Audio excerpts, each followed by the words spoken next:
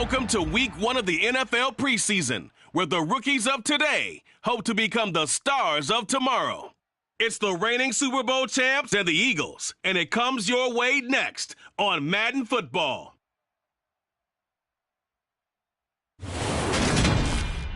It's the NFL on EA Sports as you take a look there at Lincoln Financial Field in Philadelphia, PA. Tonight we kick off the preseason with a good matchup right away between the Cleveland Browns and the Philadelphia Eagles.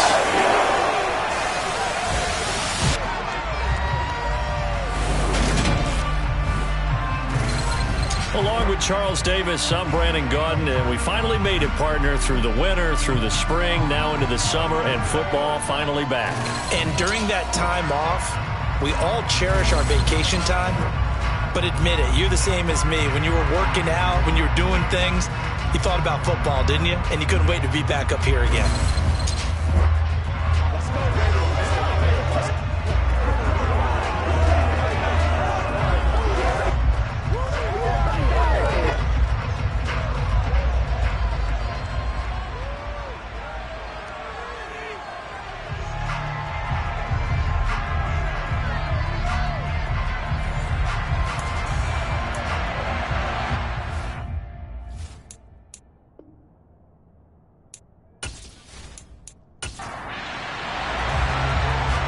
The kickoff unit as they run up and send this one away.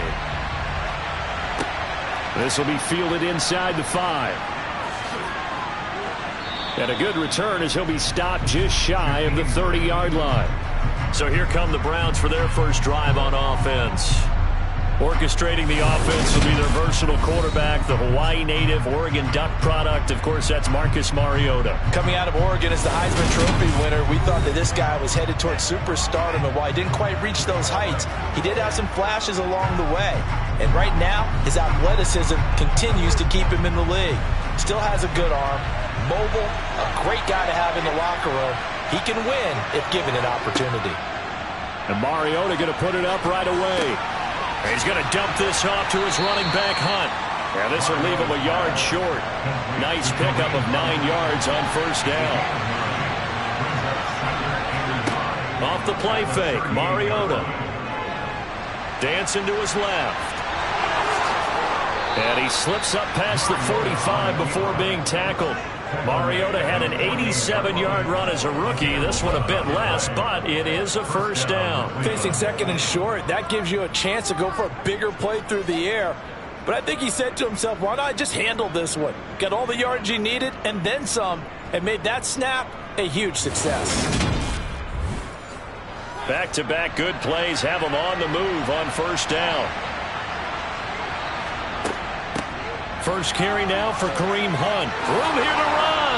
And great blocking downfield as he's got this almost to the 35-yard line. 15 more there, and they're on a roll. It's another first down. Well, one unit I know you want to watch is that offensive line. If they keep clearing holes like that, it could be a long night defensively. No doubt about it, because when they are in sync, as we're seeing so far, where that continuity is there, and you can see that they're playing off of each other while controlling the defensive front linebackers, you're exactly right. It could be a very long night for the defense because someone's going to run for some big yardage.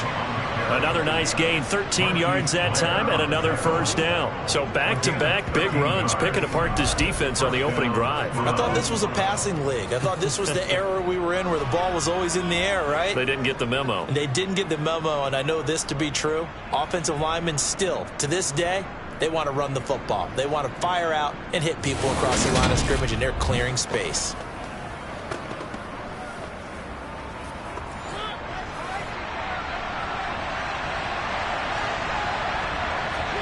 Mariota on first down. He finds his man, complete. It's Grant. And he's going to be taken down right at the 10-yard line. Well, coaches always talk about finding balance on offense. I don't think you can get much more balance than this. Big-time run, big-time pass. A 1-2 combination. Looked pretty good. How about that? Let's see if they can continue to take that kind of a punch, though. Mariota now to throw on first down. And it'll be intercepted. Darius Slay with a pick. And the Eagles are going to take possession of the football as they force the turnover on the opening drive. CD, when he went to throw that, I'm not sure if he just didn't see where the defense was.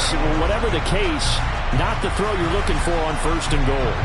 Not at all, because, look, let's face it, that goes to the goal line. If you throw an interception, it's going to hurt on any down.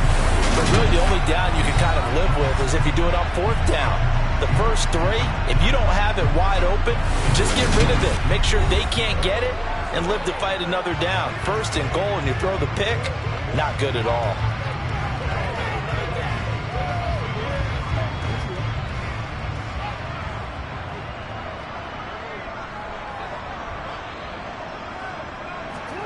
After the interception, here's Jackson. Completing it here to Marvin Jones. And he's got it past the 30 before he's hit and dropped. The drive starting with a 1st down, 11 yards on that pickup. Well, that certainly has to feel good. It's not all the time that the play caller should get all the credit. Sometimes I think in the huddle, the quarterback just says, hey, who's going to make a play for me? I just need something right here. And the end result there, nice 1st down. Drive keeps moving. And they'll let the quarterback keep it here on 1st and 10. And not much of an opening there as he's only going to get this to about the 32. Holding offense.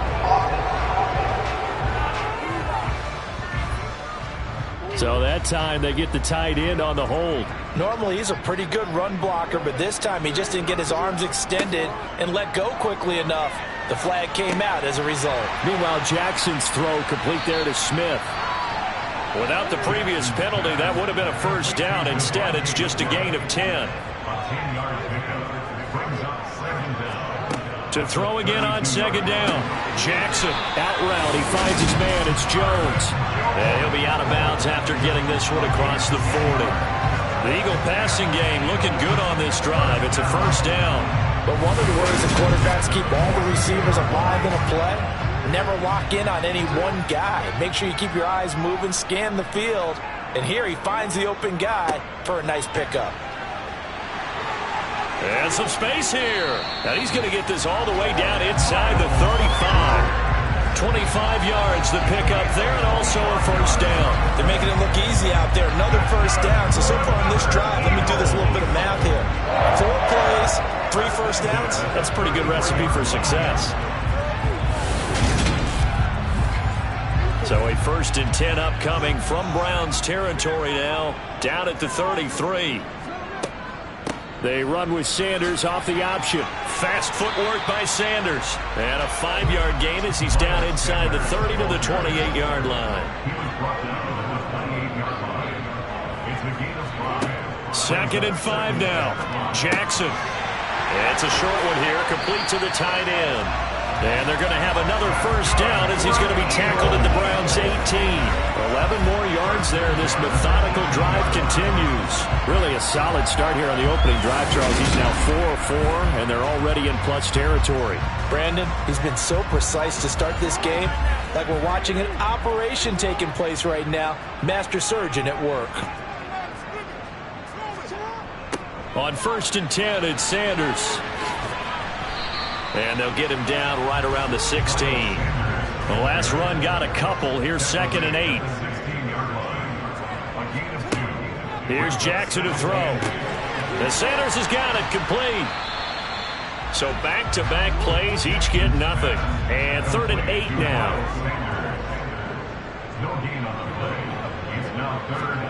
From the gun, Jackson.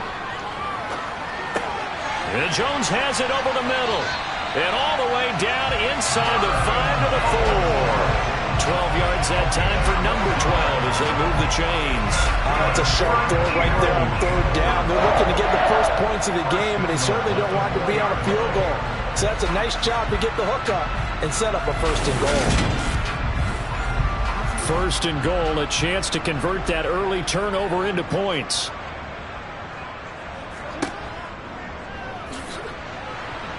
And he goes backwards on this one, losing yardage to the 7. That's going to wind up a loss of a full 3 yards on 1st down. When a draw works, it can be a thing of beauty. But when it doesn't, oh, it can be ugly. And in this case, loss of yardage ugly. Now from the 7, here's 2nd and goal. To throw is Jackson. To the goal line, but it's incomplete. This has been a long drive. You got to figure a field goal would be a letdown. Can they convert now on 3rd and goal? He's got it.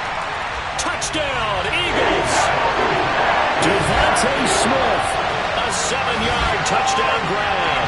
And the Eagles take the early turnover and convert it into an opening touchdown. A nice connection there, finding his target, and that'll put 6 up on the board. Just like they drew it up in their playbook and reiterated it on the sidelines, right? Perfect route, a good throw, and the defense, they had no answer for that right there. Extra point by Patterson, up and good. And it's now a 7-0 game. So that drive, 12 plays in length. And it was finished off by a touchdown from Devontae Smith. The Eagle kick team out there now as they run up and send this one away. From the 10. And it's a pretty good return here as he'll get this up to the 29. Second drive coming up here for Cleveland as they return to the field on offense.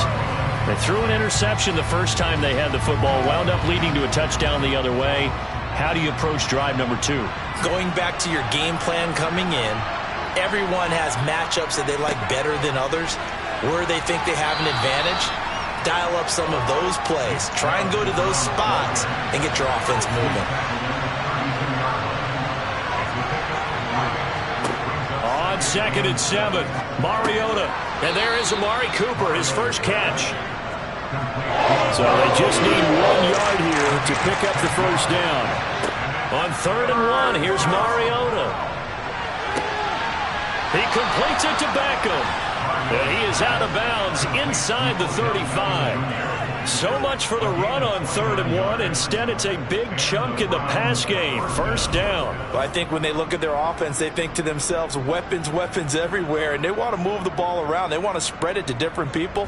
But you absolutely know they want to get this man involved as well, and that's what they just did on that play. So from Philadelphia territory now, here's a 1st and 10 down at the 33. Mariota. Over the middle, Amari Cooper. It's complete. And he'll be brought down at about the 23-yard line. They go with Chubb on 2nd down. And he'll get it down this time to the 17. 6 yards to pick up, and that's a first down. Yeah, once more, strong running, excellent blocking at the point of attack. They've got a nice little drive brewing right here.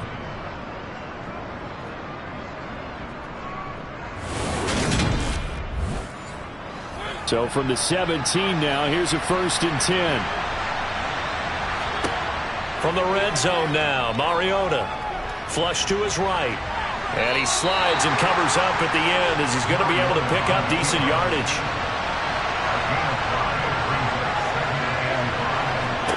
Looking to throw again on 2nd down. Mariota. They'll go screen here to Hunt. And he's going to be marked down just outside the 10. The 8th play of the drive coming up. It's 3rd and 3. Here's Mariota. Another completion here to Hunt. And he'll be taken down, but he does have first down yardage. A strong 8 yards will keep this drive rolling. And sometimes when you run a screen pass down in the red zone, it's really tough to create a lot of room to operate. The field's pretty condensed.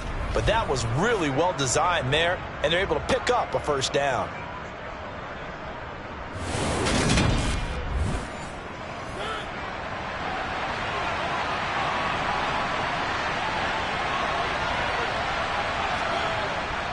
Chubb going to be stopped before he can get moving forward as he'll lose a couple back to the 5-yard line. That sends him 2 yards in the wrong direction and leads to 2nd down. That was a terrific play, causing a loss. As a middle linebacker, simple. You can either fill holes or you can attack them, as he did there. Back at the 5-yard line now, 2nd and goal. And they'll turn to the power game to try to get in. And he's able to get it down to the 2-yard line. They've been denied touchdowns in the red zone twice already. Here comes 3rd and goal. Now here's a look for the end zone, but that one's going to wind up incomplete.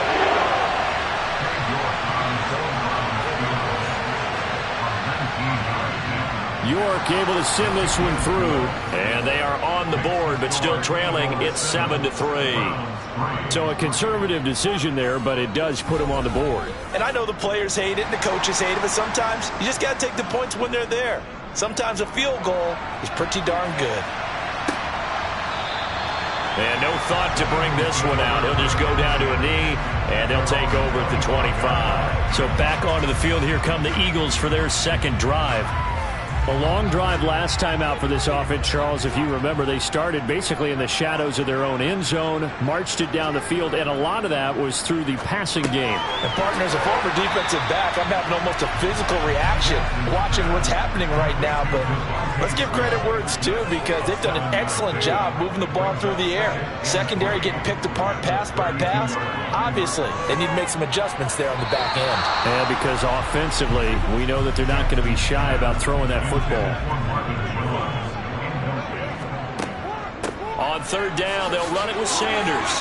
And he's able to get the first before he's taken down at the 36. They're able to convert with a gain of 4. Well, they came into this game saying it was important that they set the tone and show that they can run the football. And I believe that they've done that here in the first quarter.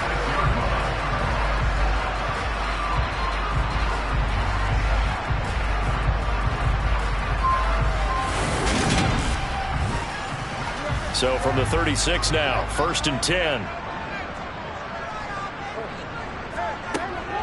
Right back to Sanders on 1st down. And nowhere to run on the interior of that defensive line. He'll get back only to the line of scrimmage. On 2nd down, here's Jackson. Out to the left there and complete to the tight end Goddard. That'll leave them with a 3rd and 2 coming up. They got 8 yards there. Here's Jackson. Sanders has it over the middle. And he'll be brought down just shy of the 40. Gotta say, I was a little surprised to see him, Charles, come out in the shotgun on 3rd and less than a yard. Yeah, but the way the NFL is nowadays, we hardly ever see anyone really run for it on short yardage. So they're going to throw the football more times than not. That was a nice, easy rhythm throw right there, and they pick up the 1st down. Now Jackson on 1st down. A quick throw there going to be batted away and incomplete. Here now is 2nd and 10, again from the 41. Now it's Jackson. And he'll be hit as he releases it, and that'll fall incomplete. To throw again is Jackson. Escaping the pressure right. And Jackson's so tough to stop. He's got a 1st down, and he gives himself up there at the end. Give him 10 yards on that one, and that'll earn him a fresh set of downs. Certainly not a positive sign if you're the D coordinator and you see your guys give up that space so early in the game.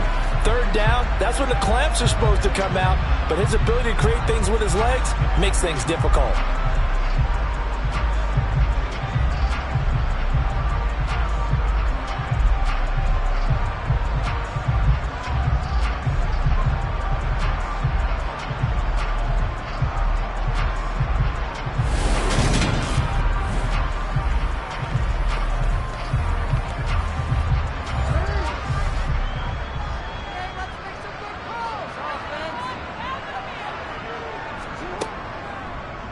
And Jackson going to hold on to it again. And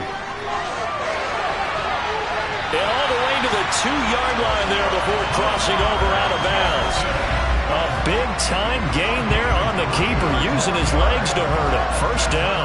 And this, I mean, it's certainly something to watch out for. He is not afraid to call his own number on plays like that, and here he takes it for good yardage. And we know this defense prepared all week for this, but sometimes when you see it in person, it's a whole different ball game, and all that preparation, it goes right out the window. They'll run with Sanders. A loss of a full 3 yards, and now it's second down. After one, 7-3 the score on EA Sports. Now second quarter action from Philadelphia, and it's the Eagles in possession as they come up now second and goal.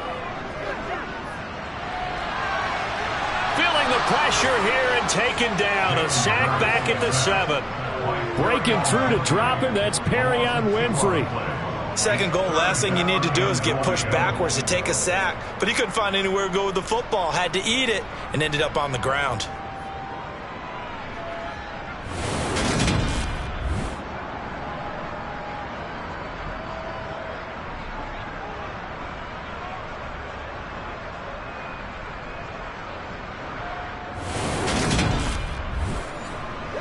And now can they reverse the trend on third and goal with the last 2 plays having gone backwards?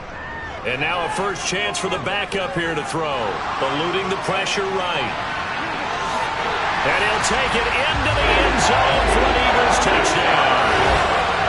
Jalen Hurts taking it in from 7 yards away. And they are able to add on to their advantage. Well, that's what you want to see from your quarterback when it's a goal line situation. A guy who's not afraid to tuck the ball, give his body up, and get into the end zone. That ought to inspire his entire team.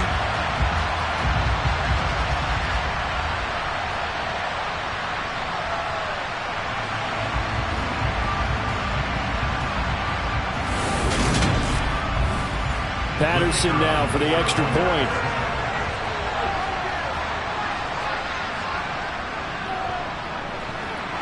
This one's right through to make it a 14-3 ball game. So that drive spans 13 plays. And in the end, it's capped off by a 7-yard run. The Eagle kick team out there now as they run up and send this one away. No run back here, down to a knee, and this drive will start at the 25. Cleveland offense making their way out. Their deficit is 11, 14-3, and needing to get something going here as they come up on 1st and 10.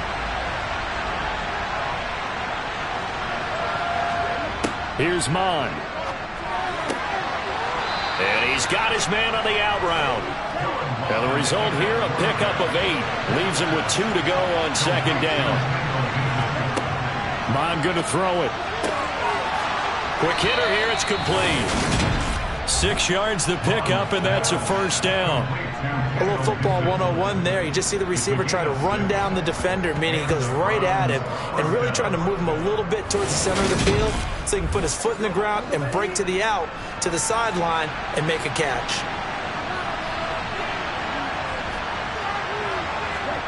Mon looks to throw on first down. Got his man complete over the middle. That's Hunt.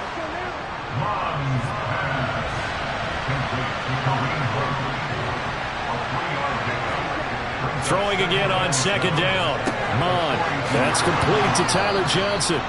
And he has another first down as they'll get the ball down to the Eagles' 43. A good pickup there for the Browns, 15 yards. And that's a more than acceptable read right there because it's zone coverage, so timing is everything. This time he waits for his man to come open, puts it right on him, and they pick up a first down. This offense finding its legs now. Here's another 1st and 10. On the counter, Hunt. And this one goes nowhere. Losing yardage on the play back at the 46. Call it a full 3 yards in the wrong direction there. Brings up second down. Sometimes I think these defensive tackles get a little bit of a bum rap. We just see them as big guys that eat up blockers for others to make tackles. Oftentimes they're quicker than they get credit for. And this time he uses quickness to make a play. Now on 2nd and 13. Mon. And that'll fall incomplete. He was hit just as he let that go. And now it's 3rd down. Now on 3rd and long, they'll look to throw. Flushed out right. The 20. And he's going to be brought down at about the 16. I am willing to bet that he got a monster grin on his face when he saw what was happening. Man covers are so committed to denying a big throw that it pulled attention away from him, and he had an easy lane to hit, and hit it he did.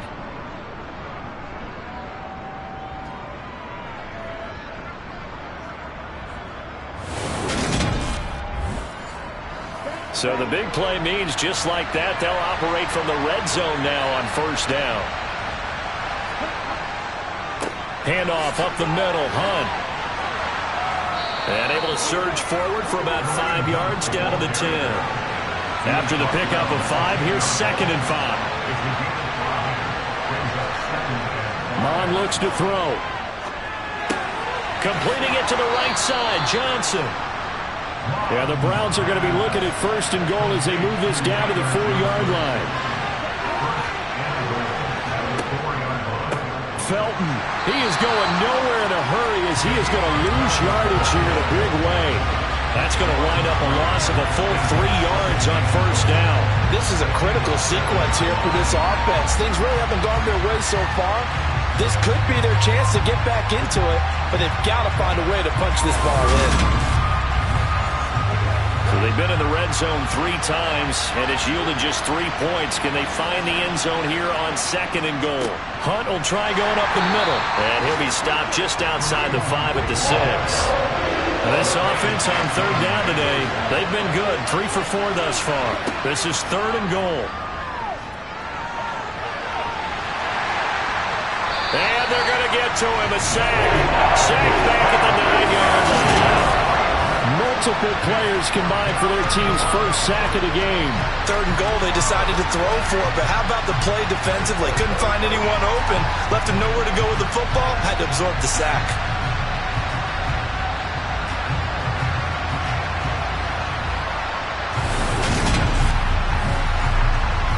Cade York on now for the field goal. This is a 26-yard attempt.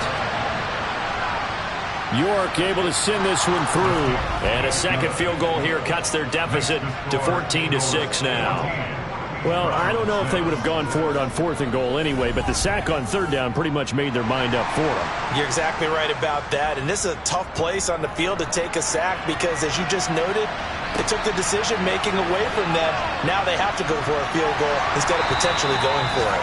And able to take it past the 25 and up to the 28-yard line. Philadelphia getting set to take the field. Well, this offense looks like they have a little extra pep in their step as they take the field here for drive number 3 because, remember, Charles, drives 1 and 2 both ended in the end zone. Yeah, and right now they've just got to be careful not to lean into overconfidence because every drive has a life of its own. But I like the way that they've started, the way that they're going about doing things right now. They've got a chance for that 3rd consecutive touchdown, and that would be a crushing blow to the defense. Well, I'll tell you, there is no antidote for speed, even at the quarterback position, as he keeps it himself and turns it into good yardage. And it still takes time for a defender to react. Even as quarterbacks carry the ball more and more in today's NFL, they're still a little bit in disbelief and realize, oh my goodness, he's running with the ball. He may be 8, 10, 12 yards downfield at that point. On 1st and 10, it's Gainwell. He'll get this up to about the 44. The run got 4. Now they deal with a 2nd and 6. From the gun, it's Hurts. Throwing into traffic there, and that's complete. And they'll get him down on the other side of midfield. This has to go down as one of the simpler routes in the playbook, but oh so effective. Nice completion there. Keeps the sticks moving.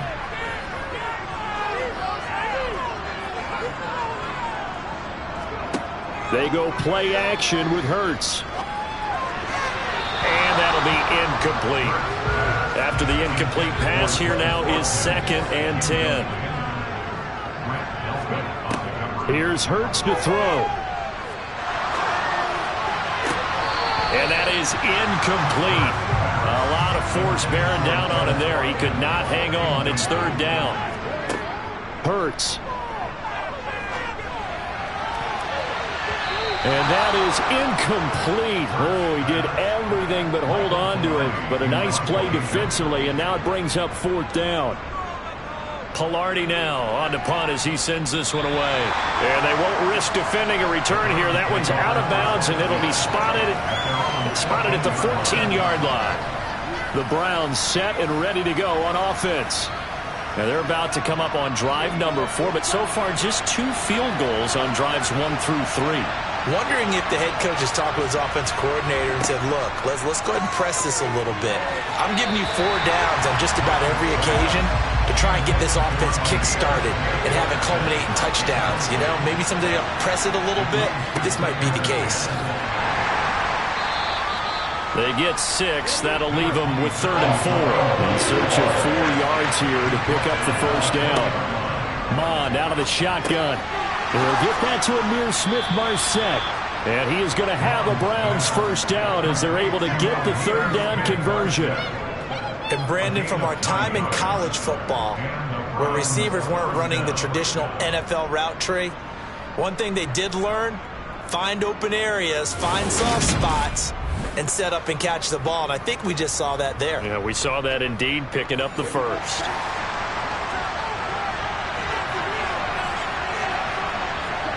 On first down, here's Mond.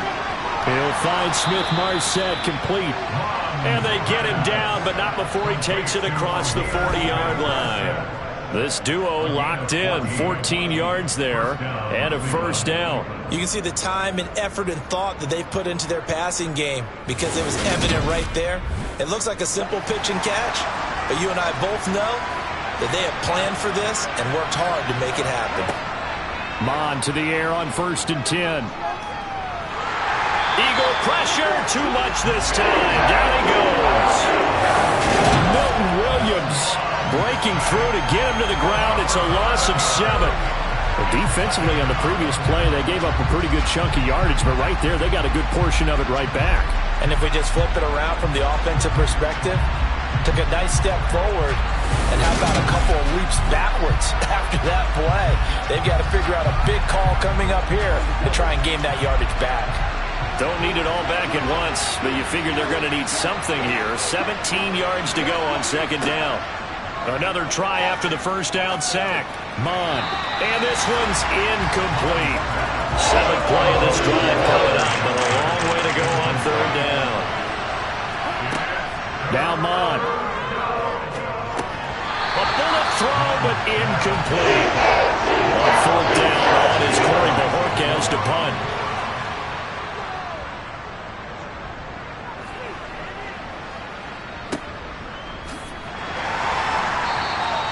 35 yards that time on the punt. And it will be Eagles football, 1st and 10. Here's the Philadelphia offensive unit now as they head out to take over possession. No points last time out. They were forced to punt, if you remember, but no time to dwell on that. They've still got the lead here and a chance to add to that here. 1st and 10 as this new drive starts. Over the middle, complete. It's Watkins. And they get him down, but not before he takes it across the 40-yard line. Give him 13 yards on the opening play of the drive and also give him a first down. Good, strong throw and catch right there. And so far in this game, the alleys have been open for them to get completions, and they're taking advantage of it.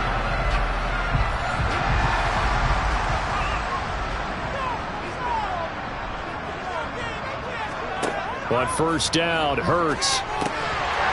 Toward the center of the field, but it's incomplete. So after the incompletion on 1st, now 2nd and 10. Hurts sets up to throw it. It's a short one here, complete to his tight end. They'll need 5 on this play to move the sticks.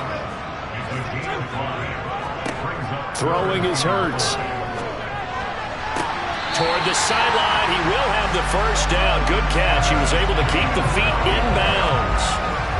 Give him the 3rd down conversion, 5 yards on the play.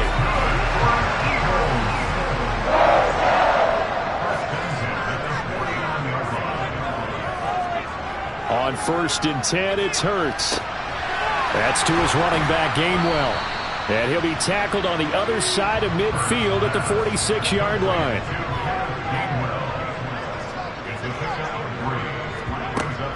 On second down, Gainwell looking for space. And he's going to take this down close to a first down at the Browns' 41.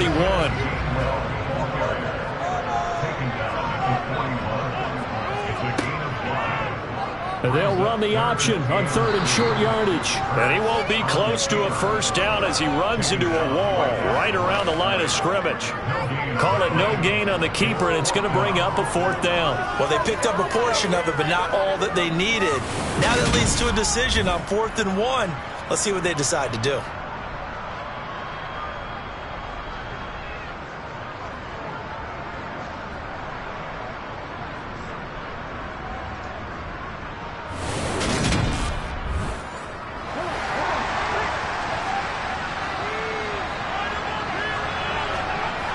They'll run for it. Sermon. And, boy, this is going to be close. That mark looks a little short, and he didn't get there. The Eagles unable to convert there on 4th. And this Browns defense stands tall. So good starting field position for him here as they come up 1st and 10 at the 39-yard line. And he'll manage to pick up about 4 at second down. Following the pickup of 4, here's 2nd and 6. Here's a handoff to Hunt running left. And they'll hold him to 3 there as he takes this up to the 47. They'll try and pick it up by running the option to the right. And able to pick up the first across midfield to the 47. They get 6 on the pickup there as the drive continues.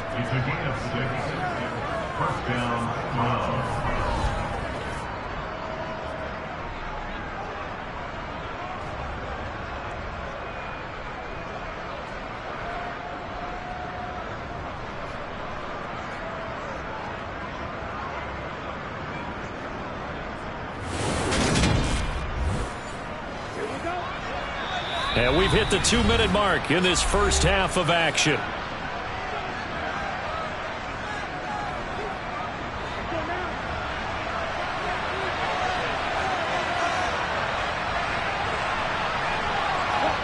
On 1st and 10, here's Mond. That's taken in by Smith-Marset.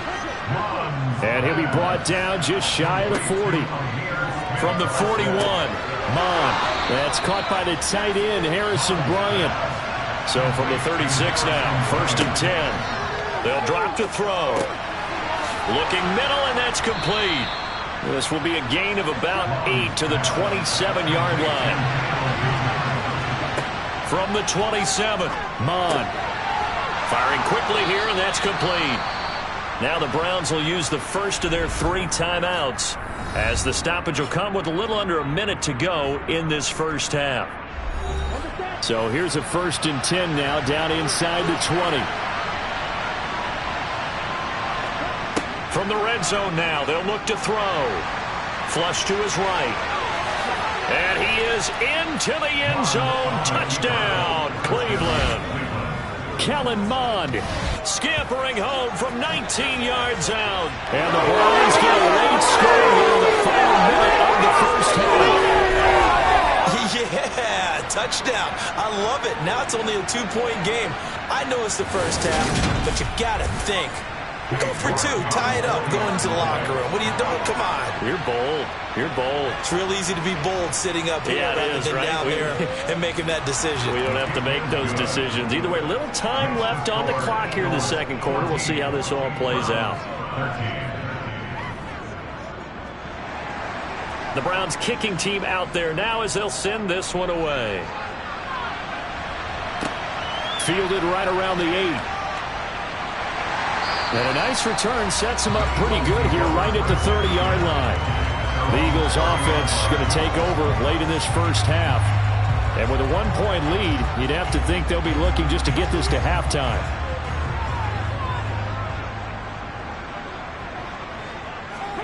They'll throw on first down with Hurts. And his throw's going to be incomplete. So now 2nd and 10 after the incompletion on first down. They'll look to throw. Drops this one down to Gainwell. And he'll bring it up here to right at the 40-yard line. The Eagles going to take the first of their timeouts as the clock will stop with 37 seconds to play in this first half.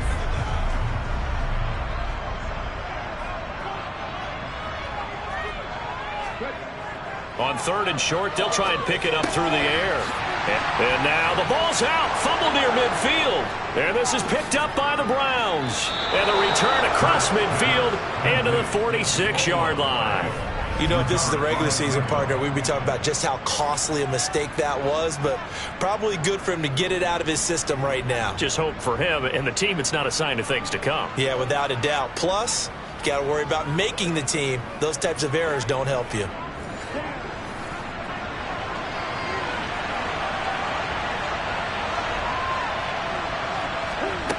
Here's Mon. A quick throw knocked away. It's incomplete. So they'll come up after the incompletion for 2nd down. Mon going to throw it. Oh, he's got a man wide open, complete. Now the Browns signal for the second of their timeouts as the clock will stop with 18 seconds to go in the first half.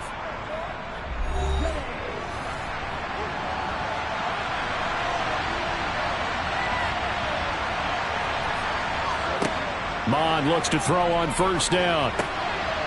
Wide open receiver, complete. Now the offense will burn their 3rd and final timeout. And with halftime on the horizon, they'll be out of timeouts from here forward. Inside the red zone here, they'll look to throw. That one caught by Felton. Oh, he's going to be brought down there in the field of play. And the clock will run, no timeouts. They will not have the chance to bring out the field goal unit. Okay, Brandon, thank you very much. Back to you guys in just a minute as we've started the countdown to opening night. Remember, the preseason has shrunk from 4 games down to 3. So just 2 more weeks of preseason action follow this, and then we get it all started on the first Thursday after Labor Day. On to a look at the next-gen stats for the Browns in that first half, and they've definitely been able to exploit some holes in that opposing secondary, as they threw for close to 200 yards in those first 2 quarters. Meanwhile, for the Eagles, they weren't quite as successful throwing the ball as their counterparts were, but they still were able to move the ball reasonably well in that first half. Okay, Coach, yeah, adjustments likely going to play a big role in this 3rd quarter. Ready to go on offense to begin this 3rd quarter. But Charles, for them, pretty good first half on the ground. They had some success running the ball in quarters 1 and 2, and they've got the lead. Now a chance to expand upon that lead here with their first drive in the 3rd quarter. Yeah, believe it or not, you and I have noticed that this great game of football has shifted towards pass first, run second. So for me, it's really nice to see some of these teams keeping the ground game as a big component of their offense, and it's working pretty well for them now. And let's face it, they can continue to do damage with it. And in addition, it sets up the pass game really well for them too. Throwing from the gun, it's Hurts. Over the middle, it's complete. And just 3 yards on the catch there. He couldn't get away. And it'll be 2nd down. Back to throw here. And a quick throw here, that's complete. And he'll be tackled on the other side of midfield at the 46-yard line.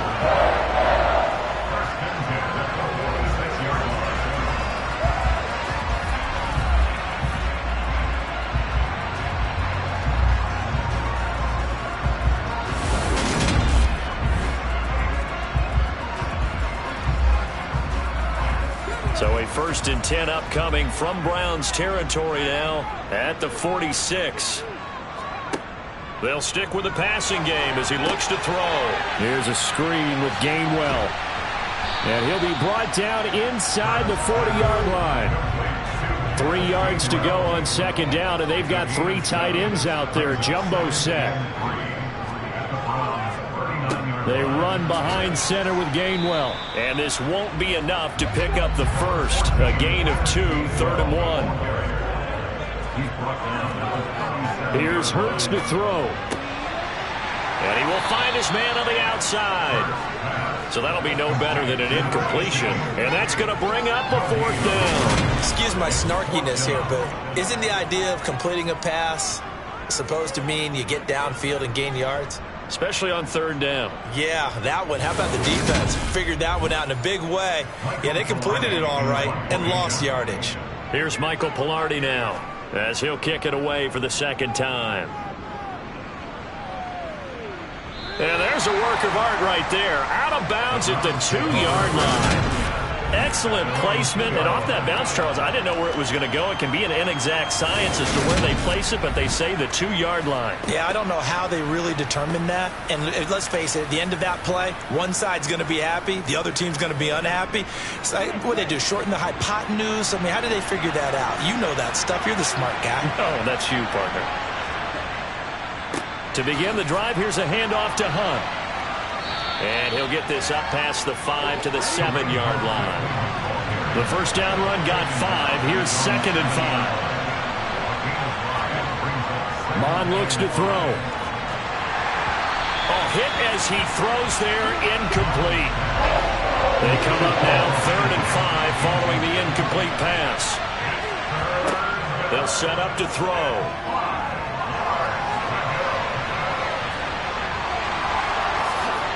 And brought down, but not before they're able to get it up to the 25. I guess no need to force it when you can do that instead. First down, 18-yard gain. Well, he and his offense were staring down what was likely a 3-and-out. Zero fear from his side, though. Never doubted for a second they pick up the first. He's ready to pull the trigger on a keeper the moment it revealed itself.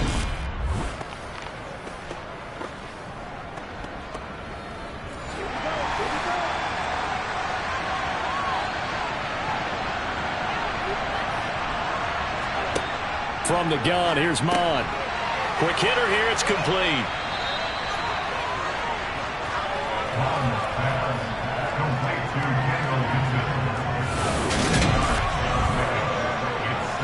A good gain on first, has him set up with second and just a couple of inches now from the 29. Up the middle they go. Felton. So from the 36 now, 1st and 10.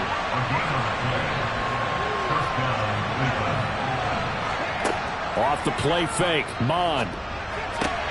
Here's Johnson with a reception. And they're going to have this across midfield and inside the 45. A good pickup there, 21 yards. A couple of first downs right in succession, and this is an offense that can really use a good drive, and they're off to a fast start here.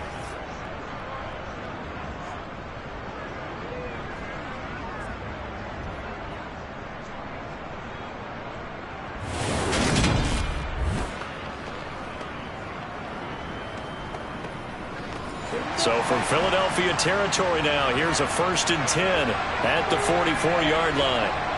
Now back to throw.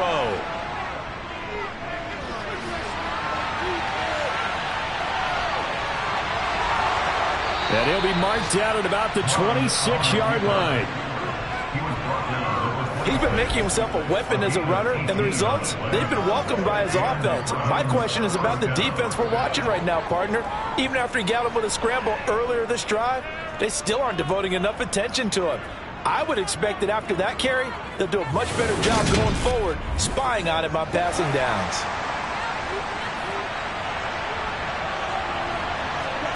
Mon to the air on 1st and 10. Oh, there's that man again. It's complete. And he's going to be taken down right at the 10-yard line.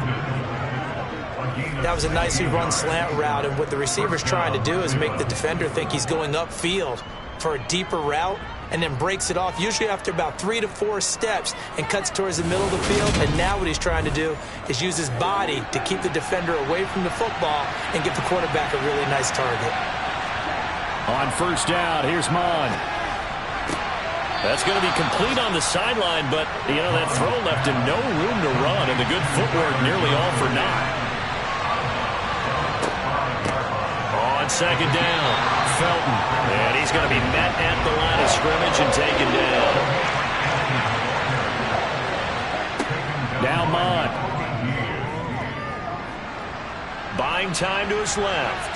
And he'll take it into the end zone for a Browns touchdown. Kellen Mond, ready for the regular season with his second touchdown of the game. And the Browns drive the entire length of the field, 99 yards for the score. A throw there, but that's going to wind up incomplete. Tough there, good pass, hit the hands, he just couldn't bring it in. And every receiver's coach everywhere, seeing that play, focus, focus, focus. Watch it all the way in and tuck it away.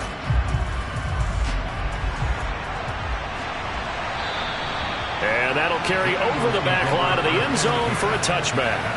Philadelphia's offense ready to go again. Defense got the better of them last series, forcing a punt.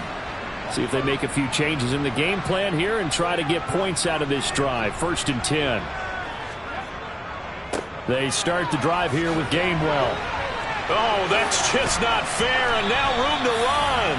And he'll be out of bounds right at the 40. 15 yards is the pickup there, and the drive starting very nicely. 1st down. We use the word relentless a lot with guys who are aggressive on the field. In this case, it really fits, doesn't it? How about his ability to break tackles and his feet never stop moving?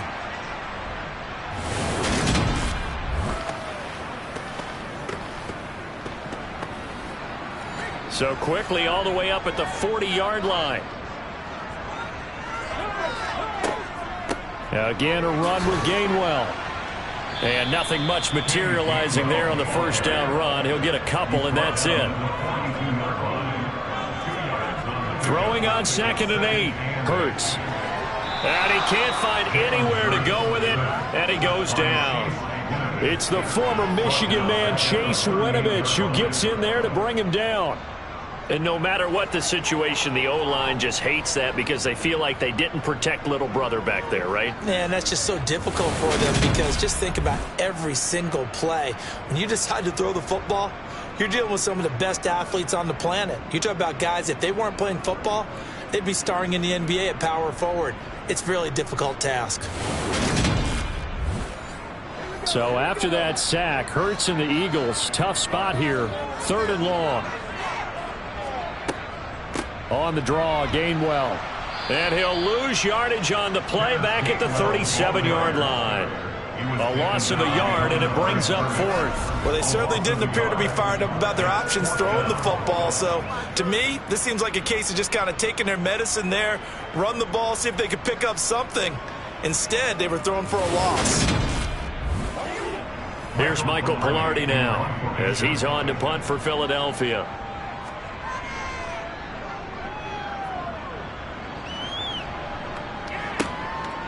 Fielded at the 20. Well, on that punt, we've got a man shaken up. Well, injury's never good, especially here in the preseason. Hopefully nothing serious. They'll take a look at him, and we'll step aside for a moment.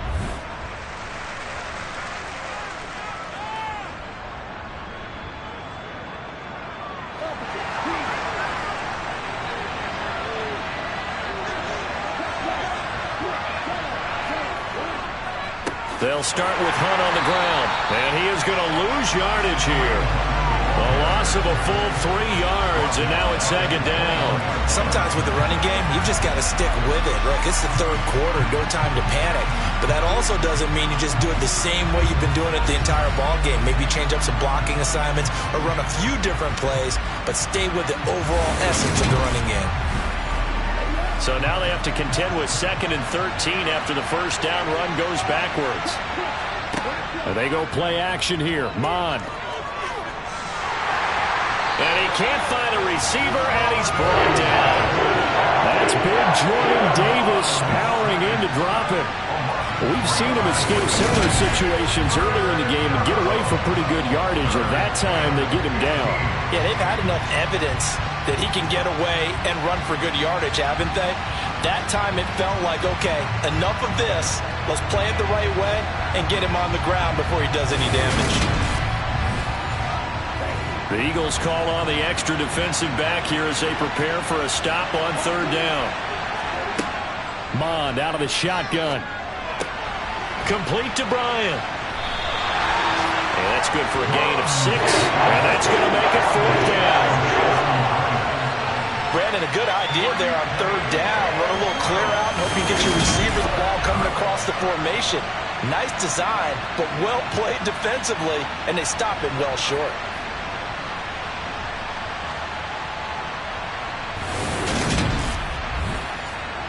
The Browns send out their punter now, as he'll punt it away for the second time.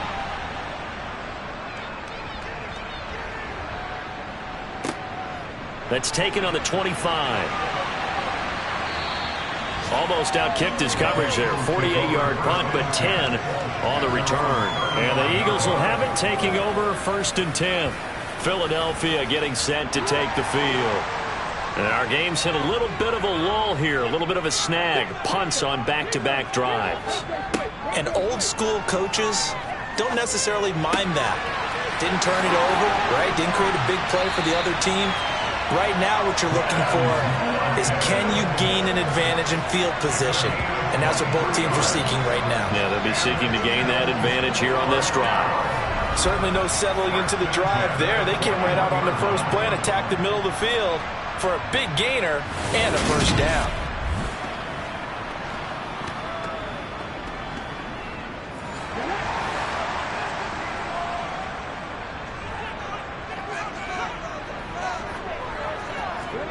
On first down, Hurts.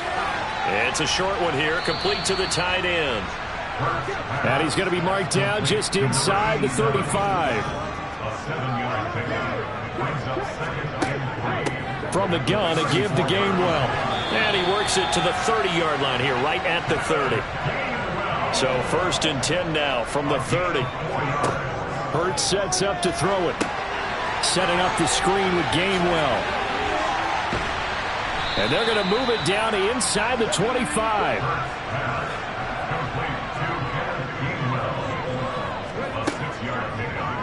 On second down, there's the option going left. And he's dropped just before the line to gain. 4-yard pickup leaves him with 3rd and 1. And they'll try and run for it with Gainwell. And they will touch him down, but not before he gets the first. Just 4 yards on the pickup, but that's good enough to extend the drive. Brandon, what were they thinking on defense there? They looked like they were playing for the pass. That was 3rd and short. Yeah, it was an easy pickup because they handed it to him. That was way too easy. Just looked like absolute confusion defensively. Not sure why they were in that set. Yeah, I'd say you ought to have a few men in the box there. So from the 17 now, here's a 1st and 10. From the red zone now, they'll look to throw. His throw caught right around the 6. And the Eagles are going to be set up with a 1st and goal coming up as they get him down at the 6-yard line. I love the drive they're working on here because they know they can take the lead with a touchdown. And so far on this drive, so good. They've moved the ball down the field with very little resistance defensively. But they better be prepared for some adjustments to come their way now. They'll run here with Gainwell. He gets him a little bit closer. He takes it from the 6 inside the 5 to the 4. On second down, it's Sermon. And he will push his way forward down to about the 3-yard line. How about this Browns defense? They've held so far. This is now 3rd and goal. And they'll run with Sermon. And he'll get blown up behind the line of scrimmage. Back at the 6. Not at all what they envisioned on 3rd down. 3 yards in the wrong direction. I know in this spot they have to be thinking to themselves, let's go ahead and go for it right now. We don't know if we'll get another opportunity. But if you trust your defense at all, you kick the field goal and maybe have one more shot later. Riley Patterson now on for the field goal. From the left hash, a chip shot here. Patterson's kick is good. And that will cut the lead down to just 2. So the 3 points there, and CD, that helps them inch a bit closer. Yeah, partner, when you're losing, any points you see go on the board in your favor, you're happy to take them. Takes it at the 7. And a nice return sets him up pretty good here right at the 30-yard line. Heading out as a Cleveland offense now as they get set to take over here. These guys definitely hoping for a better showing than their last appearance. They couldn't really even move the football much beyond the shadows of their own goalpost, Charles. We'll see if they can get a better, more sustained drive going here. Yeah, and every team that we ever talk to says the exact same thing. When you start a drive from that deep in your own territory, the goal is a minimum of at least 2 first downs, because even if you have to punt then, you change the field position, right? You flip the field a little bit. They didn't get that done. This time they want to string together a nice drive and help themselves out. Another throw on second down, and this one incomplete as well. Third down from the gun, it's Mon. And he's going to have to eat this one as down he goes. More than one defender there, and that's a loss of 5 on the sack.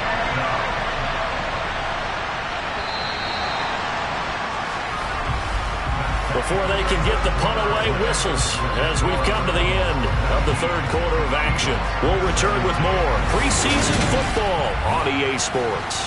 And welcome back. We are in the city of brotherly love, Philadelphia. It's been a good one so far. Just a 2-point game here as we get set for quarter number 4. Fair catch signaled for and taken just shy of the 30-yard line. So a change of possession here on the punt. And it will be 1st and 10 as they take over. Hurts and the Eagles come up here 1st and 10 right at the 30. Starting things out with a give to Gainwell. And he'll scratch out a yard up to the 30, and that's all. The run only got a yard. Here's 2nd and 9. Hurts. He'll try and set up the screen. It's complete. And he is going to lose yardage here. 2 yards the loss, and now 3rd and 12. I thought that wasn't a bad time to call the screen. I thought late game, down on the scoreboard, had to figure they were expecting a pass downfield. Yeah, so the edge rushers, they're coming. That could have hit big. You're right. Good recognition defensively to snuff that one out. We'll see what they have drawn up here. A little bit behind the line. 12 yards needed to gain a 1st down. Hurts. Going to throw right side here. Complete. And out across midfield down to the 45.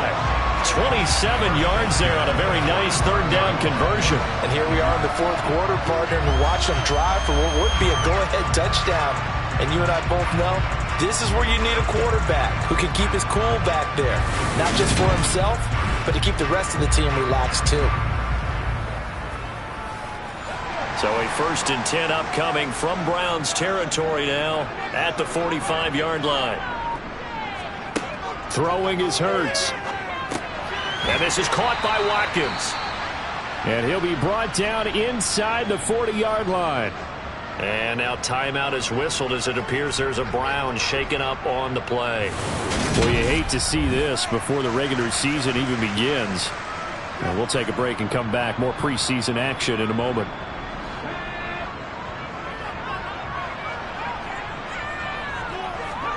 To throw again on 2nd down. Hurts.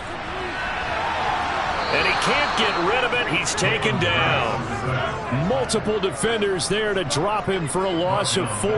Man, he got in there so quickly, Charles. What could the offense have done to adjust and account for that? But what you're hoping is that you figure out and you see and get a clue that maybe there's going to be some pressure coming at you, and you change the blocking schemes. Maybe you go to max protection. The biggest one is maybe you bring your running back in to try and keep you clean.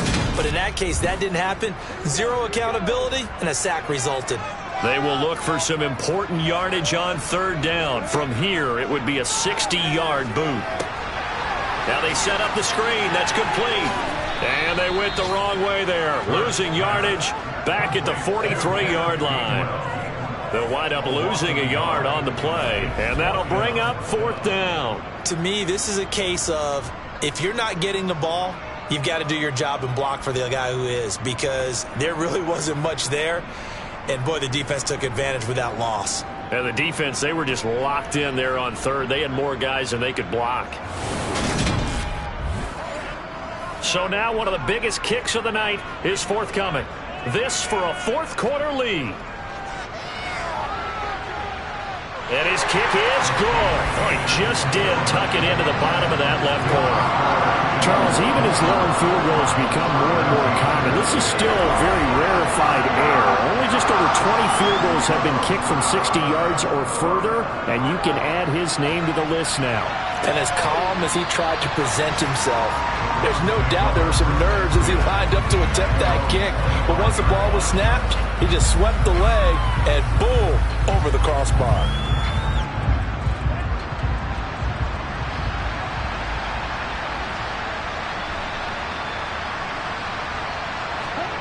On 1st and 10, here's Mon. He finds his man Johnson. This will be stopped about 2 yards shy of the marker. 8-yard gain, 2nd and 2. They run right side with Hunt. And he'll be brought down right around the 37. Line of scrimmage, the 37 on 1st and 10. Here's Mon. He'll get this one underneath to Hunt. And this will be good for a pickup of 9 to the 46.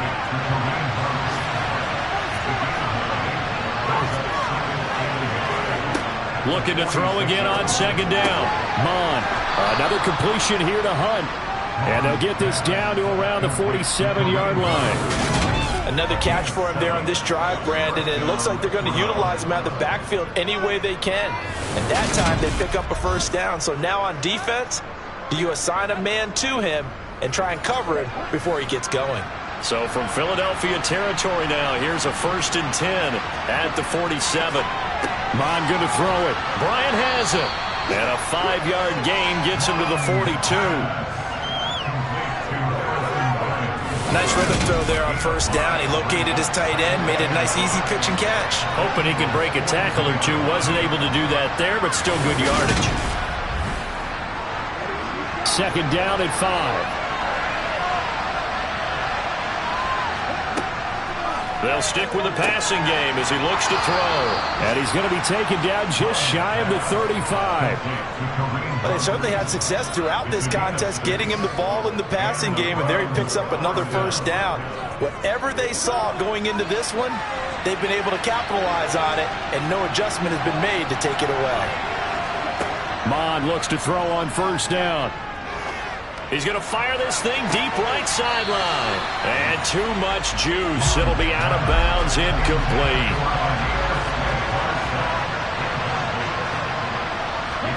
Mon now off of play action. And incomplete on the deep ball. If they get nothing else here on 3rd down, it'd be a 53-yard attempt from this spot.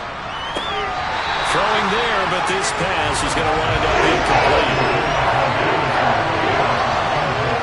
Tight end has become a bigger and bigger part of the passing game in the NFL, but if you drop the football, that position can get swapped out with a wide receiver in that spot, a running back in that spot. There are other ways they can go if you're not going to catch the ball. And that's not just his 1st drop, his 2nd drop of the game.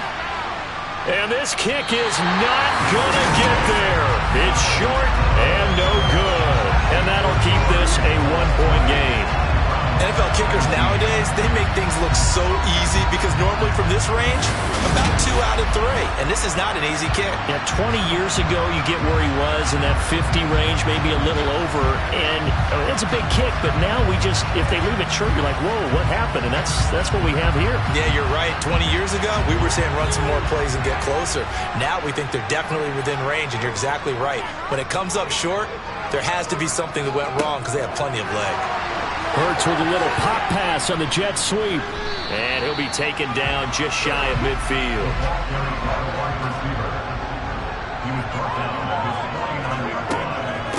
They'll try the left side with Gainwell. And he's fortunate to get anything from that. Give him a yard up to the 49. Here's Hurts to throw. Here's a screen with Gainwell. And they go backwards here, losing yardage back at the 48-yard line. This will wind up a loss on the play, and it'll be 4th down. I hate to surrender the football when you're nursing a slim lead, but they're going to have to punt it away. Trust that defense. It's the right play at this stage of the game as well. You don't need to press it here because you do have that little bit of a cushion, and you count on your D to make it stand up. He'll get off a fairly short kick here as this is toward the sideline. Ready to take over again on offense. Out comes Cleveland. Their defense accomplished step one of the mission. They forced the punt. Now they'll look to erase that deficit and take a fourth quarter lead.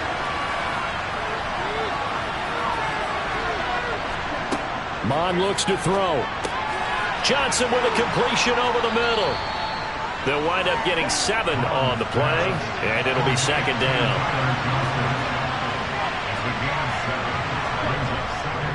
A give right side now to Hunt. And he'll get up to the 43-yard line. A gain of 5, good enough for the first down. They were not fooling around at all, were they? Second and short, and they brought out the heavy package. Almost like the super heavy package against that defense, didn't it? Yeah, I don't think they expected that much beef up front, and it turned into an easy first down conversion. And he can only manage to get a couple. 2nd and 8 coming up.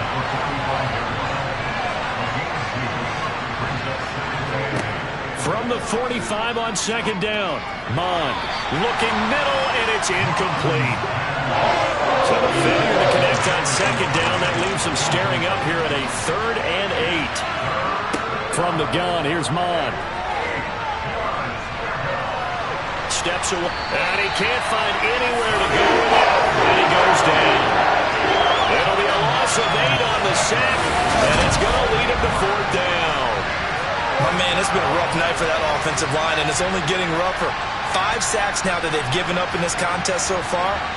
It feels like the witching hour out here, doesn't it? Okay, stupid question. What's the witching hour? Yeah, the witching hour. That's when everything goes haywire late at night.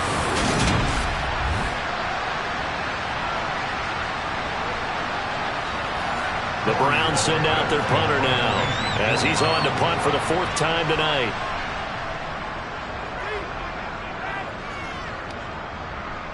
And a fair catch signaled for and taken just outside the 20-yard line. 36 yards on the punt with no return. And they will take over 1st and 10. Eagles offense back out getting set for this next drive. Their defense got the stop, forced the punt, and now you really start to monitor the clock as they nurse this slim lead. And they'll begin on the ground with Gainwell. 45 yards rushing for him now in the ballgame. The last run got 6, now 2nd and 4. Off the play fake, here's Hurts. Wide open is Watkins, he's got him. And he'll have it past midfield almost to the 40 before being taken down. Good yardage after the catch. Is that play good for 30 and a first? That's a real nice job right there. Working the middle of the field, working against those safeties. And you know, partner, if you get your hips turned the wrong way, big plays didn't result. And a big play resulted right there. So the big play gets him across midfield now for 1st and 10.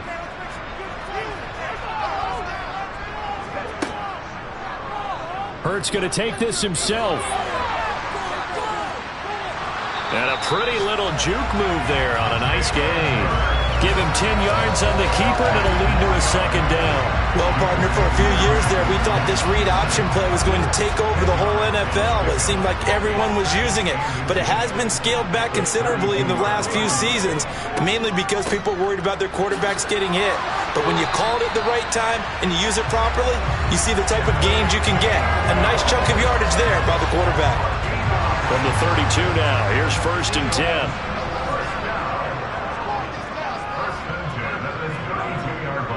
They'll stay on the ground with Gainwell again. And not a whole lot of room to operate there on the first down run. He gets maybe 3.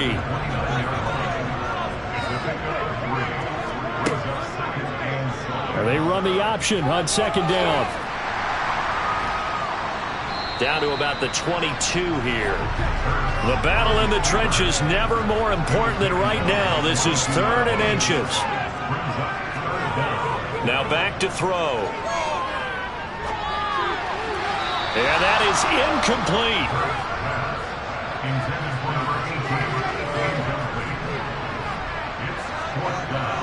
Meeting the tough yards, they run it with their fullback. And he takes it down to the 13 and picks up the first. Give them credit. They knew what they wanted to dial up on 4th. They executed it for 9 yards, and the offense stays out there. And yes, everyone, that was the fullback carrying the football. I know it's a dying breed, it's a dying position for a lot of people, but I still think it's valuable and important, especially one who can carry the ball. And you need short yardage. What makes sense? Go to a big body, let him plow forward just like he did there. It's still a big man's game. So this offense able to convert on fourth, and now a fresh set of downs here. 1st and 10. From the gun, here's a run by Gainwell. And he'll be taken down at the 2-yard line. It's a good gain of 11, sets him up 1st and goal. I have to chuckle to myself a little bit, Brandon, because right now I could be in that huddle with that offensive line. I know exactly what they're saying. If you call a pass play here, we're going to call timeout. Run the football. We've got control of this thing. Get him behind us and let's go. Their time to shine. 4th quarter, 2 minutes on the clock in a tight 1-point game. So it's Eagle football here as we get you reset. It's 1st and goal and a late touchdown at this stage. Could officially salt this one away. They'll look to run with Gainwell. And now we'll see a timeout used on defense as they stop it right out of the break with 1:57 to go in the ball game. Now remember, no overtime here in preseason. This offense hoping that's a moot issue as they try to finish this one off. On 2nd down, Gainwell looking for space. And a minuscule gain of maybe a yard from the 6 to the 5. Now the Browns signal for the 2nd of their timeouts. That'll leave them with just 1 remaining in this 4th quarter of play. A lot of tired bodies on that field, but this is a big play, 3rd and goal. They're going to look to throw. And this is caught. And that could seal it. It's a touchdown. Well, that was absolutely ideal for them, wasn't it? Trying to salt this game away. I think one of my kids just graduated in the amount of time they had the football. That was absolutely impressive. Everybody wants those salt-away-the-game drives. What makes them successful? But when you're able to mix run-pass, when you're able to control the football and stay ahead of the chains, I'm using every cliche I know, but that's how you get it done because you're not taking negative plays, and that way you're able to run what you want to run when you get a chance to call it.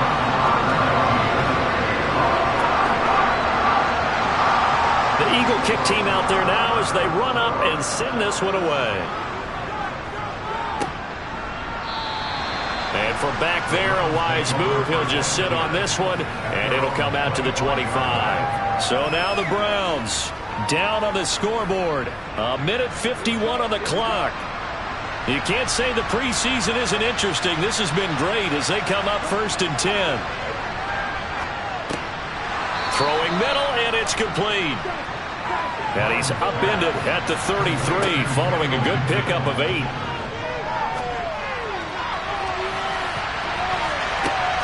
On a bad time late for a poor throw. It's intercepted. And the Eagles are going to take possession of the football.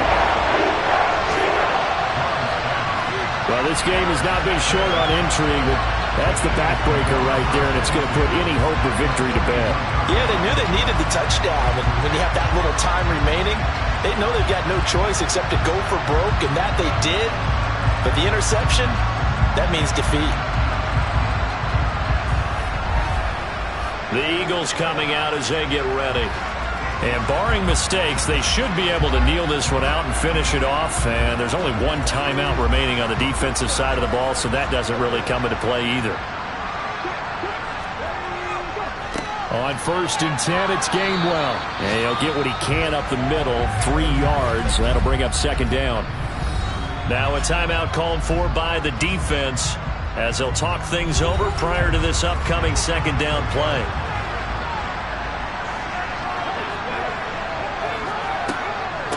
They run behind center with Gainwell. It'll be a gain of 5, but still about 3 yards shy of the 1st down marker, and now it's 3rd down.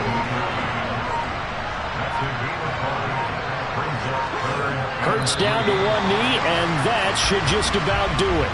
So on 4th down, out trots the kicker in a big spot here. This to perhaps salt this one away. And it's off the left upright. Oh, my goodness. Heartache. It's no good. And this will stay a 1-score game as the lead holds at 8. Well, CD, for the losing side, they had opportunities in this one, but big plays just didn't go their way, especially late, and they have to suffer the L here. It certainly felt like that takeaway, once it happened, it knocked the wind out of their sails, and they just couldn't get their equilibrium back.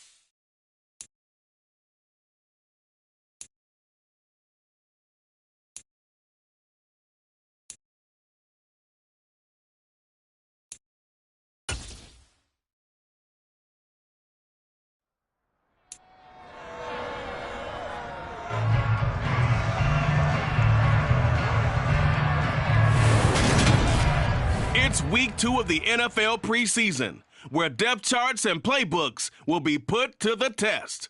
It's the Browns and the Panthers, and it's all up next.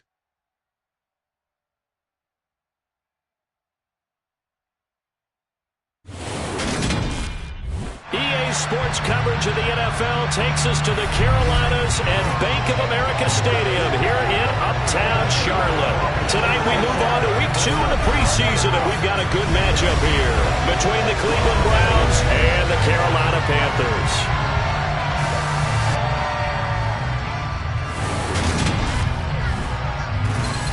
Brandon Gaud and Charles Davis, happy to be back alongside you. And I'll tell you what, yes, it's just week 2 of the preseason, but now they've got one game under their belts, and a lot of guys trying to prove some stuff down on the field here today. Not only that, these coaches like to win. And I used to think it really didn't matter who won in the preseason. Then I watched some of those shows that the NFL does, and you see the coaches in preseason after a loss jumping all over their guys. So I learned one valuable lesson. Wins and losses count no matter what time of year it is.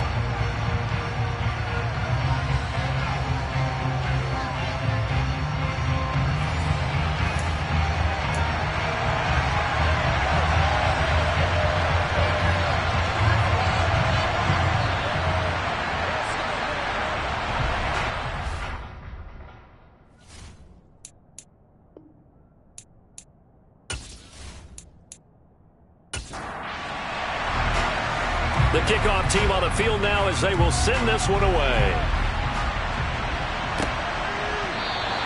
And we will not get a run back here to start. It's a touchback, and it will come out to the 25. So here are the Panthers now for their opening drive. They'll be led out by the first overall pick in the 2018 draft. A 4-year starter, of course, for the Cleveland Browns. Now going against him, Baker Mayfield.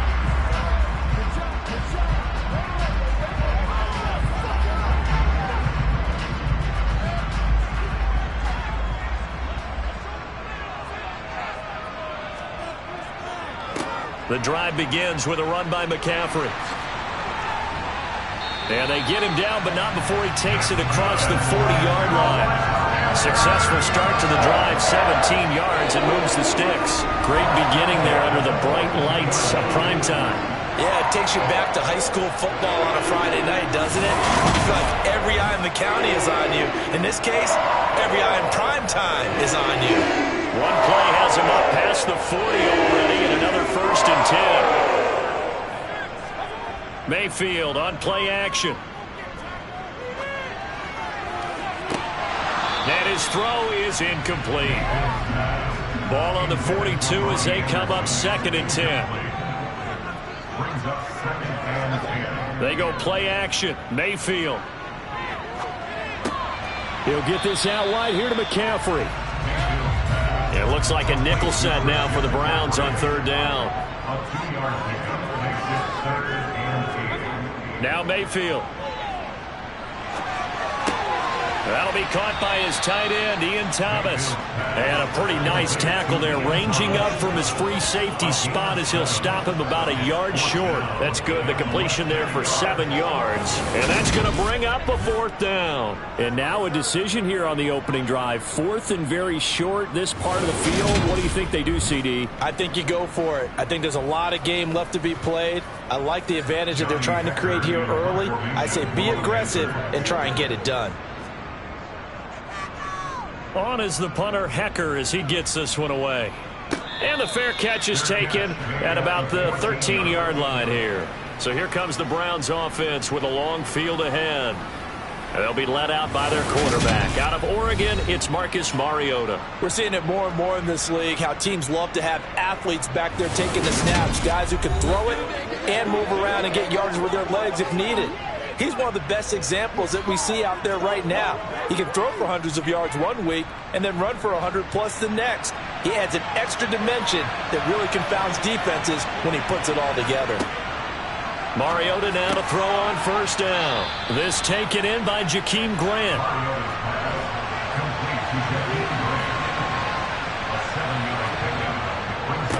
A first carry now for Nick Chubb. And he's going to get this one across the 30-yard line. That's good for a Cleveland 1st down and 11-yard pickup. A good run there off right tackle in an old-school NFL football. The right side of the offensive line, often known as the nasty side. The left side, usually the technical side. Kind of reminds me of the old Atlanta Falcons 2009-2010. That's how they constructed their offensive line. From the 32 now, here's 1st and 10. To throw Mariota. He's got Njoku, his big tight end. Here's 2nd and 5 now from the 37. Now Mariota. Pressure comes in. He's brought down. It's a Panther sack. Brian Burns flying in there and dropping it for the sack. And this is what you've got to do against a quarterback like him. You've got to keep him in the pocket and not let him get to the perimeter, because once he gets outside, that's where he can really hurt you.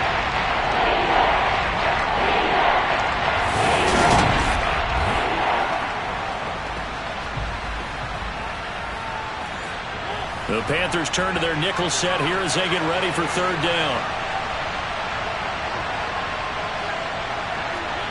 Now Mariota. And pressure coming, and they got him once again. Multiple defenders there to drop him for a loss of 4. They'll make that a 2nd sack here on their first drive out defensively, and not to get ahead of ourselves, but they're on pace for double-digit sacks at this point. But they're going to have to find a way to tamp that down, aren't they? So if you're the play caller, you're telling your quarterback maybe some screens, maybe some draws, hard count, use your voice inflection a little bit, anything to try and slow that pressure down. On 4th down on is Corey Bojorquez to punt. Christian McCaffrey deep for Carolina. This is brought in at the 21. 51 yards on the punt there. And the Panthers will take over now, 1st and 10. The Panthers coming back out onto the field for their 2nd drive. The last series for them, a little disappointing, forced to punt. And now they'll try to do better here and come away with some points as they begin this drive, 1st and 10. Gets this to his running back. It's Christian McCaffrey.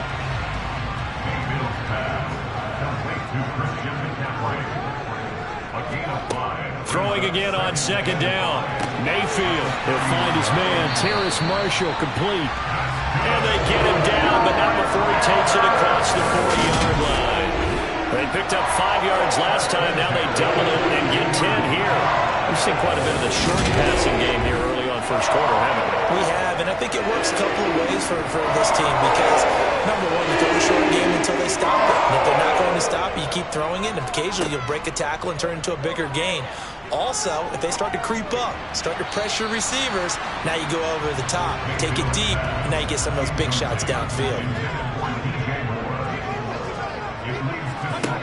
And again, it's Mayfield. He's got him in, complete. And he'll go down, but not before getting this inside the 30. A gain there of 30 big ones. I think we already know that this guy's going to be ready when they ring the bell for week 1. That play, almost routine for him, but still, nice to know that he's still got it.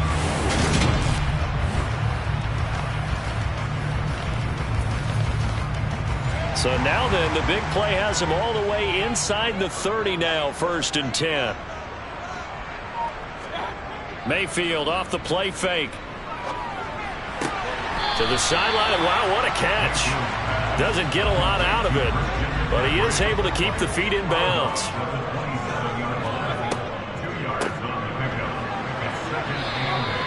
Give him 3 yards, and now they're left needing a conversion here on 3rd and 6.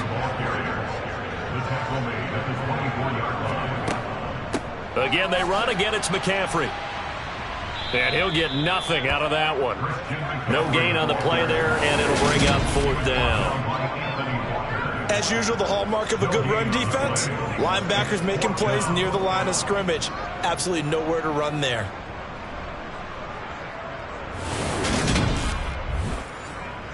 Zane Gonzalez, the former Browns kicker, out for the field goal against his old teammates. Right hash mark of 42-yard attempt.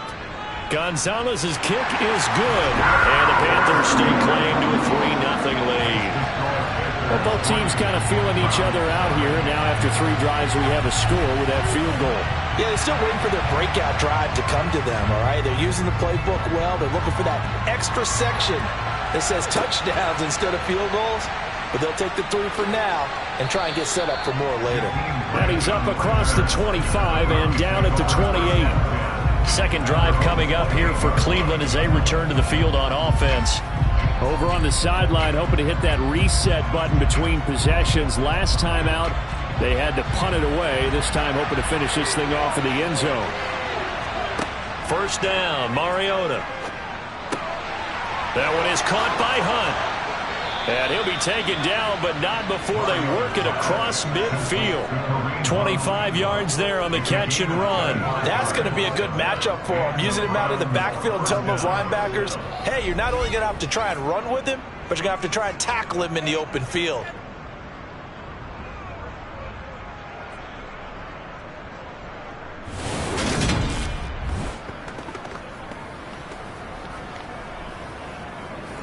So from Panther territory now, it's 1st and 10 at the 47. And now some motion before the snap. And this will be our first penalty of the night's proceedings. The offense knew it. They were already starting to walk back as that one is accepted. A false start backs them up 5. 1st and 15. Following the penalty, Chubb. And he'll get across midfield and into Carolina territory.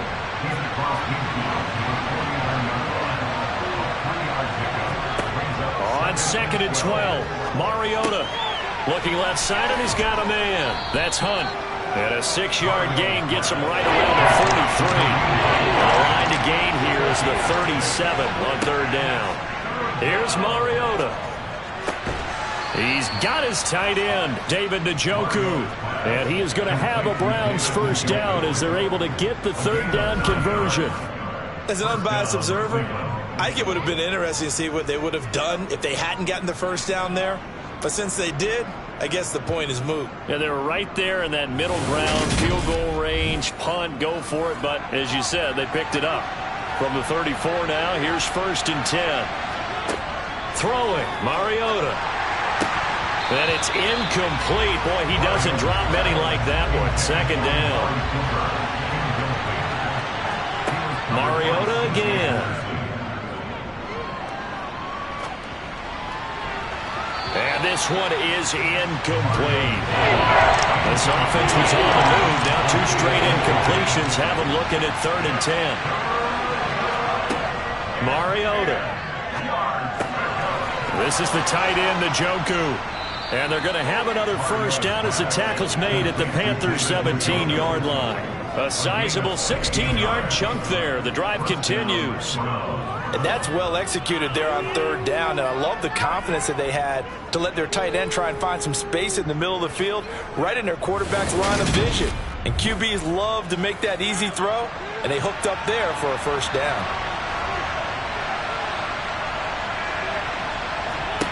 From the red zone now, Mariota.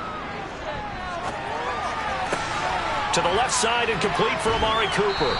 And he's got this inside the 10 to the 9 before he's out of bounds.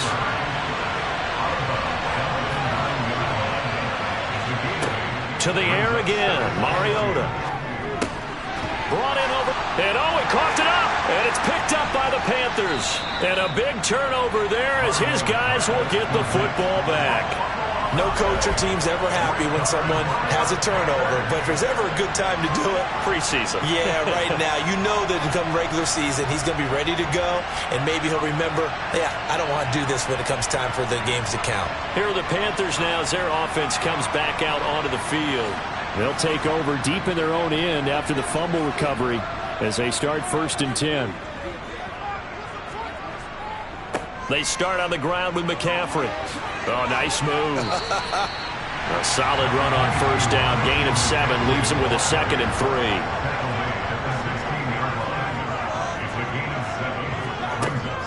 They stay on the ground. McCaffrey again. And they'll bring him down here up at about the 22-yard line. 7 yards there and a first down. Well, they're making an effort to get the ground game going tonight. So far, it's working. I like what we're seeing from the offensive line. They seem to have the leverage going, and they're controlling things and reestablishing the line of scrimmage, moving that defensive front backwards. But also like what the runner's giving us, too. It appears that he's been waiting all day long to get out here and take off. On 1st down, this is McCaffrey. And he edges forward, but only gets a pair of yards out of it, and it's 2nd down.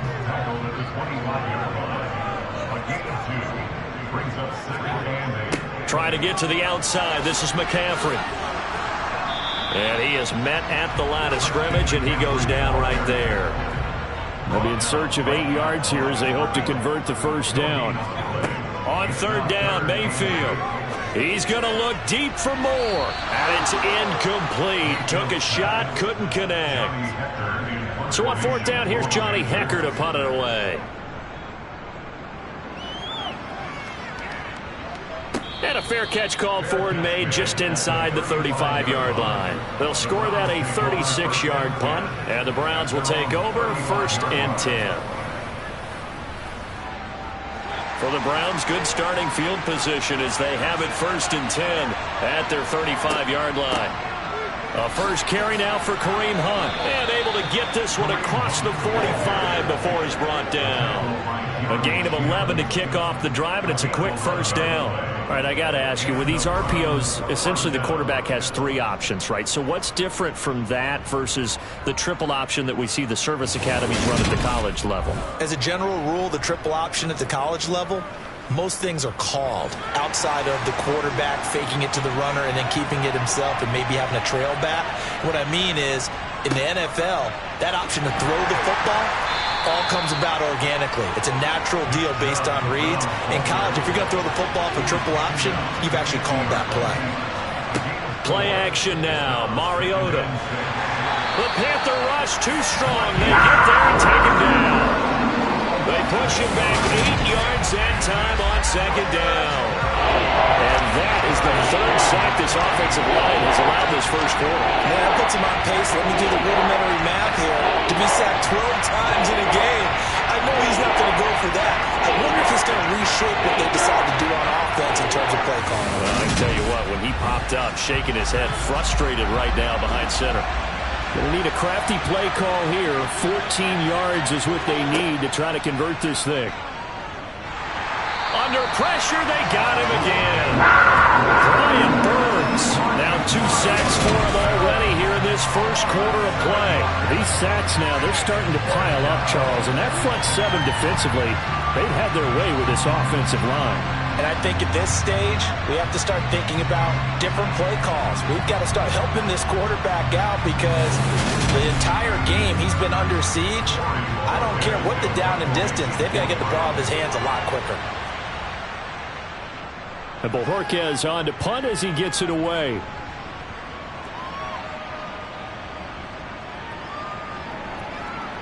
Oh, and what a play on special teams here. This is going to be down inside the 5, all the way down at the 2-yard line. And he's got to be fired up about that effort. I don't think he could have walked down and placed it any better than where he ended up putting the football. That was excellent. The Panthers now set to take over offensively. They've got a 3-0 lead and the football as they start 1st and 10.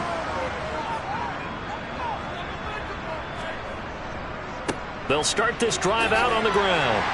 Knifes his way forward here, but just 3 yards on the play. 2nd down. The last run got 3. Now here's 2nd and 7. McCaffrey running up the middle.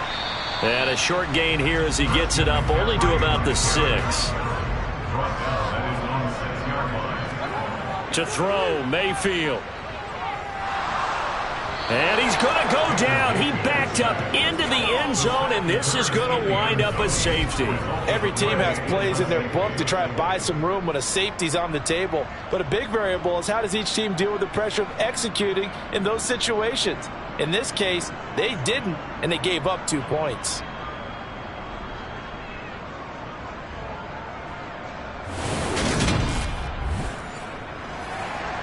And remember, following the safety, you give the football up as well, and they free kick it from the 20 now.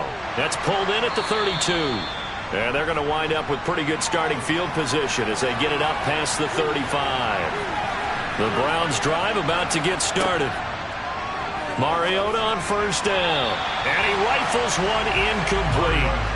Line of scrimmage, again the 37 as they line up 2nd and 10. They'll go left side on the ground with Chubb. And some room to roam now. And he's free going down the left side. It's a foot race. And all the way in. Touchdown, Cleveland. Nick Chubb, 63 yards. And the Browns have taken the lead. Extra point by York is up and good. And that'll make this a 6-point game. After one, our score, 9-3. The start of the 2nd quarter, and it's the Browns in control of the football. This one fielded at the 5. The Panthers about ready to take over. And the last time they had the football, they surrendered 2 points on the safety. They don't want to do that one again.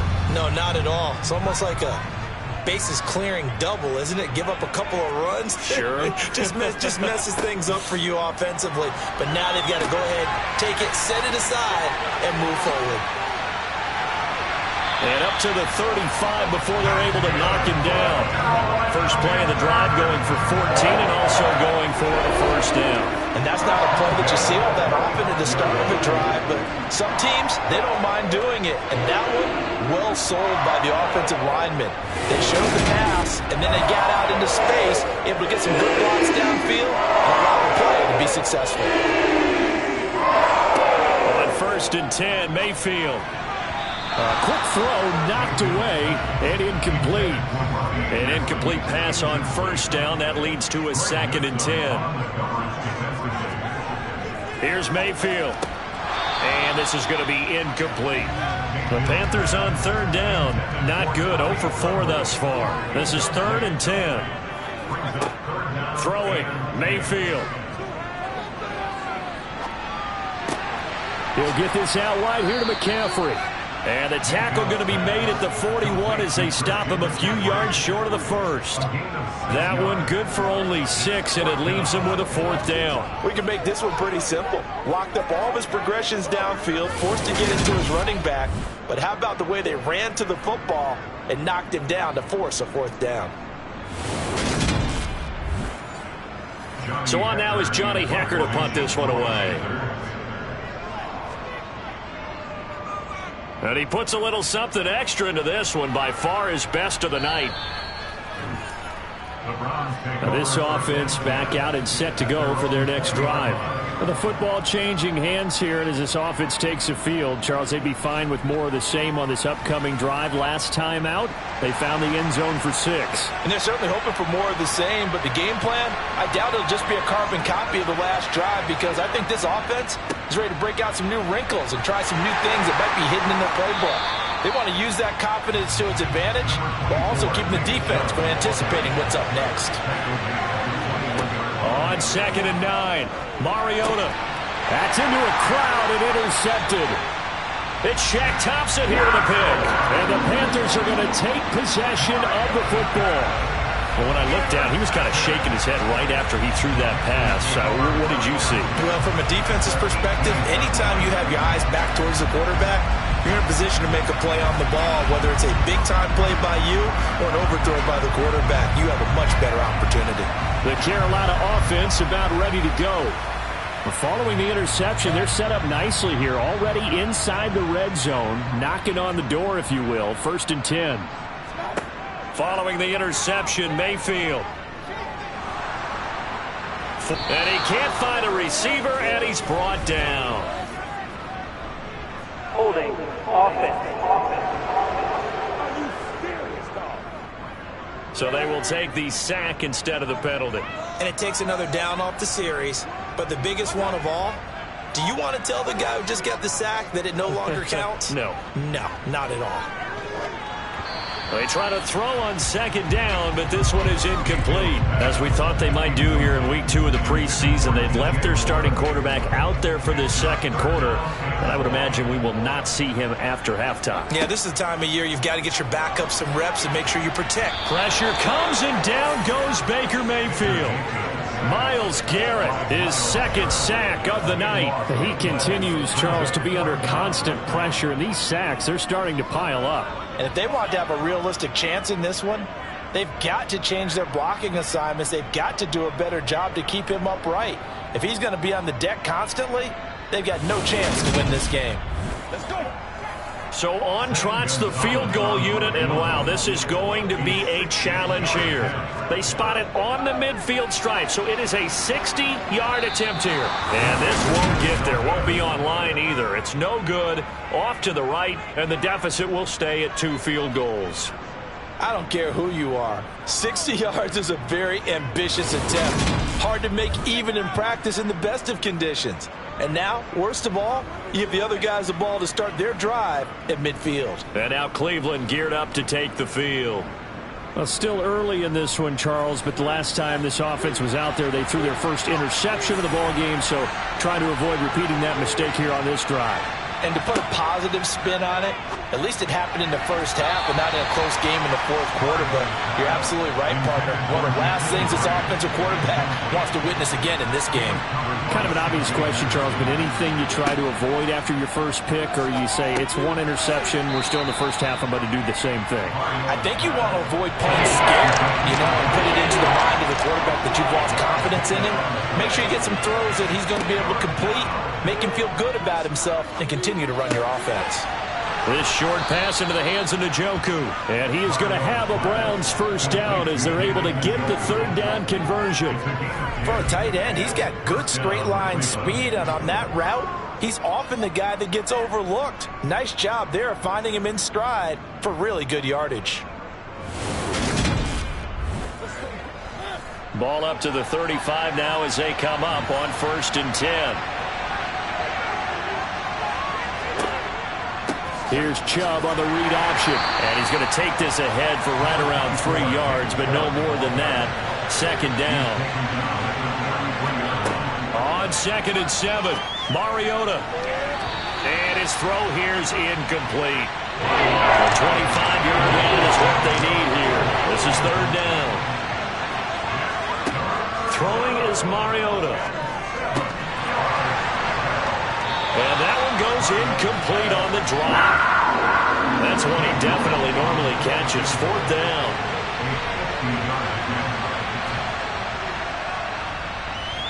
York able to send this one through. And the lead stretches to 9. It's now 12-3. So that one on target, and it adds to this first half lead. And maybe we're too early to worry too much about 1-score lead, 2-score lead, etc. But this is where you kind of start banking those points that come in helpful later on. This is taken just shy of the 10. And a nice return sets him up pretty good here right at the 30-yard line. Here's the Carolina offense as they get ready to take over here. And they've got to be a little bit frustrated about that last drive, missed field goal. Always hurts a team because, you know, you've put something out there, you've given yourself a chance, you're in range, and the ball doesn't go through the post. But it's not something to panic about, I don't believe. Just keep playing and keep going. 49 yards on the ground for him so far. So much of the game today, we're looking for hybrid players, guys who can do a combination of jobs. And anyone who plays a strong safety position, now more than ever, is a hybrid-type player. Half defensive back that covers passes and half linebacker that makes tackles. We just saw the linebacker make that play. And this is going to be a Panthers first down as he's got this up to the 45-yard line. 2nd and 2 is prime time for a little bit of a gamble, isn't it? Open up the playbook, go play action, toss that bad boy deep. But in this situation, go ahead and give it to your back. Let him pick up a first down. Keep the sticks moving.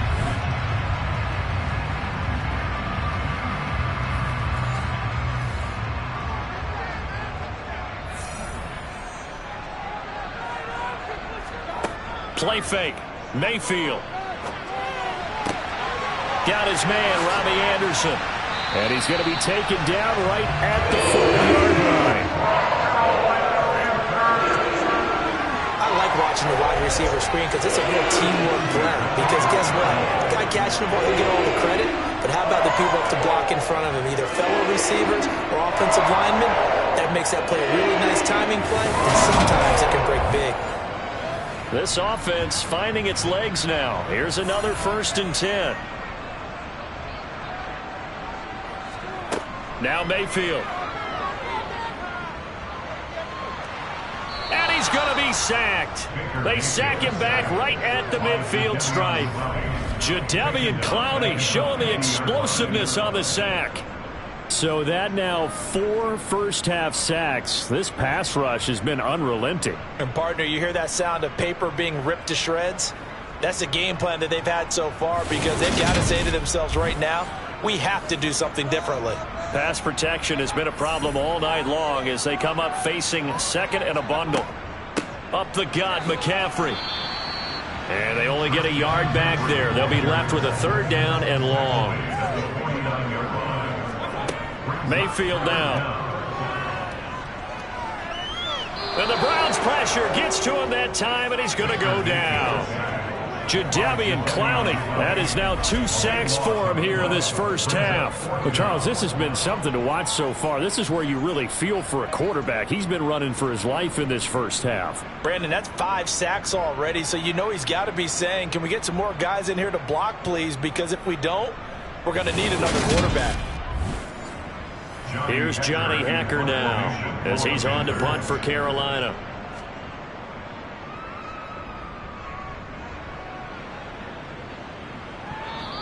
And this is going to hit the goal line and continue on into the end zone for a touchback. Another opportunity now for the Browns offense.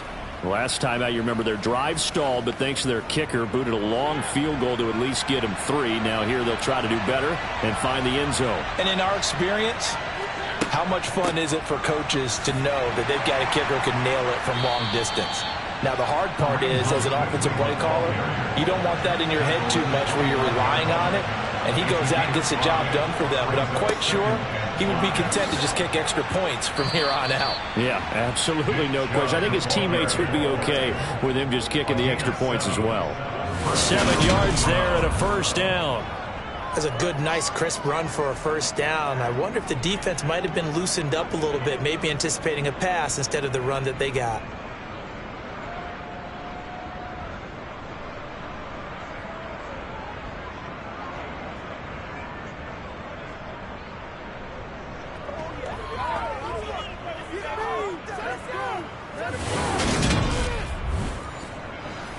From the 32 now, here's 1st and 10.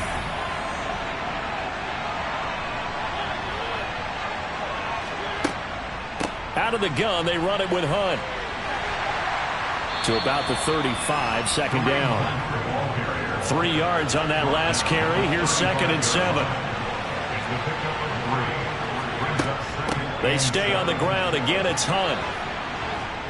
And able to get this one across the 45 before he's brought down. 13 yards to pick up there. Good for a Cleveland first. Partner, there are strong running plays, and then there are plays where you simply outclass the defense, and we saw the latter there. They ran straight up the heart of that front for an excellent gain and 1st down. Simply put, you've got to run more of a fight defending the middle. Otherwise, this is going to be a long game. 2 first downs have them up near midfield now on 1st and 10. Running with Hunt here out of the shotgun. And some room to maneuver. And some solid footwork there as he'll take this down to about the 38. Now hang on here, because following that play, it looks like Amari Cooper is in some distress. Well, injury's never good, especially here in the preseason. Hopefully nothing serious. They'll take a look at him, and we'll step aside for a moment. So from Panther territory now, it's 1st and 10 at the 38. They'll try to throw now. Mariota. And that is taken in by Njoku. And down he goes, taking it inside the 10, just shy of the 5 at the 6. Give him 32 on the play. You ask tight ends about their favorite routes to run, and surprisingly, this will pop up as one of their staples because they run so many routes in the middle of the field. How about this one? Starts downfield, bends it to the corner, great touch on the football, and they turn that one into a big play. They'll run with Chubb, and he's going to press this one forward as they stop him right around the 1. On 2nd and goal, Mariota, and that's going to be caught for a Browns touchdown. Harrison Bryant from a yard out as his guys are able to extend their lead. Well, that's just how they drew it up, CD. His first read was there, got it to him quickly, and into the end zone. Absolutely excellent execution by all involved. And the coordinator, got to give him credit, found the perfect play call. Quarterback let it fly as soon as the target came free, and his guy made a nice catch. Just how you draw it up in practice and then execute it in the game. The York now for the extra point. And that will make this a 16-point lead. So an 8-play drive covering 80 yards. And it's capped off by the Browns touchdown. The Browns kicking team out there now as they'll send this one away. From the 10. A solid return, pretty good field position. They'll start at the 32. The possession of the football goes over to Carolina. See if they can put this drive in the end zone, Charles, because it's been a little bit of a rough go at times. They've had to punt the football a ton in this ball game because of stalled-out drives. So are you saying that you're kind of tired of seeing the punter run out there and do his thing during this game? Is that what you're trying to say? Well, I mean, I'm okay with it. I have a feeling that this offense, they don't want to see the punter again. And frankly, the punter doesn't want to run out there anymore himself. He'd love to see his offense put together a drive and give his leg a rest. Yeah, another negative play in an early down situation. This one to start the drive. You're putting a lot of pressure on your quarterback to bail you out when you're in 2nd and long yardage. After the loss to start out, here's 2nd and 11.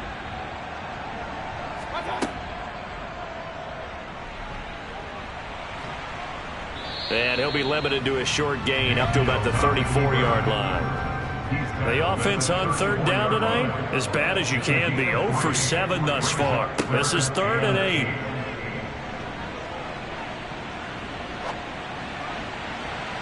They take a shot downfield there, but it winds up falling incomplete.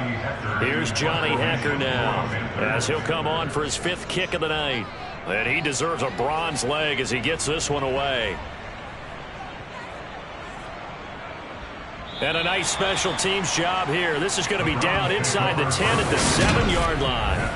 Absolutely love the flexibility of these punters. Their leg drive, able to get it way up in the air and that allows their punt team to get down there and down it inside the 10 because they've had some time. Kareem Hunt and the rest of the offense making their way back out there. He's been effective so far, over the 40-yard mark here in the second quarter. Don't forget about those guys up front, though. They've been effective, too.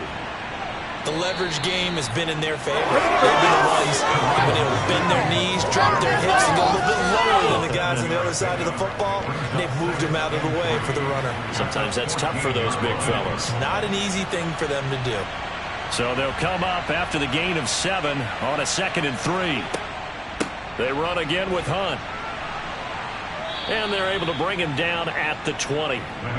59 yards now on the ground on just 7 carries. And there we saw one of the downsides of blitzing during a rundown, because sometimes you get out of your gaps. You don't fit the run quite as well because you're headed towards the ball carrier with abandon.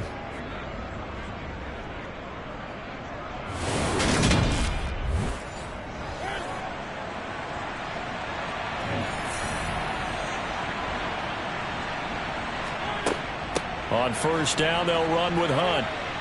Oh, he's got some breathing room. And he's going to have a Browns first down as he gets this up past the 30. I'm not sure how much more evidence they need, partner, than to understand that if they don't start to slow him down, it's going to be a long afternoon here at the stadium, because he is just shredding them at this point. And let's face it, coming into the game, they knew he would be the focal point of their attack. This is going to take an 11-man unit on the defensive side to start making plays. And he'll take this ahead for about 4. 2nd down coming up. They give him 4 yards there. It'll be 2nd and 6.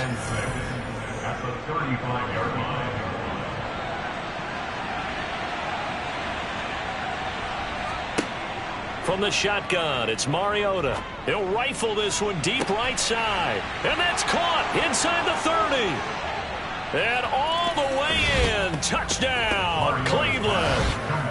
Amir Smith-Marset, 65 yards. And the Browns continue to pull away here in this first half. And correct me if I'm wrong, that was just a simple fly route, wasn't it? No, there's nothing to correct at all. You've got it down pat. And I just remember as a player, when I'd be in practice sessions and I'd hear 9 from the receivers, that meant fly route, go, look out. That was the 9, and he just kept going all the way into the end zone for the touchdown. Extra point by York is up and good. And that pushes the lead up to 23.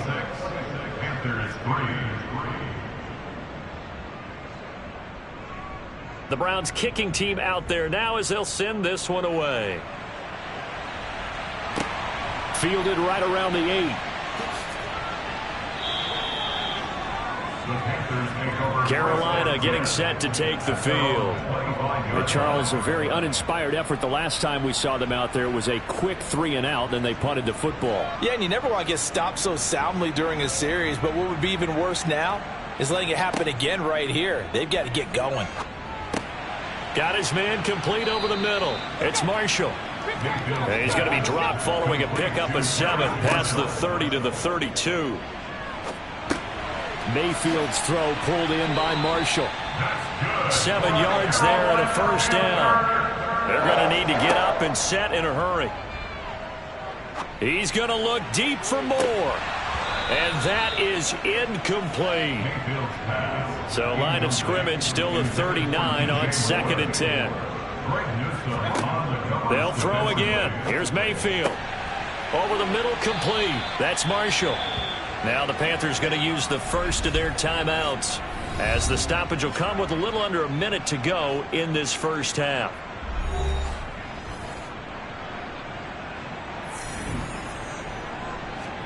First down, Mayfield. They'll set up the screen to McCaffrey. And he's going to be taken down right at the 40-yard line. Now another timeout called for by the offense as they get the stoppage with a little over 50 seconds to go in the first half. To throw again on 2nd down, Mayfield. Sideline throw, it's complete. And a nice job there of keeping the toes inbounds. I believe they buzzed down. They're going to take another look at this play with all reviews coming from the replay official here in the final 2 minutes of the half.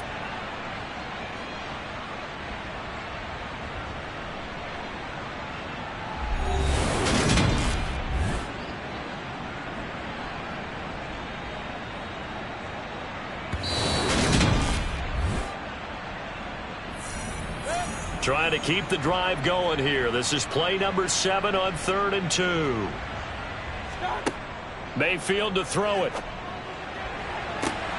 It's incomplete. Took a shot, couldn't connect.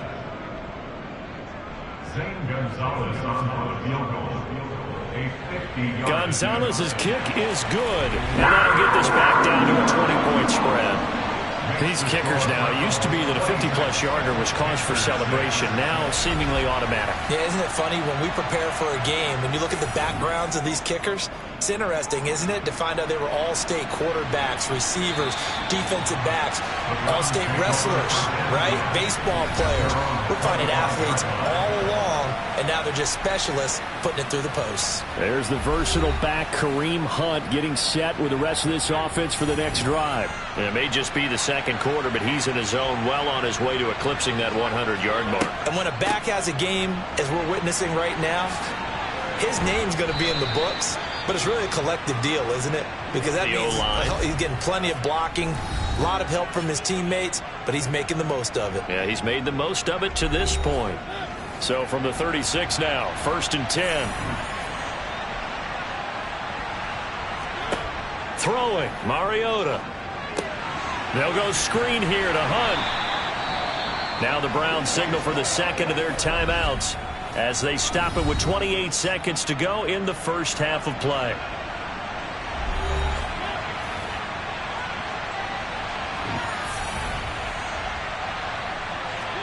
From the 39, Mariota. And that's going to be incomplete. Good effort there trying to take a shot, but it's 3rd down. On 3rd down, Mariota. And he's going to have to eat this one as down he goes. Now the defense will burn their 3rd and final timeout. And with halftime on the horizon, they'll be out of timeouts from here forward. On 4th down, on is Corey Bojorquez to punt. He's been a busy man here in this first half as he gets it away. It's taken to the 26. It'll be 37 yards there on the punt. And control of the football switching hands with very little time remaining until the half. Mayfield now looking to throw on 1st down. And he'll dump this off to his running back, McCaffrey. And he'll be out of bounds, but able to get it up past the 45.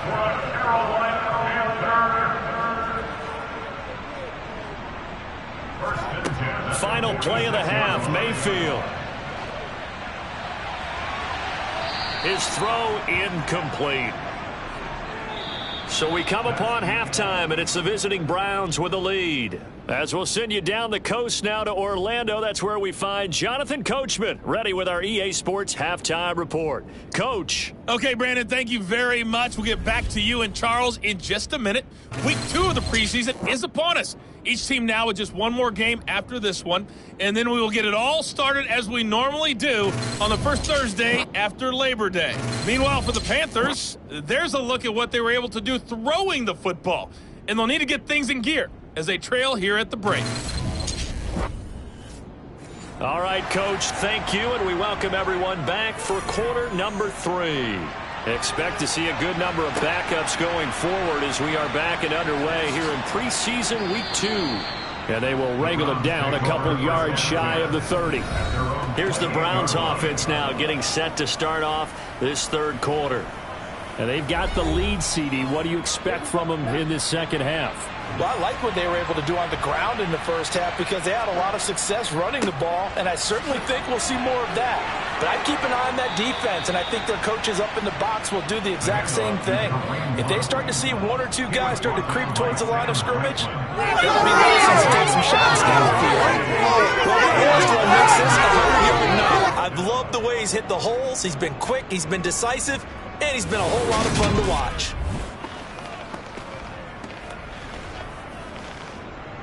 A big hitter to start the drive has him up near midfield here for 1st and 10. They'll go option to the short side.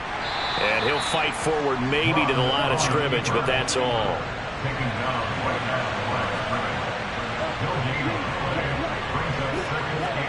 And now the first throw for the backup quarterback. And this one taken in on the right sideline, but not in the field of play. They say it's incomplete. The throw led him a little too far and brings up third down. And this is dropped. Oh, it's incomplete. He had a big gainer in his sights, but he could not reel it in. The offense schemed going 5 wide, trying to create a chance for the big shot, and they took it. If he comes down with that one, that's a huge offensive swing. But credit the defense with a nice play, knocking that one away. The Panthers offense now, they head back on the field for their first possession of the second half.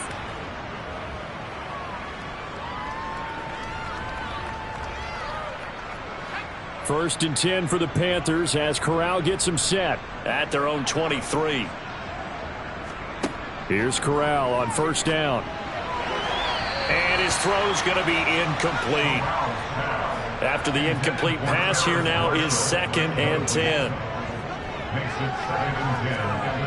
Play action here. Corral. And he's taken down. This will be a Brown sack. Multiple defenders get to him there, and that is the 6th time he's been sacked in this ball game. So one quick, easy analysis about why they've struggled so far. They keep putting themselves in 3rd and long situations. They just took another sack right there. And the offensive film session tomorrow may be a little longer than it normally is. Not a lot of positive grades will be handed out thus far.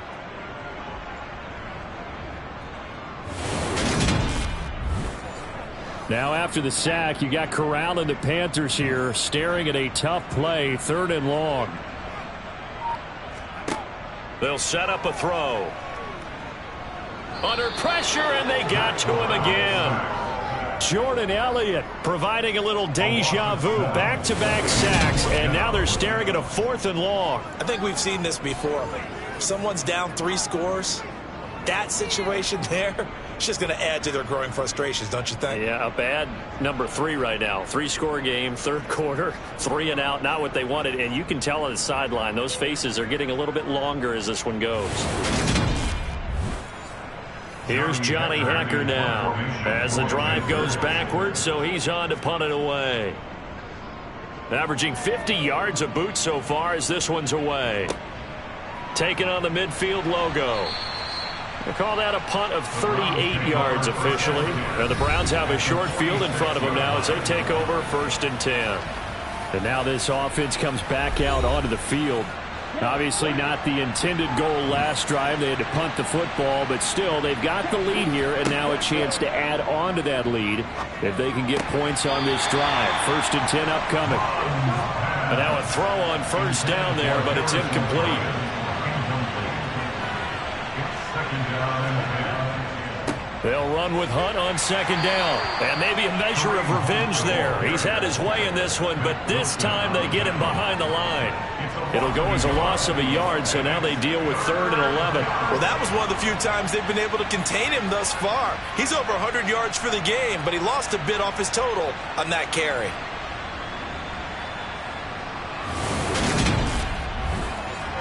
They're backed up here. Tough spot, needing 11 yards to pick up the first. Mon going to throw it.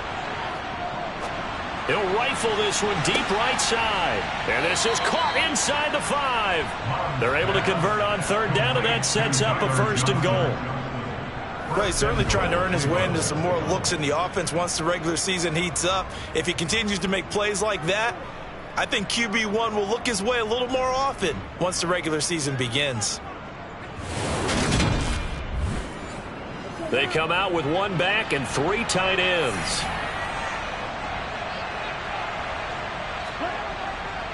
Hunt is going to go backwards. He'll lose yardage back to the 5. That's going to go as a loss of 1 on 1st down. That's a really alert defense there because they saw the heavy look come in from the offense, countered it with extra linebackers who brought a little bit of speed and heft, and able to really make a big-time play for their defense. Back at the 5-yard line now, 2nd and goal.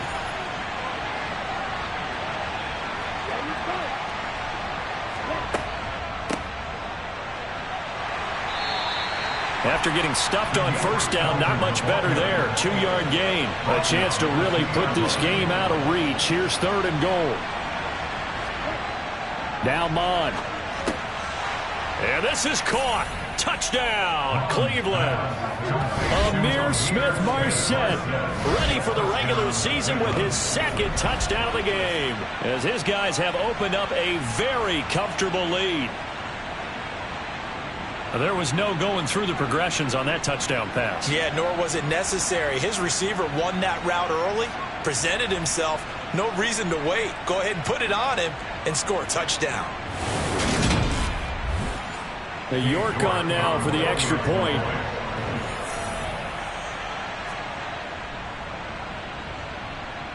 And that stretches the lead to 27. A drive that time of 6 plays. And it ends with a touchdown for Cleveland. The kickoff unit is out on the field, and they will send this one away. And no thought to bring this one out. He'll just go down to a knee, and they'll take over at the 25. The Carolina offense about ready to go. Well, we haven't exactly been treated to a nail-biter in this one, CD, and if they cannot score here, this one's pretty much all but over. Are you saying that you feel like people are starting to think about getting out of here, maybe beating the traffic in order to get home or to their final destination? Yeah, I don't think there's a whole lot of reason to hang around, especially if they can't score here. Yeah, you're right about that, because it has been pretty clear who the better team has been in this one. And in a league that we talk about every game being a one-score game as we go into it, watching this blowout, let's just say it's been unusual. On third down, Corral. Wide open. Now a loose football. The ball comes out. And this is picked up by the Browns. And the return here is stopped at the 35-yard line. We have seen this before, and we know coaches preach about this and work on it all the time. Catch the ball. You know there's going to be some traffic somewhere. They've got to put it away and secure it as they try and get downfield. The Browns set to take over. It's a quick turnaround for them after the turnover, but the way they moved it on their last drive, they're probably eager to get right back at it. And you know me and you know my tendencies in this situation. What do I want right now? Be aggressive. Be aggressive. Take your shot right here. And now before the ball changes hands, they're going to take a look at this just to make sure that they have it right.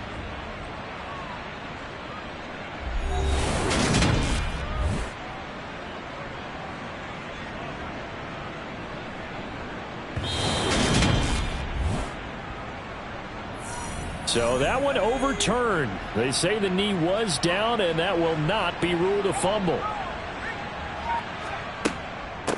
And they'll run on first down with Hubbard. He had a great move, but he'll still be stopped shy of midfield. A good run got 7 on first. Here's 2nd and 3. And they'll go again here with Hubbard.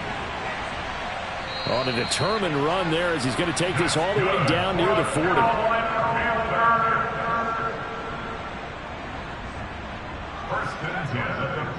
Straight ahead with Hubbard. And he'll manage to pick up about 4 at 2nd down. From the 37, they work on 2nd and 6. Now Corral. Checks this down to Hubbard. And he'll be hauled down at about the 30-yard line. So 1st and 10 now from the 30.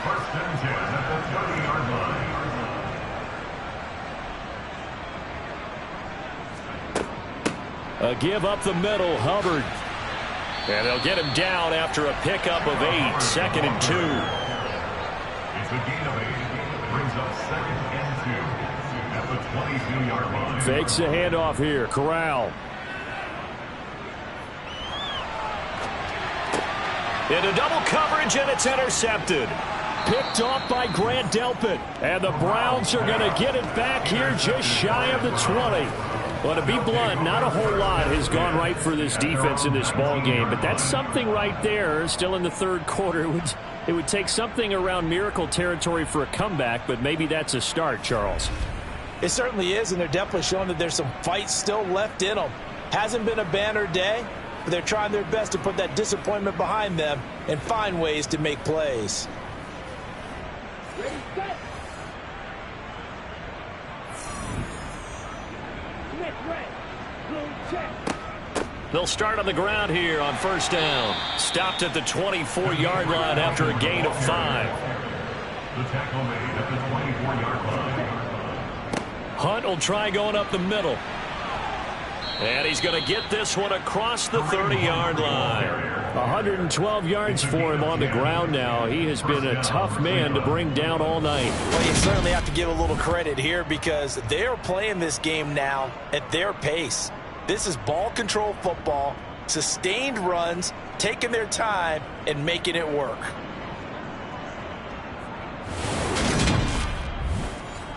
Now after the run by Hunt, here's first and 10.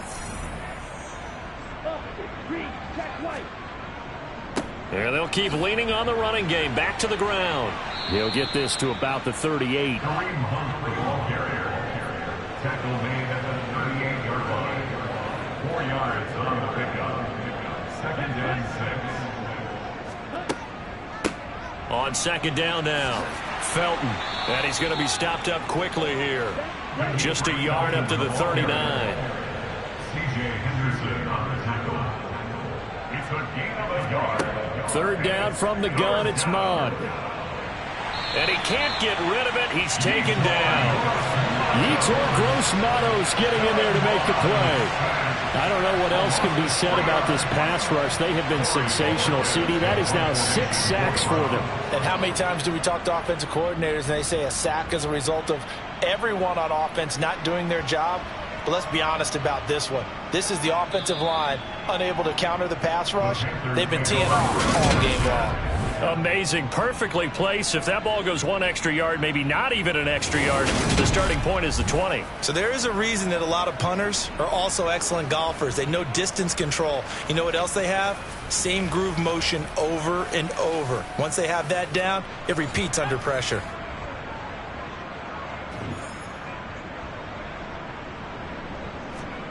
They go back to the air here after the INT on the last drive. Throwing middle, but it's incomplete. So after the incompletion on first, now second and 10. Second and 10, Corral. And this is incomplete. These guys have punted 4 times already, and they're staring at a 5th, barring a conversion here on third down. They'll run out of the gun. It's Hubbard. And he's able to get this across the 10 before being taken down. Out from the shadows of their goal line, here's first and 10 from the 11. Corral looking to throw. Got his man complete over the middle. It's Marshall. And able to get this one out just shy of the 25 at the 24. They'll give this to Hubbard running right. And he'll get this just across the 25-yard line. The last run good for 2. Here's second and 8. And Corral will throw it. To the sideline, and wow, what a catch there. He doesn't get a lot, but he was able to get the feet down complete. That's a gain of 5. Brings up third and 3. Third down, Corral. Oh, he's got a man wide open, complete. And he is going to have a Panthers first down as they're able to get the third down conversion. First and 10 at the 46-yard line. Corral with it, first down here. He'll get this complete to the running back, Hubbard. And they're able to work this across midfield to the 48. It's a pickup of 6. Brings up second and 4 at the 48-yard line. From just shy of midfield. Corral. Thomas brings it in. And they're going to have another first down as he's going to be tackled at the Browns' 26. Corral to throw on first and 10. He's got Fuller. And he'll be marked down right at the 20-yard line. Complete to Aaron Fuller. A 7-yard pickup. Brings up second and 3. On second down, here's a run with Hubbard. And he's brought down after a very nice gain.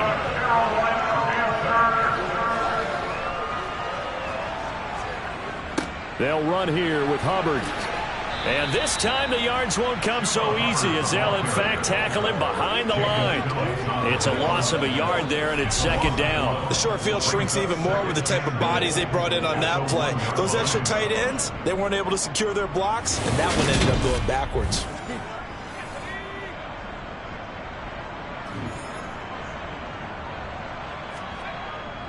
And they'll turn to the power game to try to get in. And he tries to power forward, but he will not get back to the line of scrimmage. Nothing doing there as the 13th play of the drive proves to be unlucky. Well, we saw a lot of negative plays that resulted in plenty of lost yardage in the first half, and that trend is continuing here. How about this Browns defense? They've held so far. This is now 3rd and goal.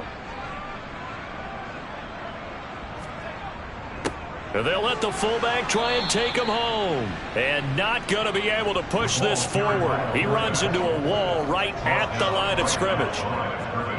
What a stand so far defensively. And now that's going to bring up a 4th and goal. Needing the tough yards, they run it with their fullback. And he takes it into the end zone for a Panthers touchdown. Taking it in from 2 yards out. And the Panthers drive the entire length of the field, 99 yards for the score. I wonder if he changed anything on his play sheet or they just executed better. Because they had 2 previous drives that ended in field goals. Before this one, they finally were able to put it into the end zone. Well, whatever he did, speaking of the offensive coordinator, might be using that formula going forward. It worked there. Yeah, it worked very well. He and his field general in pretty good sync right now. They're starting to move the ball well. Gonzalez good on the extra point, and the lead now down to 20.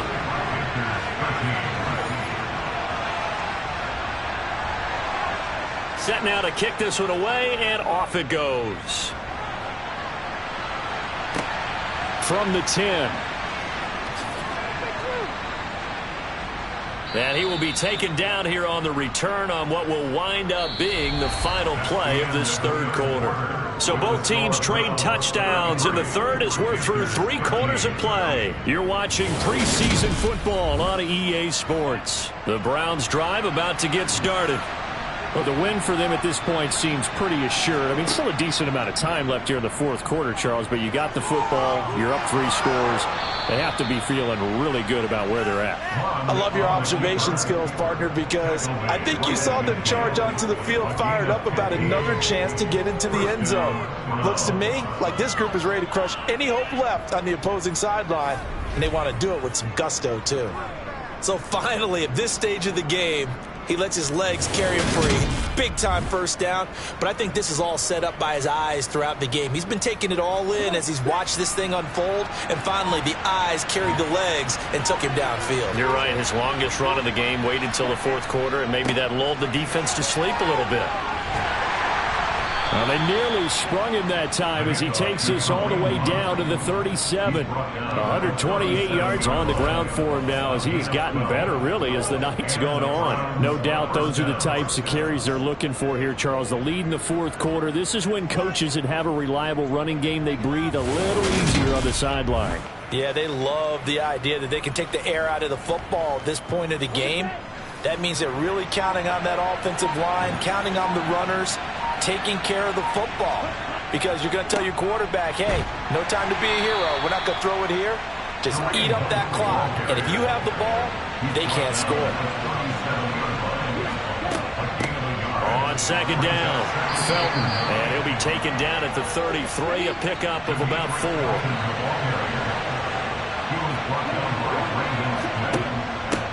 On 3rd down, Felton. And he'll get this down to about the 30, 31-yard line. Holding offense. This is unbelievable. So instead of giving them another 3rd down, they'll decline it and brings up 4. Now, that's smart football right there. You don't even have to really spend a lot of time considering it. Just know that you're probably going to get the ball back. Good job declining that penalty. Well, ultimately not really sure that they're going to need those 3 points, but they'll take the 3 and they pad that lead. Yeah, this one's already wrapped up, but you and I both know if you're an offensive coordinator, You never let up on the gas unless the head coach tells you to do so. And maybe you've actually clicked him off in your headset so you can keep calling plays and trying to add to this lead. And a good effort on the return there. Gets him across the 30, up to the 33. Now the offense for the Panthers here getting the football back. Well, we said it at halftime that they would need a nearly perfect second half to erase that deficit that they were facing, CD. But unfortunately, the second half has pretty much been a carbon copy of the first. Yeah, that early lead was almost insurmountable the way their opponent was playing. And, partner, they do have some good news, though. This one is getting close to being over, and they can try and hit the reset button starting tomorrow. Off the play fake. Here's Corral. Escaping the pressure right. And the timing a bit off that time as that one falls to the ground. Now they face a 3rd and 10 after back-to-back incompletions. Throwing here, Corral. They'll set up the screen here for Hubbard. And he'll be taken down well before the first at about the 36-yard line. 3 yards all they could muster there, and it'll bring up 4th down. Good reactions there defensively. That screen was a little slow in developing, and they shut that one down with little gain.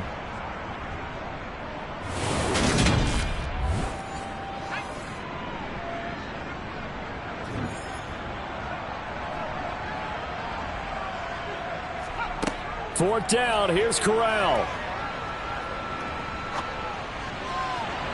And it's incomplete. They cannot convert, and they turn it over. And the Panthers turned away on 4th down. And the Browns are going to get this thing back. Excellent field position. Well, at this stage of the game in the second half, down 3 scores, I guess they felt like they needed to push. And let's face it, with this deficit, if they give up another score here after they didn't get it, does it really matter? Right. It really doesn't. They had to go and try and make something happen if they had any chance. Off up the middle, Hunt. And for one of the first times all night, he is going to go nowhere as they bury him behind the line. 2 yards the loss, 2nd and 12.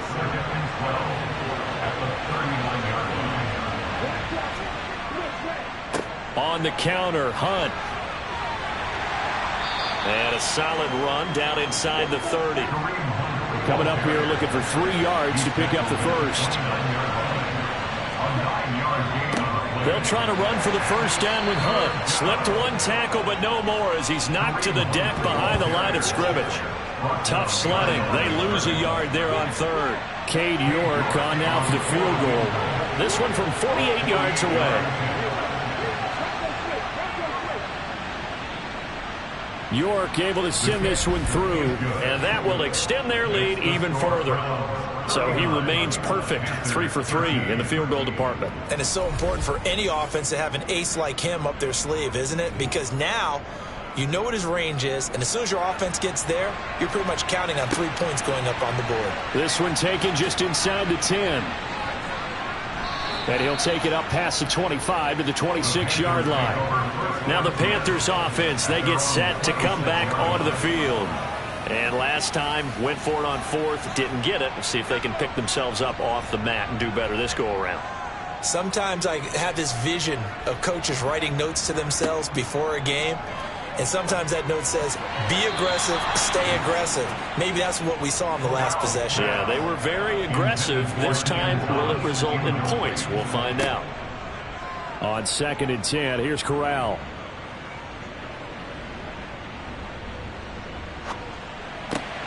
Throw left side complete. That's Hubbard.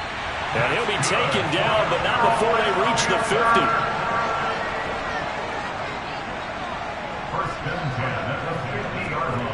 From the midfield stripe, they'll look to throw. Over the middle, open is Thomas. And he'll be brought down inside the 40-yard line. Corral to throw once again. And he'll go right back to Thomas, complete again. And they're going to get this down near the 35-yard line. From the 35 on 2nd down. Corral. And he'll be brought down on the 30-yard line after a gain of 6. 3rd down, Corral. And this is going to be incomplete. Intended for number 11, incomplete. He was defended by Martin Emerson. They'll run for it. It's Hubbard. And he's got the first as they'll bring him down at the 28-yard line. Here's Corral on first down. And this throw a bit late as he couldn't reach back for it. So now they'll come up on 2nd and 10, once again from the 28. On 2nd down, here's Corral. And they were looking to set up the screen, but that's going to be incomplete. Almost wound up going the other way. Well covered defensively, and it'll bring up 3rd down. 14 yards, good for a Panther first down.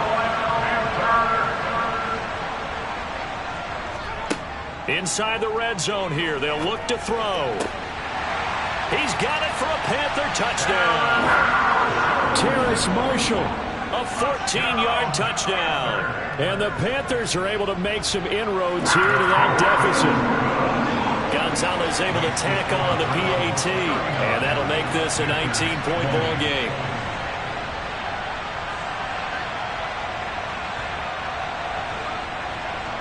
The Carolina kick team is out there ready to go, and they kick this one away. And this will not be returnable. It's out of the back of the end zone for a touchback. And now the Browns coming out on the field. And after the field goal last time, we'll see what they can get here. At least they got points out of the last drive, Charles. I've never met an offensive coach that didn't want to drive to end with a kick. Most of them wanted to end with a PAT, right? In this case, a field goal, they'll take it. Way better than the alternative, which is a punt. Yeah, but you met fan bases that wanted that weren't happy with that field goal. I haven't met a fan base yet that wants to drive to end with a kick, other than the extra point. That's it. And not a whole lot there. Maybe a yard to the 27. Mond out of the shotgun. And that's caught inside the 35. And all the way in. Touchdown, Cleveland. Kendall Hinton, 73 yards. As his guys are able to push that lead out a bit further. So still throwing here in the 4th quarter with a pretty sizable lead. And now that lead even more sizable. And if nothing else here, CD, a chance to pile on some stats before this one wraps up, and he did just that. Brandon, convention tells us it's time for them to get off the gas a little bit, right? But you and I both know the receivers don't want them to because, as you noted, this is their chance to pile on the stats. If they got their way, they try to get every single spot in the depth chart points before this game is over.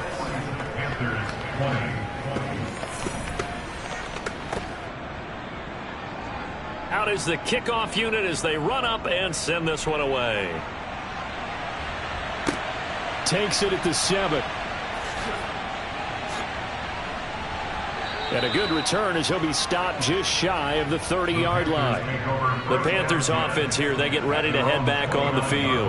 Well, this game, it has had no shortage of offense. They've been able to put up a decent amount of points on this side, Charles. They just have not been able to keep pace with the other offense they're going against here. Yeah, that's a good way of pointing things out because now it's not a total loss because, as you said, they've scored some points, so there's some plays they can build on, moments where the game plan actually worked. But overall, though, they were just out-personnel. They were going up against a team that's playing at an elite level. He throws and he hits the slant route to Thomas. And he's going to be taken down at about the 33. On first down, Corral. And that'll be off the mark, too far out in front, and it's incomplete. 2nd and 10 from the 33-yard line. Corral, another throw on 2nd down. That one thrown away from the pocket. The officials kind of looking at each other, but they'll say there was a receiver in the area, so no penalty, just an incomplete pass. Corral, another throw coming. And that is incomplete. Oh, he had a defender right there with him to force that to the ground. And 4th down now coming up. Well, the trials and tribulations of being a quarterback in this league, it's tough. It's got to be wearing on him out there. Well, he has been sacked a number of times. He had an interception, so I'm going to give him a skosh of credit for hanging in there and trying to make something happen, despite the amount of pressure he's been under this entire game.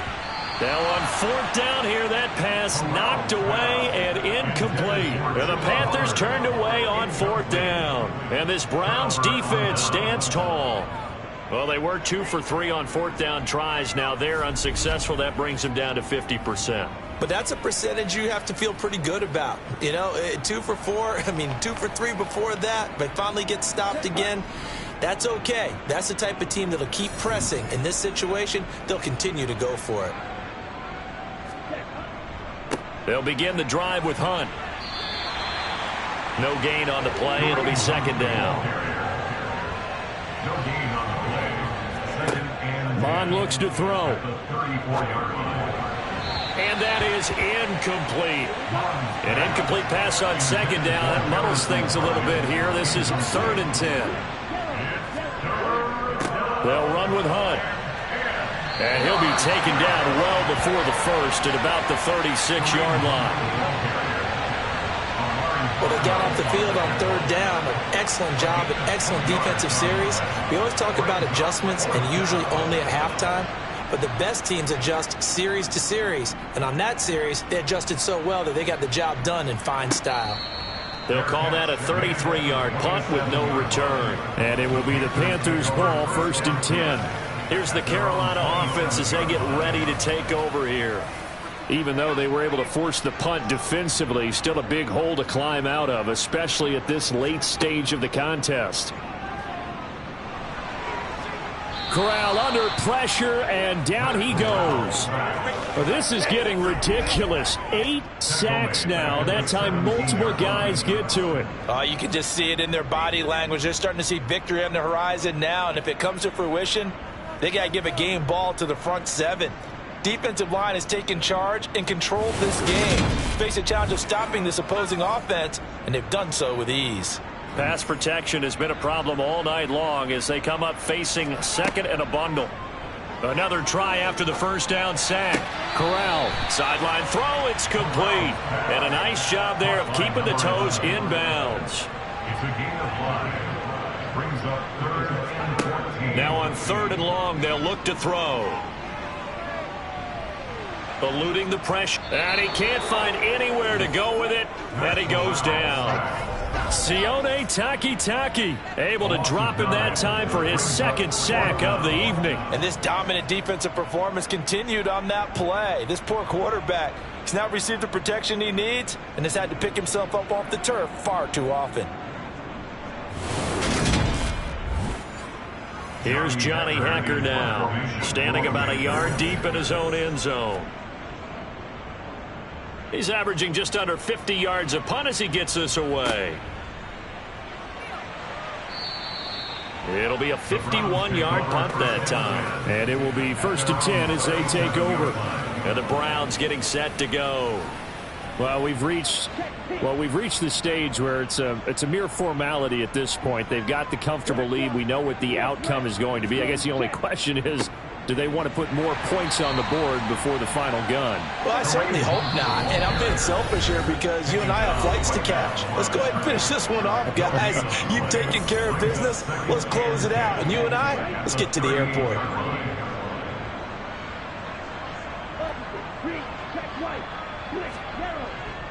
On 2nd down, right back to Hunt.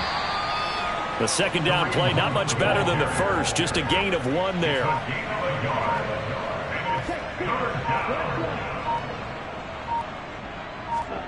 Now Mond. And that will be incomplete. Their passing attack, even though that one was incomplete, has been really sharp in this one. It's resulted in a lot of touchdowns, and it looks like they're not going to stop throwing the football until the very end of this one. Well, that will certainly make everyone involved on offense pretty happy because that gives them all a chance to pad their stats a bit. But as far as the actual need, you and I both know they can just run this clock out because this one, it was over a long time ago.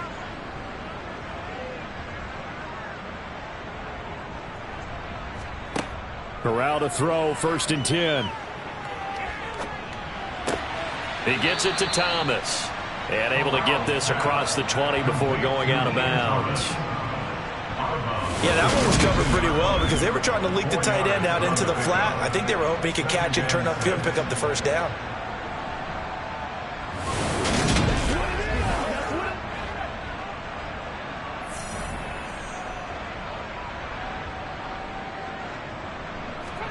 Looking to throw again on 2nd down. Corral going right side here, and that's complete.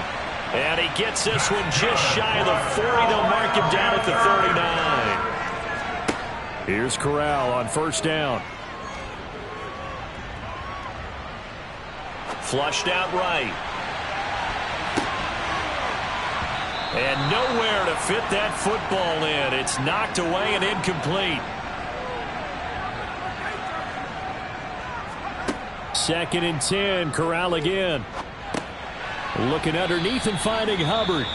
Now the Panthers going to use the first of their timeouts as they get it with 16 seconds remaining on the clock. And for the Browns, a nickel set here on 3rd down.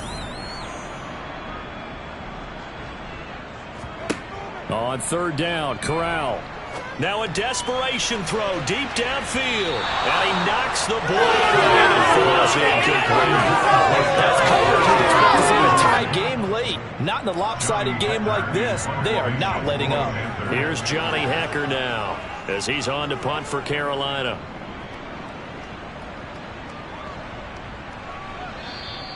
And this one hits at the 1, continues on into the end zone for a touchback. At their own 20-yard line. The defense can stop it twice more as they take a knee here. Well, partner, under the lights in primetime, this offense, they gave the nation quite a show, putting up that many points to come away with what will certainly be a memorable win for them. And, Brandon, I think it's as simple as this. Some players, some teams, they're just meant for the big stage. And when they get a chance to play in this type of atmosphere, where all eyes are on them and all the lights are shining brightly, they show up and they show out.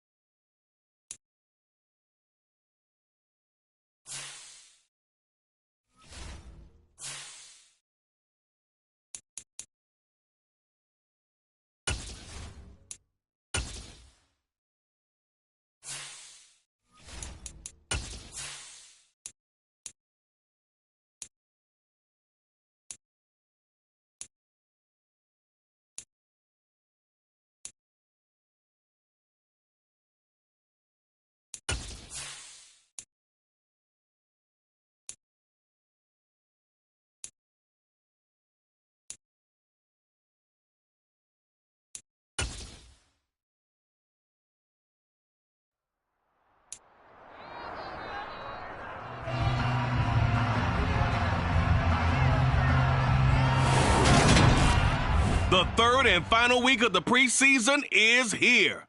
A fourth exhibition game is a thing of the past. It's the Seahawks and the reigning Super Bowl champs. Coming up next.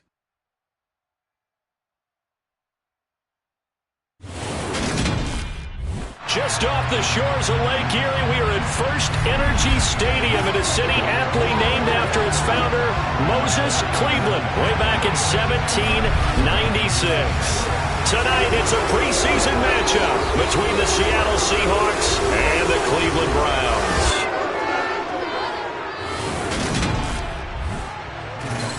Brandon Gaudin and Charles Davis with you, and now we sit, CD, at week 3 of the preseason, and this is the one that the coaches probably think is pretty valuable, right? Certainly. This is the dress rehearsal. This is the one where your starters are going to play.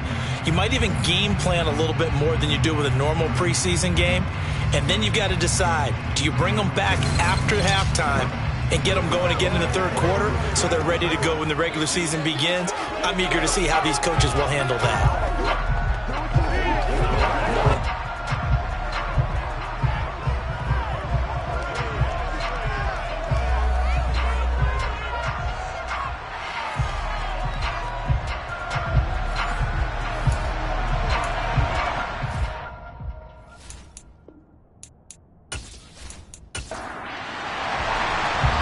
The kickoff team on the field now as they will send this one away.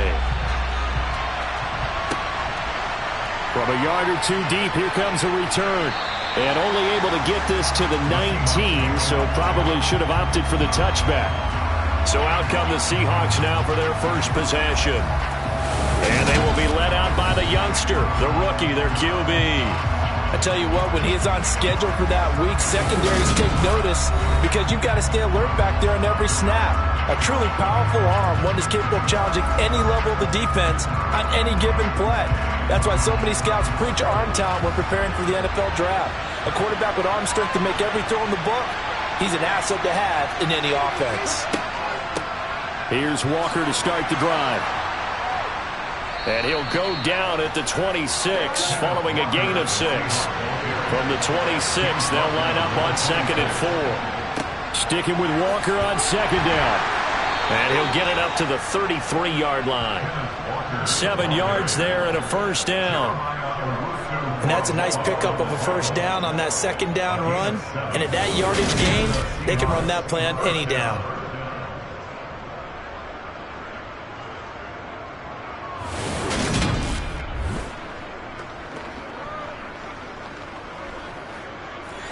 So they'll come up 1st and 10 now from the 33.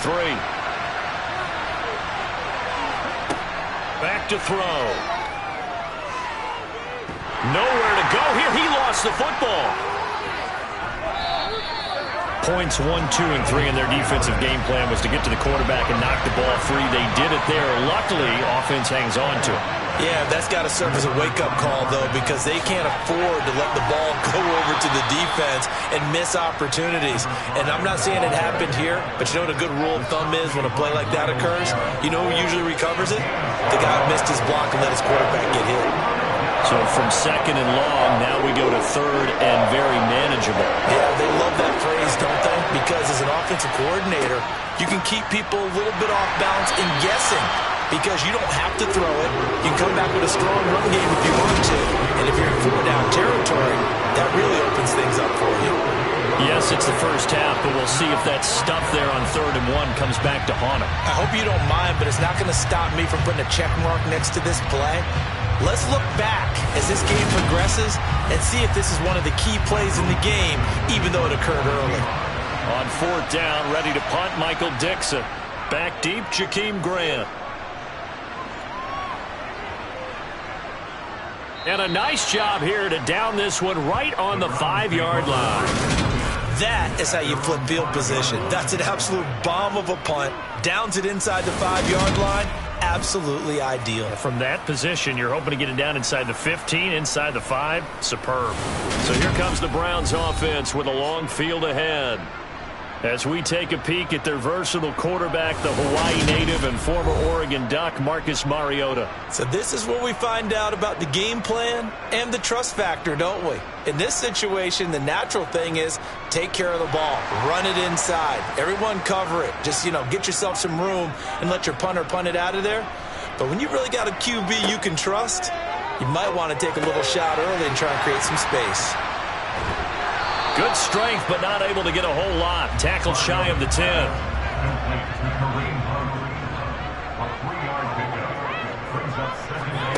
Throwing again on second down. Mariota. And he can't get away. Mariota goes down, and that is going to be a safety.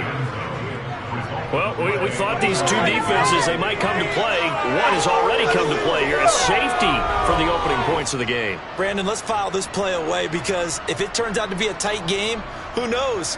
This could wind up being the difference.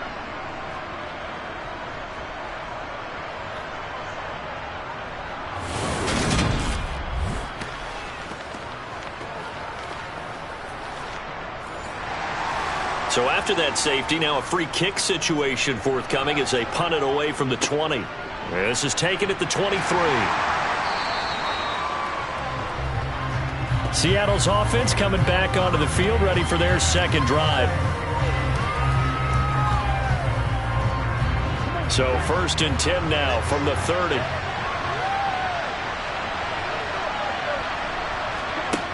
They'll come out throwing here to start the drive. And that is caught on the right sideline, but out of bounds, says the line judge. The throw took him a little too far. It's second down. And 2nd and 10, he'll look to throw again. Setting up the screen here. This is Walker.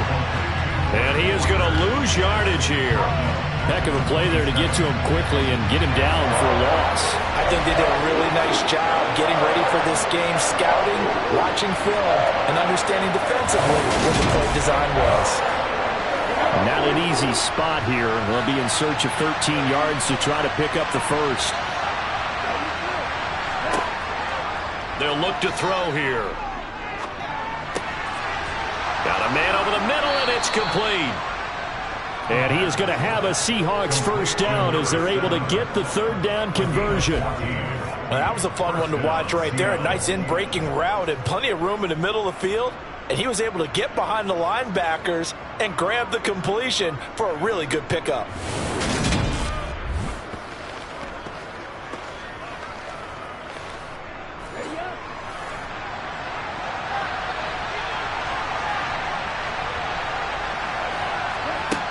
Again, he'll drop to throw. And that's going to be incomplete. Here now is 2nd and 10, again from the 41. They'll stick with the passing game as he looks to throw. They get 6. That'll leave them with 3rd and 4.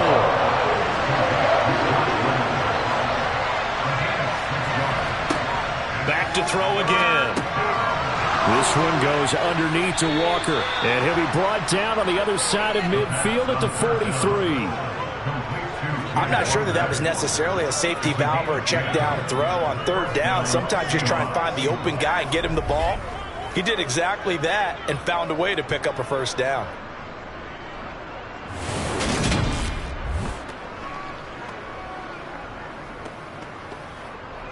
So a 1st and 10 upcoming from Browns territory now at the 43. Walker now on 1st and 10. And he stopped immediately there. So after the run for no gain, here's 2nd and 10.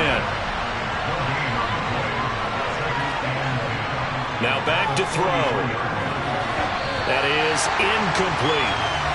It's been a pretty long drive. This will be play number 9. And they need 10 yards out of it on 3rd. They'll set up a throw.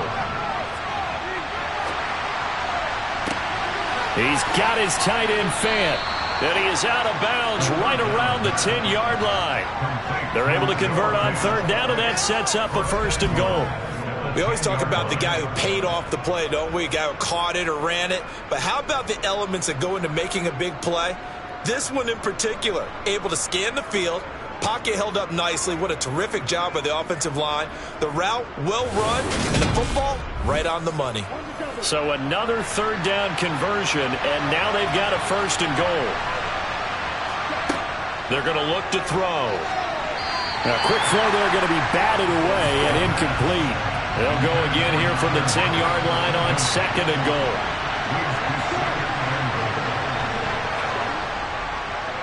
On second down, it's Walker. And the stop will come inside the 5 at the 4. A big play forthcoming. Here's third and goal. He'll look to throw. And he's got it. Caught in the end zone for the Seahawk touchdown. Noah Fant from 4 yards out. And they are able to add on to their advantage. Well, with this rookie QB, we talk a lot about his ball placement and how good he can be at laying it right in there. I think we just saw, Charles, though, the strength of that arm. That was an absolute rifle for the completed touchdown. It absolutely was, and let's face it, you think he was really ready to get that first touchdown? Absolutely. He threw that pass with authority, just as you described. Big-time arm right there, and let's face it, a lot of quarterbacks used to be pitchers in baseball. The fastball was usually their best pitch, and we saw it there. Taken at the goal line. And he'll go down as this drive will start at the 25-yard line. Second drive coming up here for Cleveland as they return to the field on offense. And last time they surrendered the safety, we know they don't want to do that again. That is just one of those oddities in scoring that we get, and it's just so strange to see that go up on the board, and then you got to make sure that that doesn't happen to your team again. They've got to take care of the ball. But, boy, it juices up the defense. Oh, without a doubt. That's a great way to score some points. Throwing on first down, but this one winds up to be incomplete. A first carry now for Nick Chubb. And they're able to get this one across the 35. That's good for a Cleveland first down and 11-yard pickup. Usually we see runs like this as the defense breaks down later in the game, but this guy set the tone early, running through all types of tackles and put the defense back on its heels.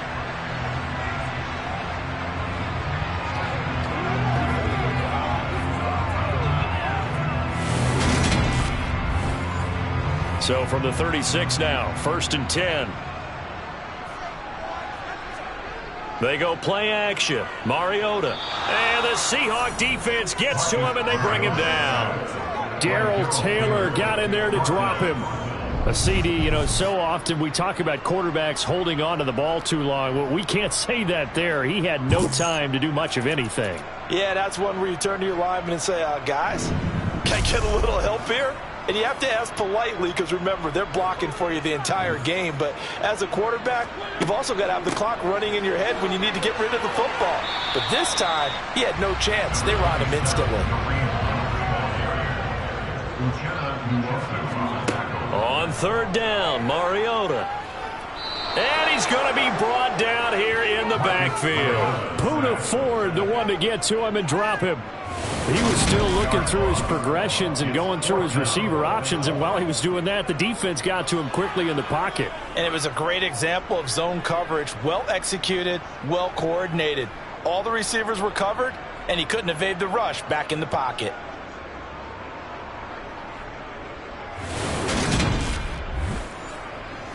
On fourth down on is Corey Bojorquez to punt. Back deep for the Seahawks, Tyler Lockett. And we'll see what he can do on the return. 43-yard punt, but they get 9 back on the return. And it'll be Seahawk football, first and 10. And Seattle now ready to march out of the field. This drive here beginning probably with a pair of motivated groups. Remember, the offense scored a touchdown. Now, their last time out, looking to repeat that in Charles's defense. They were very frustrated after giving up 6 the last time on the field. And frankly, it's just a battle of wills in a lot of ways because you know they're both motivated. They both game plan for this drive, and they both have specific outcomes in mind. To me, it just comes down to who can execute better and which side can step up and assert its will over the other. Another throw on second down, and this one incomplete as well. On third down, he'll drop to throw. This is the tight end Fant. And boy, he is very close to a first down, but from where they're spotting that football, he's going to be a foot or so short. They'll get 10 there, but it leaves him just short for fourth down. There's another example what defensive coaches constantly preach, not allowing any run after the catch. They gave up a few more yards than they wanted to, but they were able to get him down quickly and force a fourth down. Here's Michael Dixon now to punt.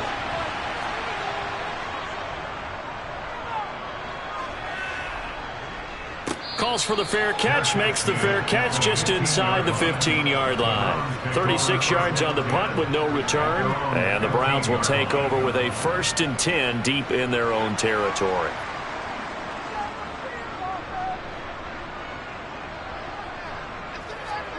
Off the play fake, Mariota. He's got the hook up to Odell Beckham. And he's taken down, but not before he gets this across the 25-yard line. The drive starting with a first down, 11 yards on that pickup.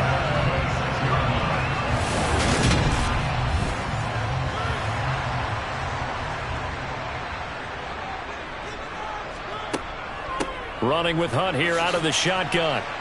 And he'll fight forward to about the 27-yard line. Here's 2nd and 9, just a yard on that last run. 1 yard gain brings up 2nd and Back to the ground. This time it's Chubb. And he is going to be stopped cold behind the line of scrimmage. Now, right where this set of downs started, they need a full 10 here to pick up the first down and move the chains. Flush to his right. Now he'll let it go deep right side. And unable to connect. Incomplete.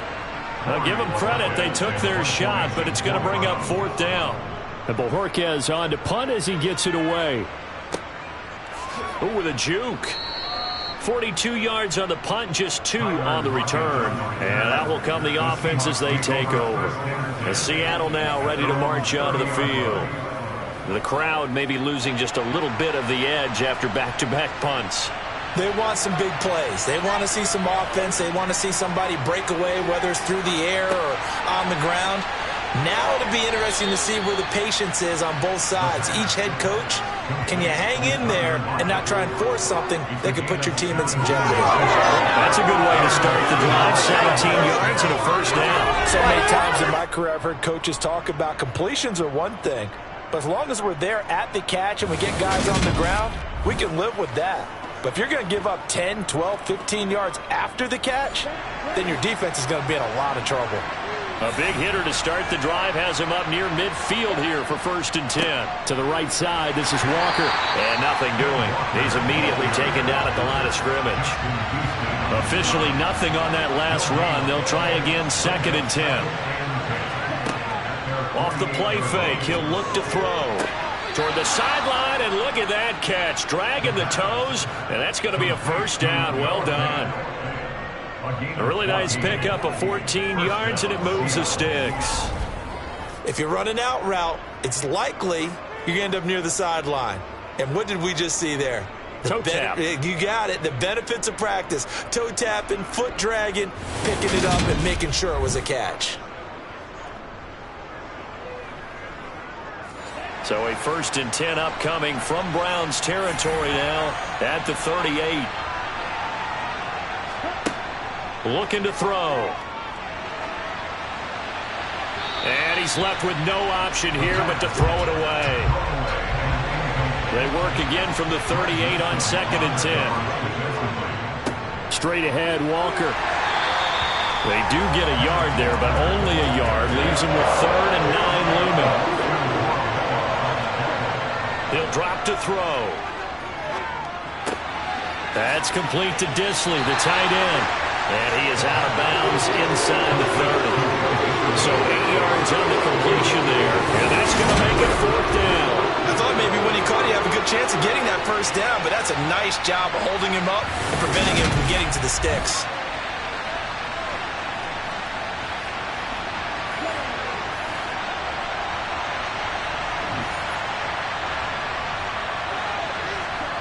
They'll drop to throw.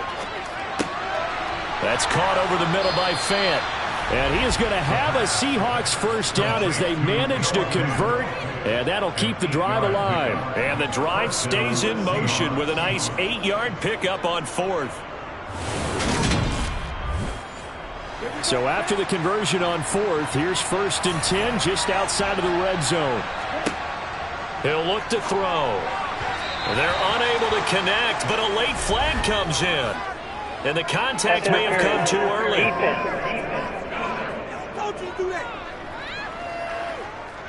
So now then the penalty's got him set up with a 1st and goal. Now to the ground. Here's Walker. And they'll get this from the 8 to the 5. Pickup of 3. And the ball smacked down on the 5-yard line. Here's 2nd and goal. Again Walker. And he will take this one in for the Seattle touchdown. Kenneth Walker. A 5-yard touchdown run as his guys are able to extend their lead. That almost looked too easy, and I think thanks goes to the offensive line for making it look easy. Yeah, I agree with you totally on that one. I'm not sure how much everyone understands the preparations that go into a game for an offensive line, because there's a reason that running backs and quarterbacks give them big gifts at the end of the season after a big year. The consistency and the continuity it takes to know each other and execute their blocks is pretty impressive. Point after, right down the middle. And that could be important as that makes this a 16-point lead. The kickoff unit is out on the field, and they will send this one away.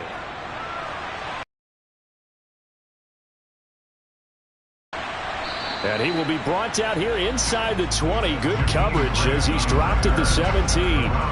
Cleveland offense making their way out. They're already looking up at a 16-0 deficit. Still plenty of time to go. First quarter. But work to be done as they come up 1st and 10. They'll start with Hunt on the ground. Now the ball comes loose. And they will set up shop with outstanding field position in the red zone at the 17-yard line. Do you remember in preseason we were going to the different training camps and visiting teams, and we always would see the running backs working out and going through those gauntlet drills, and, you know, guys either slapping at the ball or the machines. You got to learn to take care of it. Yeah, they lost it there. Big fumble. So from the 17 now, here's a 1st and 10.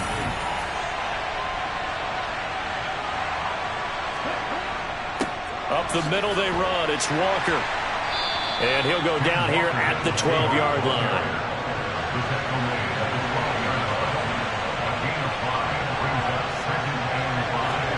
2nd and 5. Touchdown, Seahawks. Tyler Lockett. A 12-yard touchdown grab. And the Seahawks are able to strike quickly to add on to their lead. Boy, still in the first quarter, and look out. I mean, they are on pace for over 80 points in this game. I don't know that they'll get there, CD, but this has been impressive to watch so far. That certainly would be history in the making, wouldn't it, partner? I'm glad we're here to actually watch and see if it actually happens, although, like you, I have my doubts, but they are firmly in control of this game. Extra point splits the uprights, and that pushes the lead up to 23. They had the short field, and they made quick work of it. Just 2 plays to get into the end zone. The kick unit for the Seahawks out there on the field, and we are ready to rock. And here's Jakeem Grant from his end zone. And he'll be stopped right around where he would have been had he gone down to a knee, maybe a yard shy of there at the 24. The Browns set and ready to go on offense. Well, CD, you kind of feel like they're in a bit of a danger zone right here because now you're down 3 scores, and I know we're in the first half, but the way this offense hasn't been able to generate anything, you feel like they probably need to get something going on this drive, right? Yeah, and sometimes I overuse that this is an important possession. But I think this has to be the possession where they come up with an answer because only a few teams in league history have ever come back from a 4-score deficit. And if they don't score it here, that's what they could be facing the next time they get the ball. And the play goes nowhere. Losing yardage back near the 40 at the 39. call it a full 3 yards in the wrong direction there. Brings up second down. That was well played there defensively. 2 tight ends in the formation, which essentially gave them 7 blockers up front. Hard to imagine with all that size and beef that they could let a tackler through, but that's exactly what happened. A loss resulted. After the loss, they'll come up 2nd and 13. Hunt will try going up the middle. Oh, able to avoid him. They get 11 back on that one. It leads to 3rd down. They'll come to the line, needing only 2 yards to gain the first here. We are in for a good one as we're through 1 on EA Sports. On to the second from Cleveland. It's the Browns in control of the football as they've got it with a 3rd down coming up. A throw there, but that's going to wind up incomplete. On 4th down, on is Corey Bojorquez to punt. He'll get off a fairly short kick here as this is toward the sideline. And this one goes angling out of bounds, and it will be spotted inside the 30-yard line. The Seattle now ready to march onto the field. The offense running out, and they are charged up, ready to go after reaching the end zone on their last drive. And normally I'd warn against getting complacent just because they scored the last time out. But I don't think there's any worries with this group right now. This is a hungry group, and they want to keep building off of their last drive. Now they just want the officials to hurry up and place the ball so they can snap it and get back to work.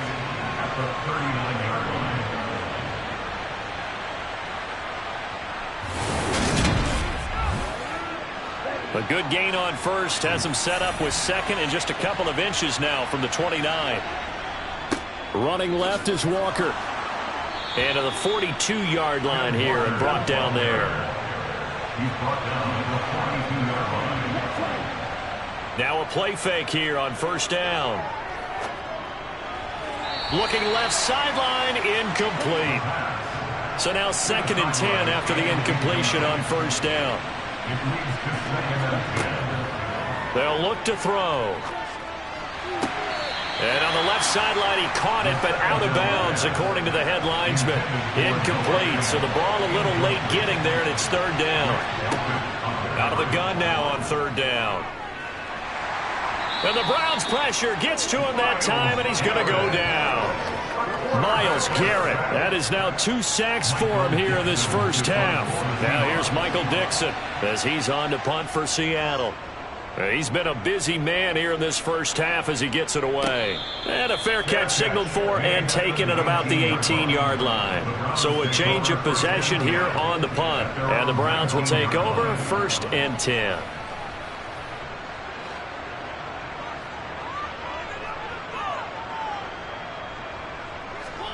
A 1st down throw for Mariota. And that is incomplete here. So they'll come up after the incompletion for 2nd down. It's 2nd down and 10. Mariota. A quick throw knocked away. It's incomplete. The offense on 3rd down tonight, 0 for 3 to this point. They could use a conversion. This is 3rd and 10. Throwing is Mariota. That ball nearly intercepted, but he could not hang on. Oh, a pick there certainly would have been nice. Instead, at least it'll be 4th down. So they're forced to punt on 4th as this one's away. A 40-yard punt, no return. And it will be 1st and 10 as they take over. Now we will get another look at Seattle's offense. Good starting field position for them as they come up 1st and 10 at their own 37. They'll try and start this drive in the air. Under pressure, and down he goes. Sacked there by Jadeveon Clowney. So, Charles, no turnovers yet for this offense, but those sacks now, they're starting to pile up. And one thing usually leads to another because they've got to figure out how the offensive line and everyone else involved in protection can keep their quarterback upright and allow him a chance to throw the ball downfield.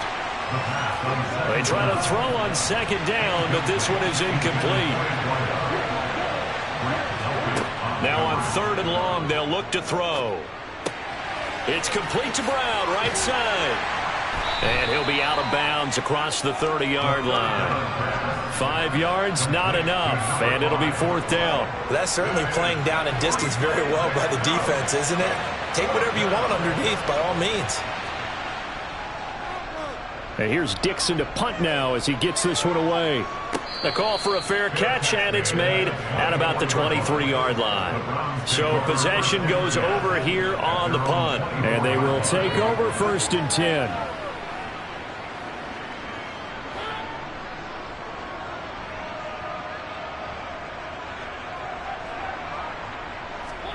First down, Mariota. Caught left side, it's Beckham. A good gain on first, has him set up with 2nd and just a couple of inches now from the 29. Out of the gun, they run it with Hunt. And he'll lose yardage here, going down back at the 28. It goes as a loss of 6. And now 3rd down. What a dimension this man brings to this defense. He had his mind set there that he was going to get in and make that tackle. He really flew to the football. And so much of being a good tackler is understanding and taking the right angles to a ball carrier. And that was just tremendous straight line speed there. He eliminated the angles and was able to meet his man behind the line of scrimmage. And the next-gen stats show us the top speed there, better than 18 miles an hour. These guys have punted 4 times already, and they're staring at a 5th, barring a conversion here on 3rd down. He's got his tight end, David Njoku. And he is going to have a Browns first down as they're able to get the 3rd down conversion. They go up the middle with Chubb. And he'll get it out to midfield. Let's see, yeah, they'll spot it right at midfield at the 50. 10 more yards. He was taken down at the 50-yard line. Mariota now from the 50. It's caught, Cooper. And he'll be brought down on the other side of midfield at the 43.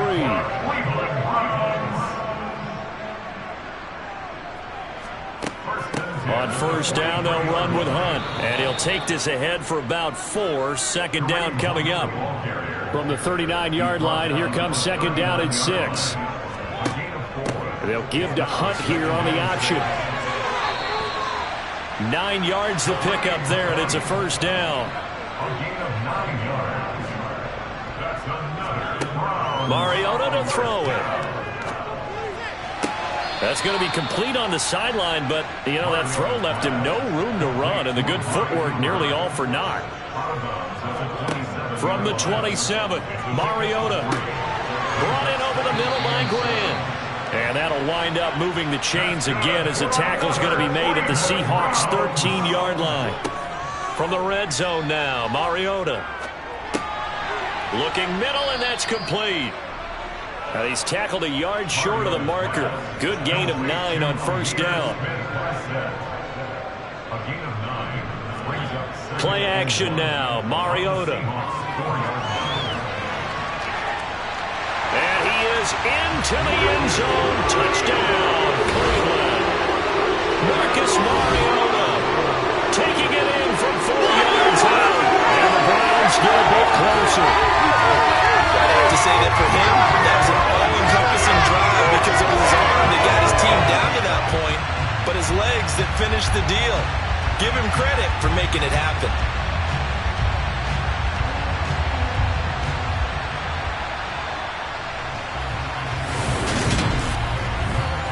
Now Cade York for the extra point.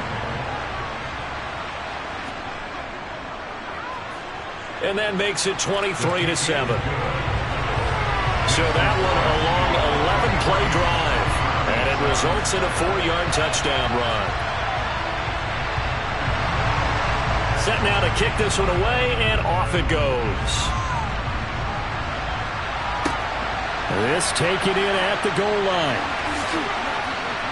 And the tackle going to be made right there at the 25-yard line. And out now come the Seahawks.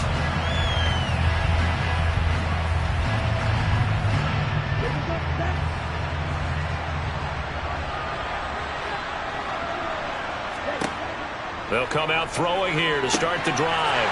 Setting up the screen here. This is Walker. And he is going to lose yardage here. Despite the completion, they're going to wind up losing 3 there. Second down. It looked like the defense, they were ready for that one. Really left him almost no room to work after catching the ball. He could throw every move in the book at him. They were there, and they tackled him for a loss.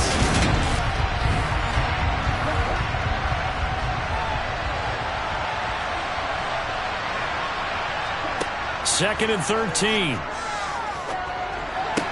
Completes it to Fant on the right side. And he gets this up just shy of the 30 to the 29 before he's out of bounds. Now we're going to get a timeout here as it looks like there's a Seahawk injured on the play.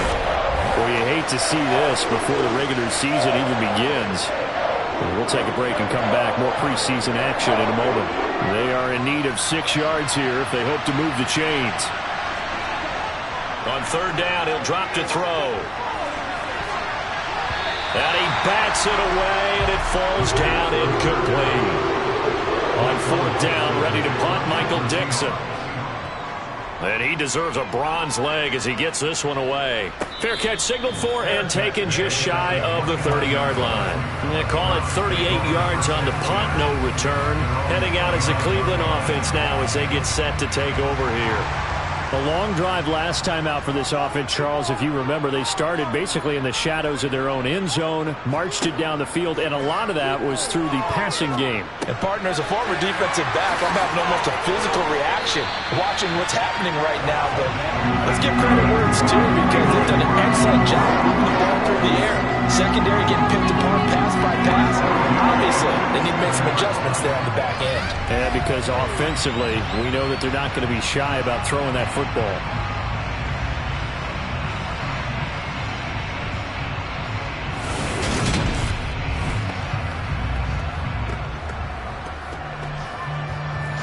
A big hitter to start the drive has him up near midfield here for 1st and 10.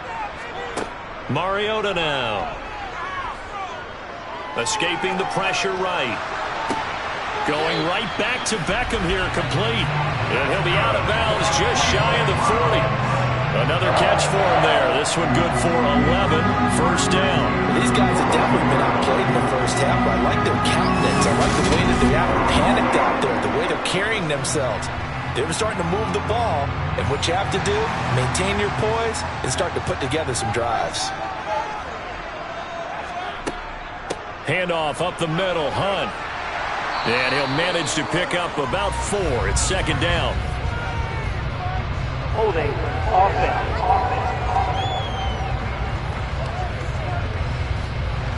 Yeah, that's on the guard, Wyatt Teller.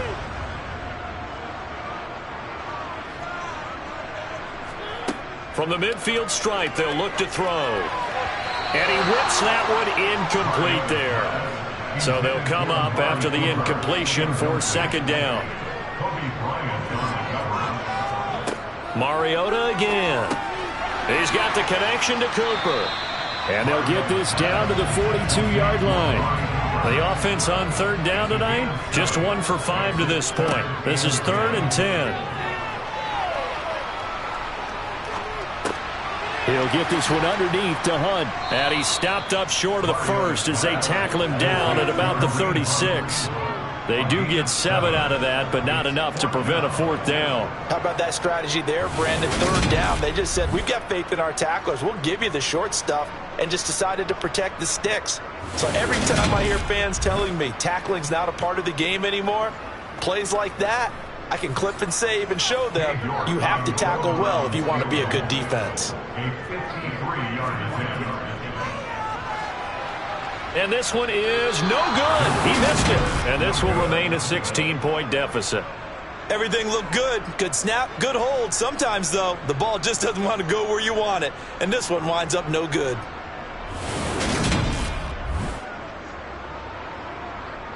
And Seattle now ready to march onto the field. And right now these guys, they're shuffling a little bit, maybe doubting, because 3 straight drives have ended with them punting the football away. Yeah, so you start pointing fingers at each other a little bit, asking a lot of questions. What are you seeing? What are you getting? Maybe trying to narrow down your playbook a little bit and maybe get simpler rather than more complex in order to try and fashion together a drive. And give him about 5 as he gets this up to the 48-yard line. Sticking with Walker on second down. And nowhere really to go there. He'll take this up just shy of midfield.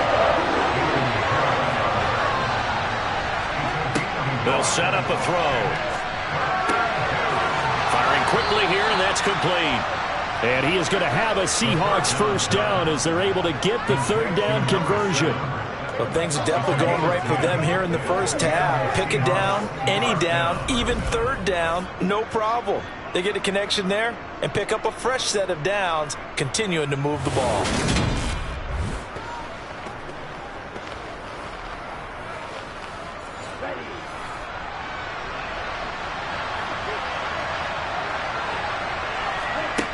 Now on first down, he'll drop to throw it. And a quick throw here, that's complete. And they're going to work this down to about the 32-yard line. Second down and inches. And on the left sideline, he caught it, but out of bounds, according to the head linesman. Incomplete, so the ball a little late getting there, and it's third down. They'll try for the first with Walker. And he's going to get the first down as they bring him down at the 23. And hold on here, because on that last run, it looks like we have a player who was shaken up. Well, injury's never good, especially here in the preseason. Hopefully nothing serious. They'll take a look at him, and we'll step aside for a moment.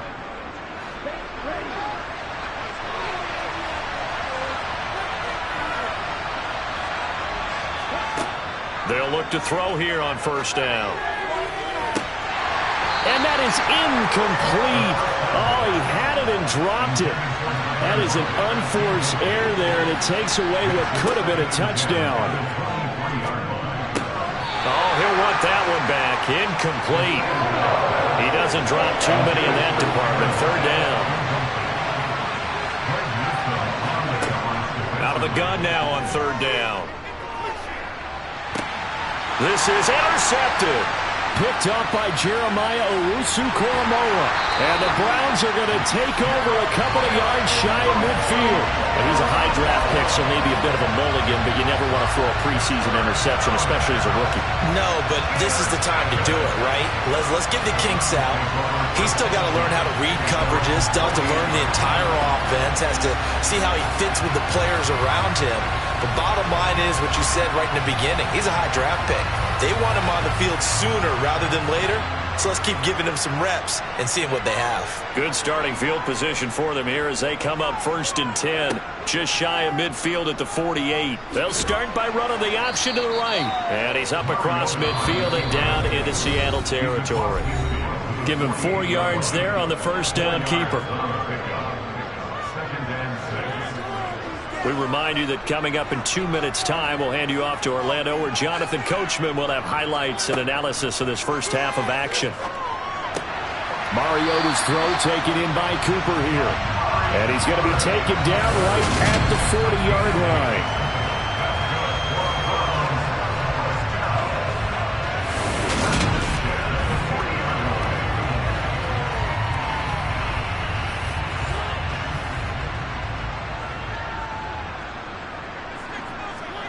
Mariota now to throw on first down. Being chased out left. And he overshot him there. It's out of bounds, incomplete. So second down and 10. Once again, they'll go from the 40. Throwing, Mariota. He's going to drop this one down for Chubb. And he gets this to the 35. Good for a gain of 5. They missed a field goal on their last drive. Here they need something to even get into field goal range on third down. Eluding the pressure right. And he's out of bounds. Almost gets to the 10. Big yardage there on the scramble. It gets him a first down. On third down, he obviously wants to throw the football, but there's nowhere to go with it, so he takes off and goes. And now does he get to the first down marker? He blows right past it and picks up big yardage. Partner, that's a great bit of improvisation.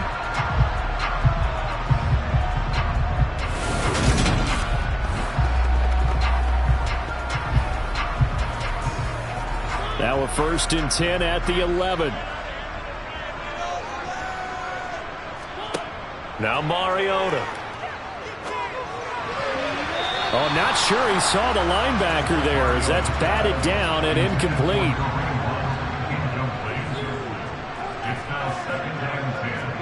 Throwing again on 2nd and 10. Mariota. And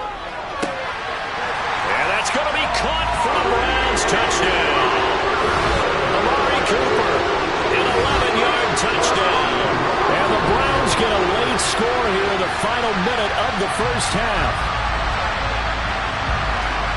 CD for them, this has just been an offensive explosion here in the second quarter. Yeah, held scoreless in the first quarter. Now they find the end zone again here in the second. Sometimes you just have to have some patience. A lot of people think it's always an adjustment. You have to change what you're doing. Sometimes you just have to do your game plan just a little bit better. And I think that's part of what we're seeing here. Extra point by York is up and good. And that trims the lead down to 9. Taken in at the 3. And it's a pretty good return here as he'll get this up to the 29.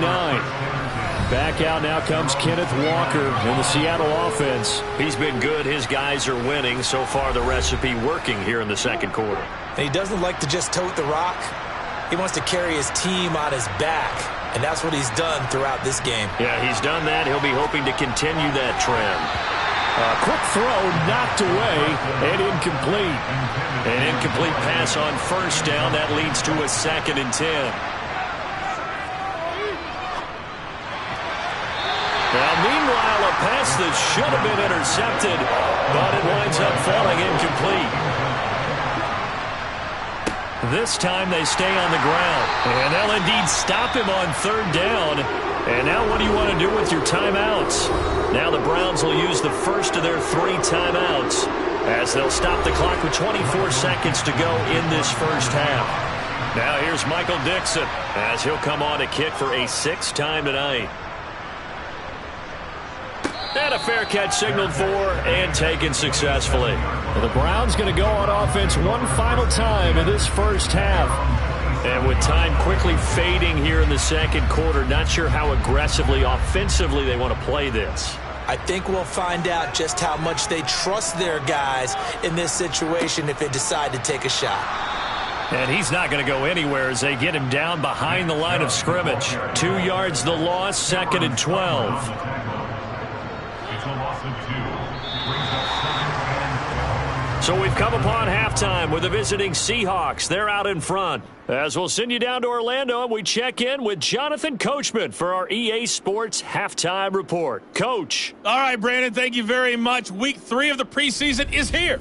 Everyone wrapping up their exhibition schedule. No games for the league on Labor Day weekend, and then it all begins. The 17-game regular season gets underway on the Thursday after Labor Day with the NFL kickoff game. Meanwhile, for the Browns, they weren't quite as successful throwing the ball as their counterparts were, but they still were able to move the ball reasonably well in that first half. All right, Coach, thank you very much as we welcome you back for quarter number 3. Our starters likely to be out there for the third quarter as we get back underway in this second half. And that decision to bring it out ends up not being a good one. Costs him about 5 yards as he's tackled at the 20. The Browns offense getting set to go to work here to start the third. And right out of the gate, they face what you think could be a pretty important drive. I would say so. You know, they're down 2 scores. That's not the end of the world. It wasn't the strongest of first halves, but for them to start clawing back, they've got to start putting a little pressure on that defense, start cutting into this deficit. You can't have 3 and outs and expect to get that done. And he's able to plow forward up to about the 29, just shy of the 30.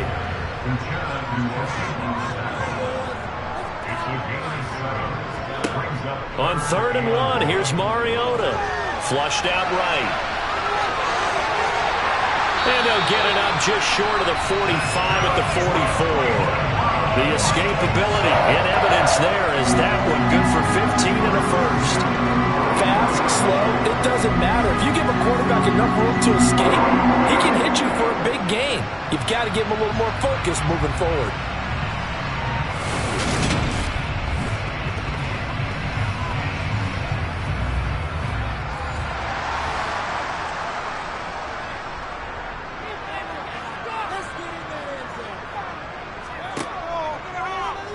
He'll decide to keep this once more. And he's going to be met at the line of scrimmage and taken down. Looking to throw on second down. Mariota quickly into the hands of Beckham. And that'll wind up moving the chains again as a tackle's going to be made at the Seahawks' 44-yard line. He continues to deliver a first down here. He had 4 catches in the first.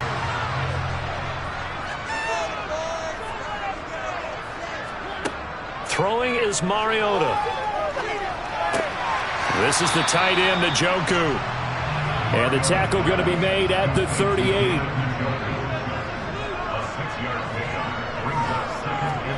Now it's a bootleg with Mariota. And that throw behind his man. He missed him. Incomplete. This offense in desperate need of a conversion as they come up on third down. They'll throw again. Mariota.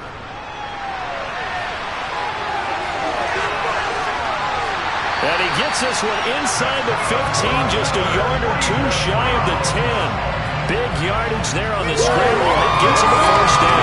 Third and short. Not only did he get away from the rush and pick up a first down, he picked up a whole lot more than that. And how did he get it done? Evaded the rush, kept his poise, and then how about him directing traffic as he moved downfield to pick up extra blockers? A really nice run. From down at the 12, it's 1st and 10. Now Mariota. To the sideline. Wow, what a catch. Doesn't get a lot out of it, but he is able to keep the feet in bounds. To throw again on second down. Mariota. Flush to his right. And he can't find a receiver, and he's brought down. Uchenna Nwosu got the sack there. And, of course, that's not an easy man to sack. You know how elusive he can be trying to get outside of the pocket. That was a great play on the defensive side. And I wonder what was going through his mind because he didn't seem as committed to using his legs to pick up yardage. He wanted to keep that play alive, so either take off and go or throw it away. But he held on to the football and ended up getting sacked. On third down, Mariota. Looking left side, and he's got a man. That's Grant. And he will be very close to a first down, but I see the closed fist of the referee, and that means 4th down. So the pitch and catch good for 11, and that'll bring up 4th down. That was a heck of an effort to stop him just short of the marker, but now they're going to need another big play on 4th down on defense, I believe, because offensively, they went from 3rd and long to now it's a go situation here on 4th and inches.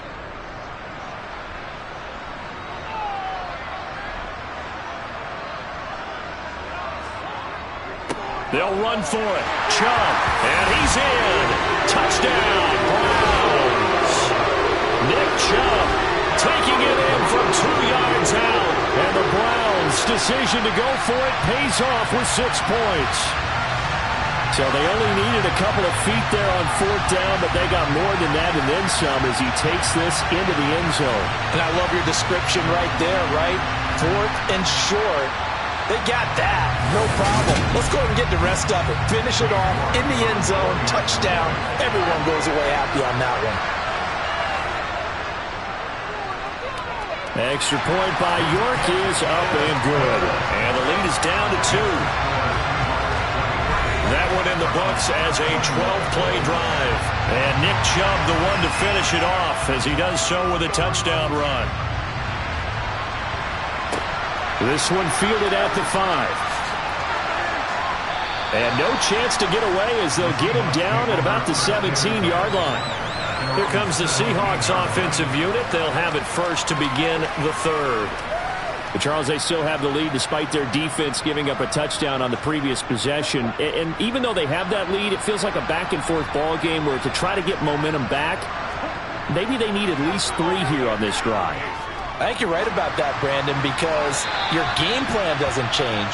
I do believe your urgency does because of the last score that went against your team. So what you want to do now is have your own drive and try and make sure that that momentum stays in your camp. And he's taken down. It's a gain of 3 from the 17 to the 20. So 7 yards from the first down here as they come up to the line of scrimmage. He lets it fly for Lockett, and that will be incomplete. Well, they weren't scared to let it fly, but it falls to the ground and brings up 4th down. Now here's Michael Dixon as he's on to punt for Seattle.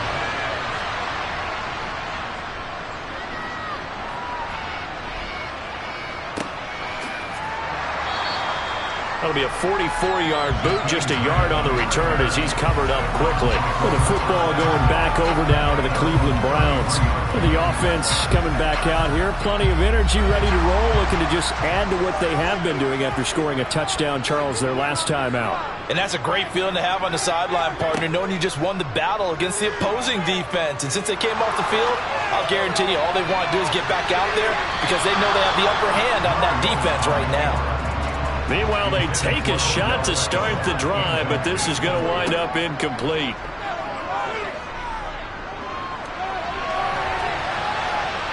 And he'll slide to a halt here, still a little shy of the first down marker. He turned that into a nice gain, gets him 8 yards closer for 3rd down. The defense did its job of taking away a quick throw, but that's only half the battle because they've got to get to him before he can make a run for it. A little bit late containing him there, so he makes a nice gain out of a play that looked like it was in trouble. And he's got some space here. 48 yards on the ground for him now on 9 carries. For a lot of guys playing this game, there's no better feeling than running right through a tackle. He's able to lower his center of gravity and churn his legs for a really nice pickup.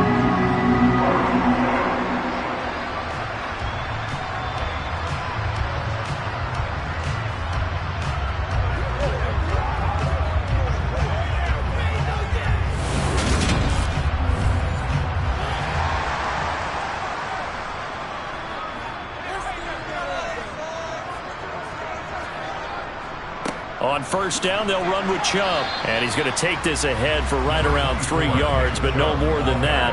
2nd down. On 2nd and 7, Mariota. Quick slant complete to OBJ. And that'll wind up moving the chains again as the tackle's going to be made at the Seahawks' 32-yard line. That catch puts him over 70 yards receiving now as he's got a first down.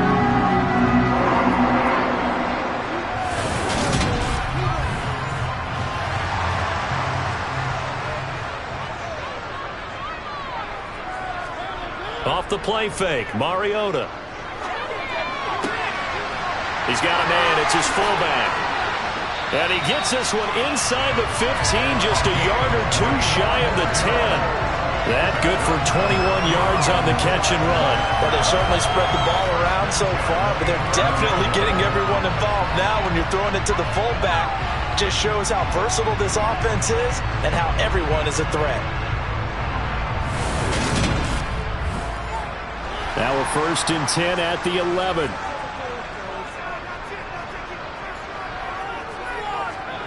Mariota.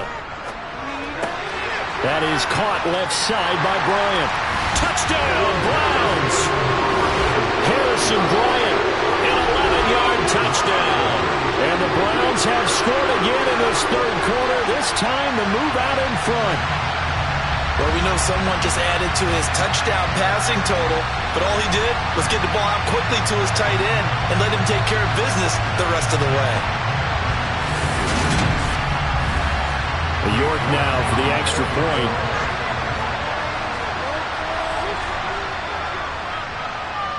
And the lead is up to 5. So that winds up a 7-play drive all told. And it's capped off by the Browns' touchdown. The Browns kicking team out there now as they'll send this one away. This will be fielded inside the 5. And a good return as he'll be stopped just shy of the 30-yard line. Here come the Seahawks now, set to take over on offense. These guys definitely hoping for a better showing than their last appearance. They couldn't really even move the football much beyond the shadows of their own goalpost, Charles. We'll see if they can get a better, more sustained drive going here. Yeah, and every team that we ever talk to says the exact same thing. When you start a drive from that deep in your own territory, the goal is a minimum of at least 2 first downs, because even if you have to punt then, you change the field position, right? You flip the field a little bit. They didn't get that done. This time they want to string together a nice drive and help themselves out. First play of the drive goes the wrong way. Here's 2nd and 12. Back to throw. Wide open receiver complete. And they work this well upfield across the 45. A gain there of 21 yards. I'll tell you what, a lot of those mid-range throws have been available because sometimes teams get too concerned about the deep ball and they leave too much space in front of them. And these guys have been taking advantage so far.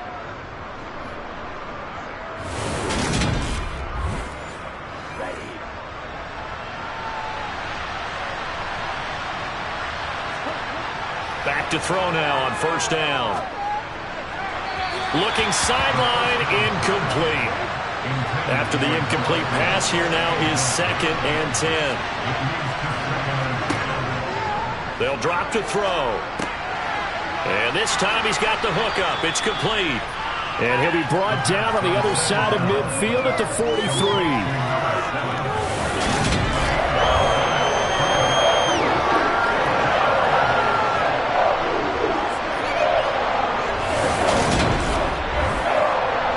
This is 3rd and 1. Very likely 4-down territory, even if they don't get it, though. On 3rd down, here's Walker. And he's able to get the first before he's taken down at the 36. 59 yards rushing for him now on 17 carries. I think they like this drive a little bit better there, partner. Running game helping out, picking up some of the slack. Because remember, the last drive they went 3 and out.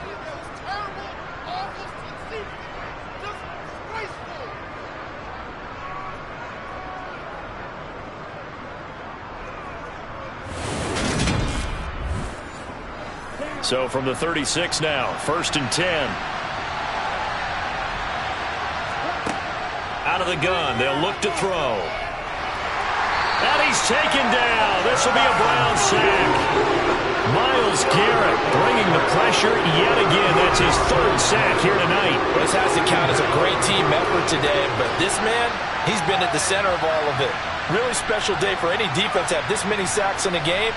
Even more so for this player. One of the best individual efforts of the season.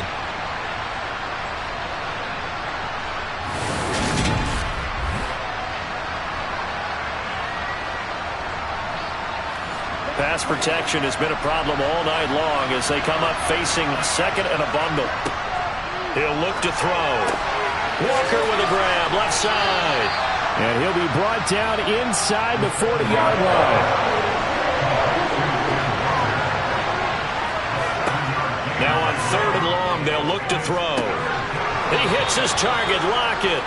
And they're going to have another 1st down as he's going to be tackled at the Browns' 23. A big play there as they get the conversion on 3rd and 13. Well, this is an awfully tough route to defend in man coverage because he lines up on the right and then runs a crossing route back to the other side of the field. So as a defender, you're not only trailing him the whole way, you're also looking out for your own guys to make sure you don't get yourself picked off. And then you can't catch up in time to prevent the completion.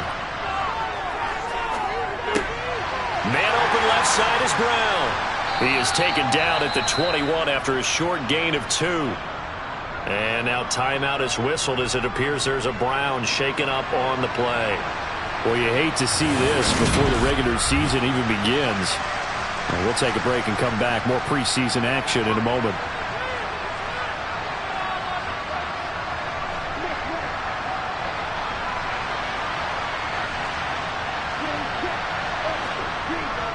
On 2nd down, it's Walker. And he'll go down here at the 12-yard line. 9 yards to pick up there, and it's a first down. As we surmise, Charles, most of the starting unit's still out there for this third quarter. First time this preseason that they played into the second half. And that's by design. Most of the time by this point of the preseason, you want them to go into the half, cool down, and then come back out and warm up to start the third quarter like you would a regular season game. That's exactly what they wanted to get done.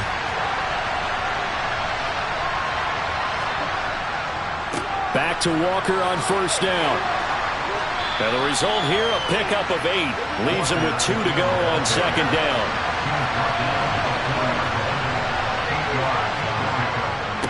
Again, it's Walker. And he is in for the Seattle touchdown.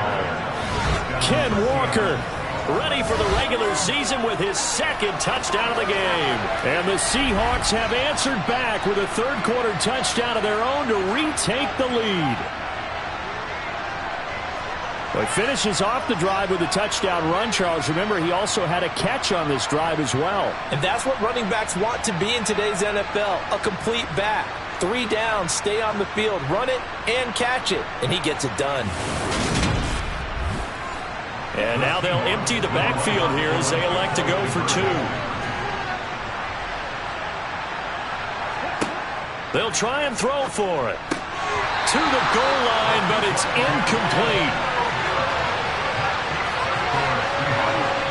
And in the third quarter here, they were trying to push that to a 3-point game, but instead it'll stay at 1. And I'm a big proponent of not chasing points or going for 2 too early. But in this case, I understand why. You know, if you kick an extra point, you're just up 2, right? So a field goal still puts the other team ahead. So you go for 2 here and protect the field goal lead. They didn't get it done, though. Grant, he will not return it, and his guys will begin at the 25. And now Cleveland geared up to take the field. As this offense comes back out here, Charles, they're trailing in this ball game. And they've been on the sideline for a while. They did score their last time out, but they just had to watch that long, sustained drive, so we'll see if they can shake the rust off.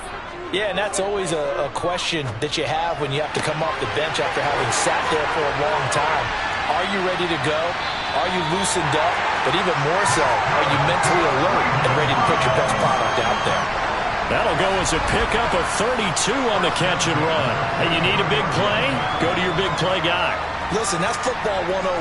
When you have to have it, you expect that guy to step up. A lot of people call these receivers divas. Sometimes just leadership when they get in the huddle and say, get me the ball. I'm about to make a big play. So the big play gets him across midfield now for 1st and 10. Mariota now. Going out wide, finds Chubb. And they're going to get this down near the 35-yard line.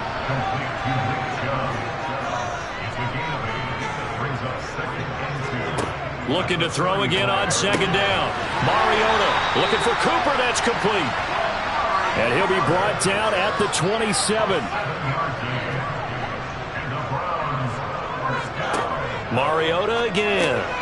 Again, it's Cooper as he makes the catch. Down he goes at the 23, a pickup of 4.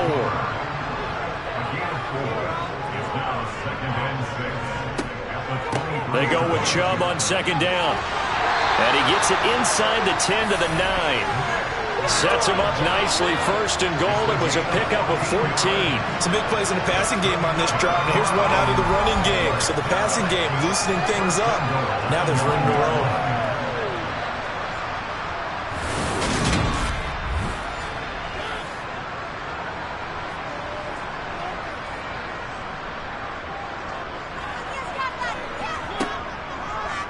And they'll try the option on 1st and goal.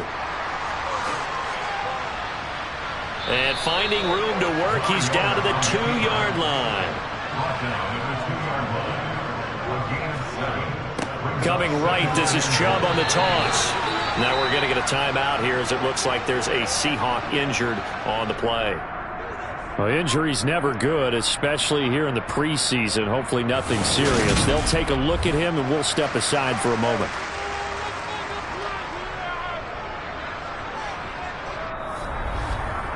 So they'll get a little extra time to come up with his 3rd down play as we've played 3 quarters. We'll return with more preseason football on EA Sports. And we're back now here in Cleveland. And we've got a dandy here. A one-point game as we begin the fourth. Escaping the pressure right.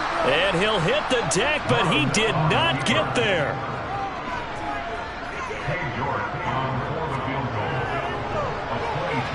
York able to send this one through. And they have taken the lead here in the fourth quarter. So the drive here ends with a field goal. It does give them the lead, but this one's still certainly a long ways from over. It definitely puts a lot of pressure on your defense to hold the lead, right? They're happy to have it and happy to be out there trying to do so. But I know as a former player, in the back of their mind, they're thinking, why don't you score the touchdown and seal this thing? And able to get this across the 20, but not much further as he's dropped it to 23-yard line. And the Seahawks get ready to trot out on the field. And now they find themselves trailing following the field goal. Still a good amount of time in this fourth quarter, but this drive very well could determine the outcome of this ball game.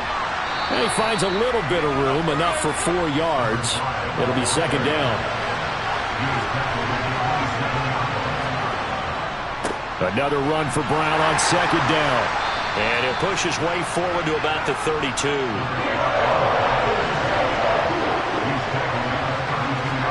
Now it's the backup Cousins. And that is incomplete. Now here's Michael Dixon as he's on the punt for Seattle.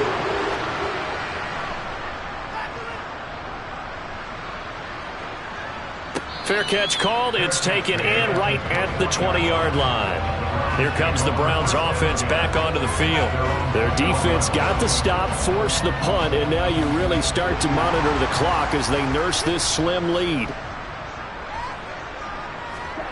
On 1st and 10, here's Mon. And he's going to have to eat this one as down he goes. He'll wind up losing 3 there on the sack. Good pressure, and it's second down. This is a little hard for me to compute because I'm watching sack after sack happen, but somehow they're still behind in the game. I would expect all of this defensive pressure to translate to them taking a lead, and thus far, it hasn't happened. Time's winding down. They don't want to waste this type of performance from these ace pass rushers. Pass protection has been a problem all night long as they come up facing second and a bundle. Another try after the first down sack. Mon. That one caught by Felton. They'll wind up getting 10 back as that sets them up for third down.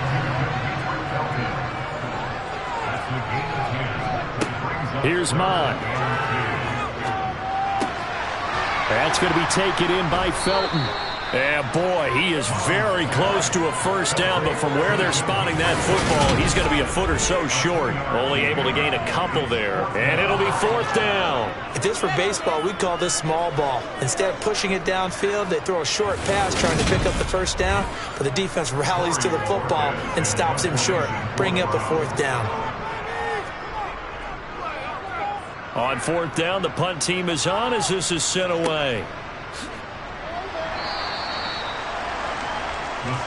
Seattle again getting ready to take over offensively. Their defense accomplished step 1 of the mission. They forced the punt. Now they'll look to erase that deficit and take a fourth quarter lead.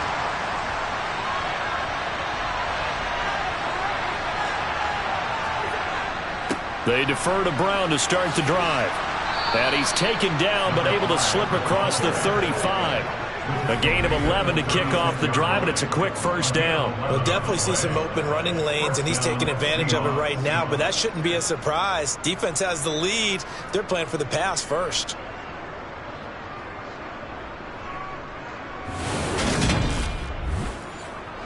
So from the 36 now, 1st and 10. They go right back to the ground here, and Brown. And he'll grab a gain of 5 out of this up to the 41-yard line.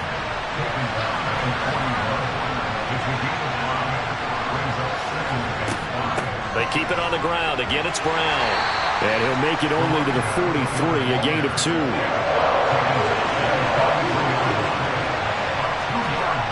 Now Cousins. That's complete to Disley, the tight end.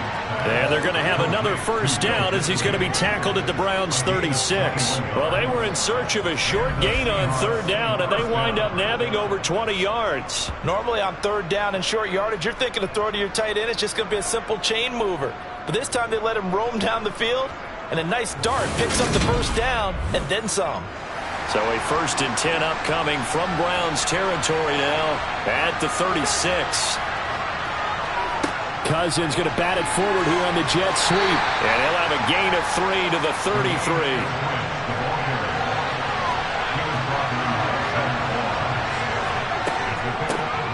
On second down, it's Jones. And he'll follow his blockers there all the way down to the 23-yard line. 10 yards and a Seattle first down. Not too shabby for his first carry of the game. That's exactly what most teams are looking for. A really good change of pace back.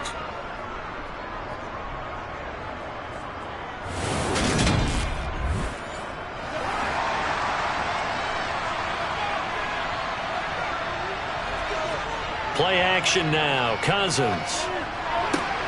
And that's going to be caught. Dwayne Eskridge.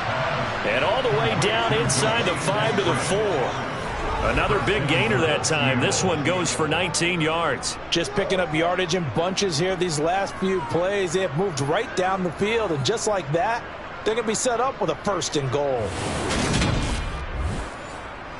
And the question now, how do they want to work the clock here on 1st and goal? A field goal would give them the late lead.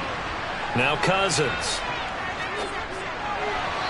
And that's off the mark, incomplete.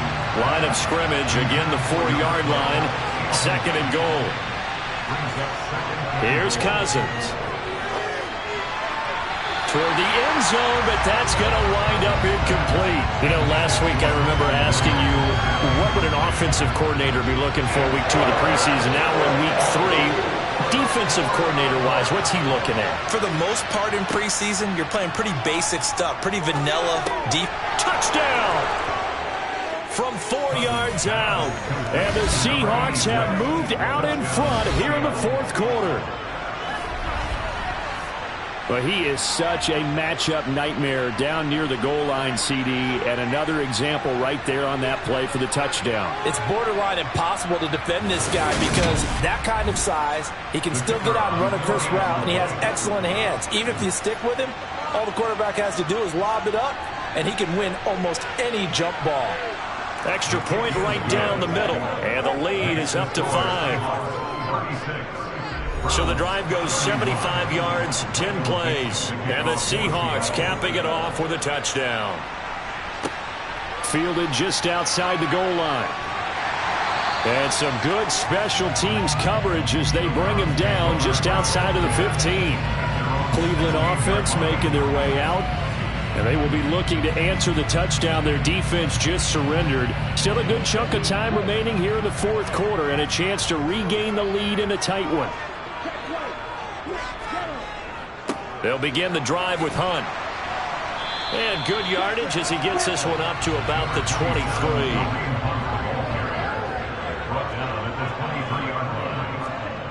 Throwing on 2nd and 3.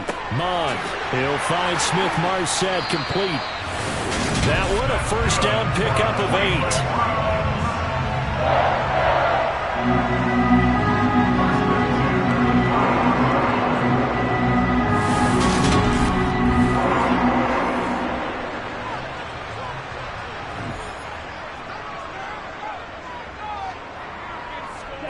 Now Mond. Oh, he's got a man wide open, complete. And he slips up past the 45 before being tackled. Just what the Browns needed there. Good for a gain of 17.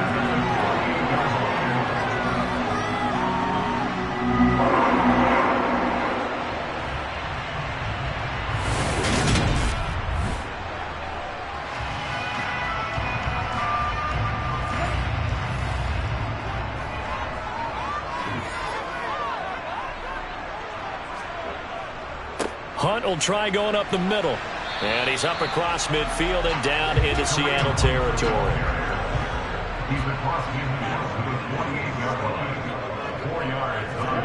From just shy of midfield, Mond. That's complete to Tyler Johnson. And that'll wind up moving the chains again as the tackle's going to be made at the Seahawks 30. First target, first catch, and a first down. This has been a nice answer to the touchdown drive against them a few minutes ago because they've come out and reestablished the tempo. A nice throw there, and they're putting together a very strong drive as a response.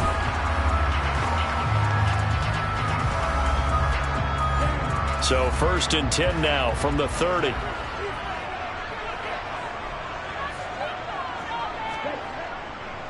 Now a handoff. Hunt's going to run left. And nothing much materializing there on the first down run. He'll get a couple, and that's it. Throwing on 2nd and 8. Mon. Oh, it's a screen pass. That's complete. And he'll be taken down at about the 22-yard line. This will be play number 8 here on the drive. It's 3rd and a yard. They'll try to run for the first down with Hunt. And Hunt is not going to get there. That'll make it 4th down after a loss of 1. I like the strategy. Extra tight ends, extra beef. They want to run the football, but that means they probably want to run it inside. If you get strung out on the perimeter, you're in peril. Yeah, we saw the result. Negative yardage.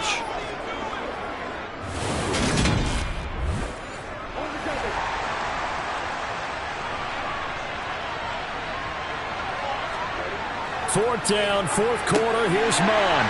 Quick completion here to Johnson. And they're going to get this down to about the 17-yard line here. 4th down, trailing in the 4th quarter. They felt compelled to go for it, and they got it. Well, I looked down at my play sheet, and what I would find, plays have been successful throughout the game that have worked at the distance you need, and that's exactly what they got done.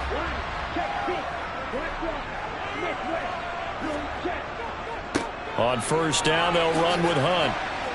And he'll be stopped after a gain of only a couple down to the 15-yard line. He's brought down on the 15-yard line. 2 yards on the pickup. It's 2nd. On 2nd down now, Felton. And they get to him quickly here as he's stopped right around the 13. He was brought down at the 13-yard line. A 1-yard gain.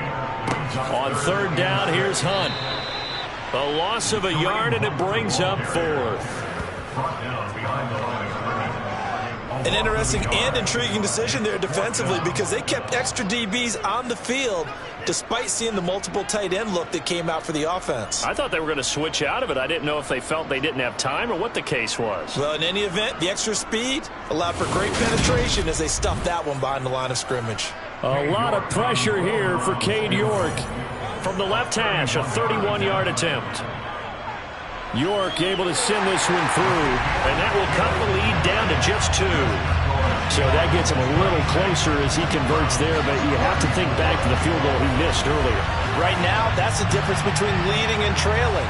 So at this moment, he's reciting that kicker's prayer that we know so well. Just give me one more shot before this one's said and done. Now a hit and a loose football. And this is picked up by the Browns. And they're going to be set up in the red zone at the 15. When you kick off and you go downfield and get the ball back, that's what I call a great opportunity. In a one-score game, I always circle, and you know this, but in my play-by-play sheet, I circle big plays. It could be turning points. This could be a turning point. Did you put a second circle around this one? I put a star. I put a star.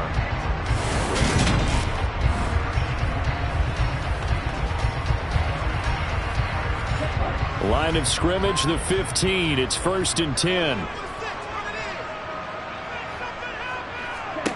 Mon going to throw it. Now they go screen. It's complete. And they've got this down to about the 12-yard line.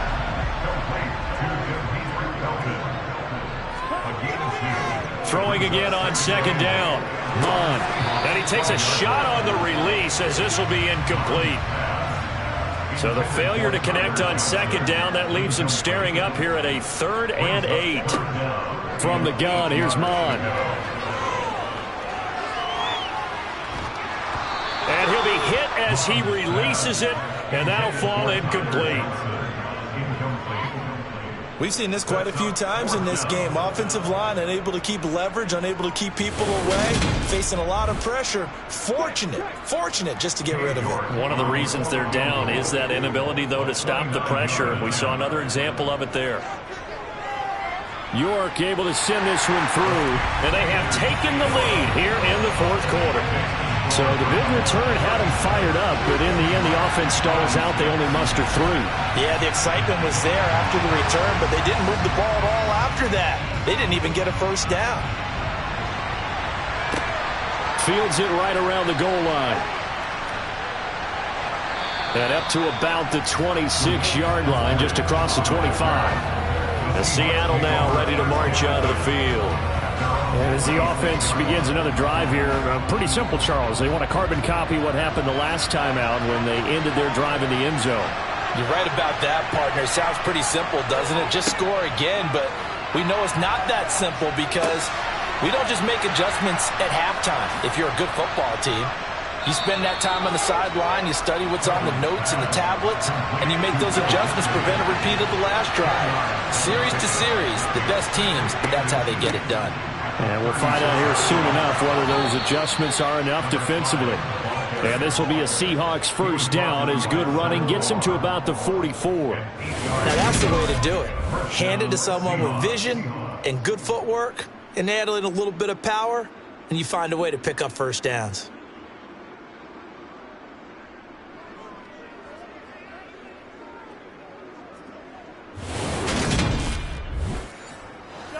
Back-to-back good plays have them on the move on first down. From the shotgun, it's Cousins. And that'll be knocked away. It's incomplete. So after the incompletion on first, now 2nd and 10. To throw, Cousins. Caught on the right side by Jones. And he's able to get this one out closer to midfield across the 45.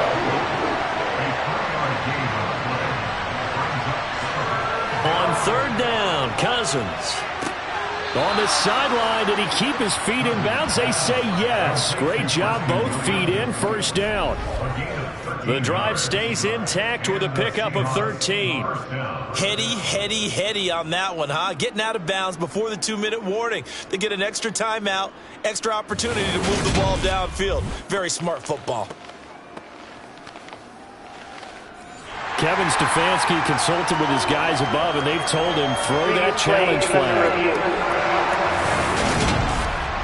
Did he keep those feet in bounds? That's the question they've got to decide. And I got to say, watching it in real time, it was awfully close. Yeah, it certainly looked like a heck of a catch because he didn't appear to bobble it, which could complicate things. But even with the benefit of replay, that's pretty tight. Well, here's the call. So for Kevin Stefanski, a smart decision to throw the flag. Desperation time. Cousins on 4th down. And it's incomplete. They cannot convert, and they turn it over. Less than 2 minutes to play. Down to the wire we go in a 1-point game. Now remember, no overtime here in preseason. This offense hoping that's a moot issue as they try to finish this one off. Well, they're going to get about 3 here out of this first down run, and that'll bring up 2nd and 7. And now with 1:52 to go, we get another pause in the action. A timeout here defensively. Have to imagine this will be on the ground as well as they come up 2nd and 7. Handoff up the middle, Hunt. Now the Seahawks call the 2nd of their 3 timeouts as they'll head to the sideline and talk over what to do next. It'll be a nickel look here for the Seahawks on 3rd down. Mon looks to throw. He's going to dump this off to his running back, Hunt. And this will not be enough. On 3rd and 5, he only gets 3. Now a timeout called for by the defense as they'll head to the sideline and talk over what to do next.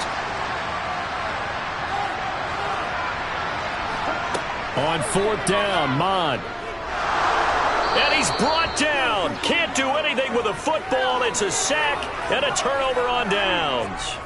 The Browns unable to move the chains on 4th down. And the Seahawks are going to take over the football. So that's a decision that could loom pretty large here. They go for it on 4th down, but come up empty. But I actually like the call, and the reason? It shows me a head coach has faith in his team overall. First on the offensive side, thinking they can pick it up, but also knowing that he has faith in his defense that if they don't, they'll go out there and stop them. I like the confidence he showed. They've got good starting field position as they come up here 1st and 10 at the 45. Now Cousins. And his throw's going to be incomplete. So now 2nd and 10 after the incompletion on 1st down. Cousins to throw. Open man, it's Preston Williams. And they're going to get this to about the 44-yard line. 1st down now, but that clock rolling. They take a shot downfield there, but it winds up falling incomplete.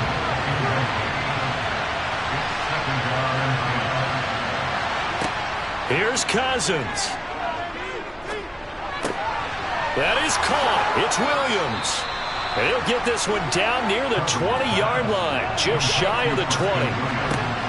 Cousins. Oh, no, he lost the football. And the offense will get this one back. Boy, that could have been catastrophic at this late stage of the game, but they avoid disaster. And finally, down he goes as they work it inside the 10 to the 7. Well, somebody lit a fire under that offense during the break, Charles. Remember, they trailed at intermission. They come out, they have the big second half, and that lifts them to the victory. And Brandon, trailing at halftime, we always talk about teams making adjustments. You know what the best adjustments usually are? It's just executing better. Because the game plan you put in place at the beginning of the week often still holds. You don't have to make wholesale changes. You just have to do it a little bit better, a little cleaner. And they did that in the second half, and that led them to victory.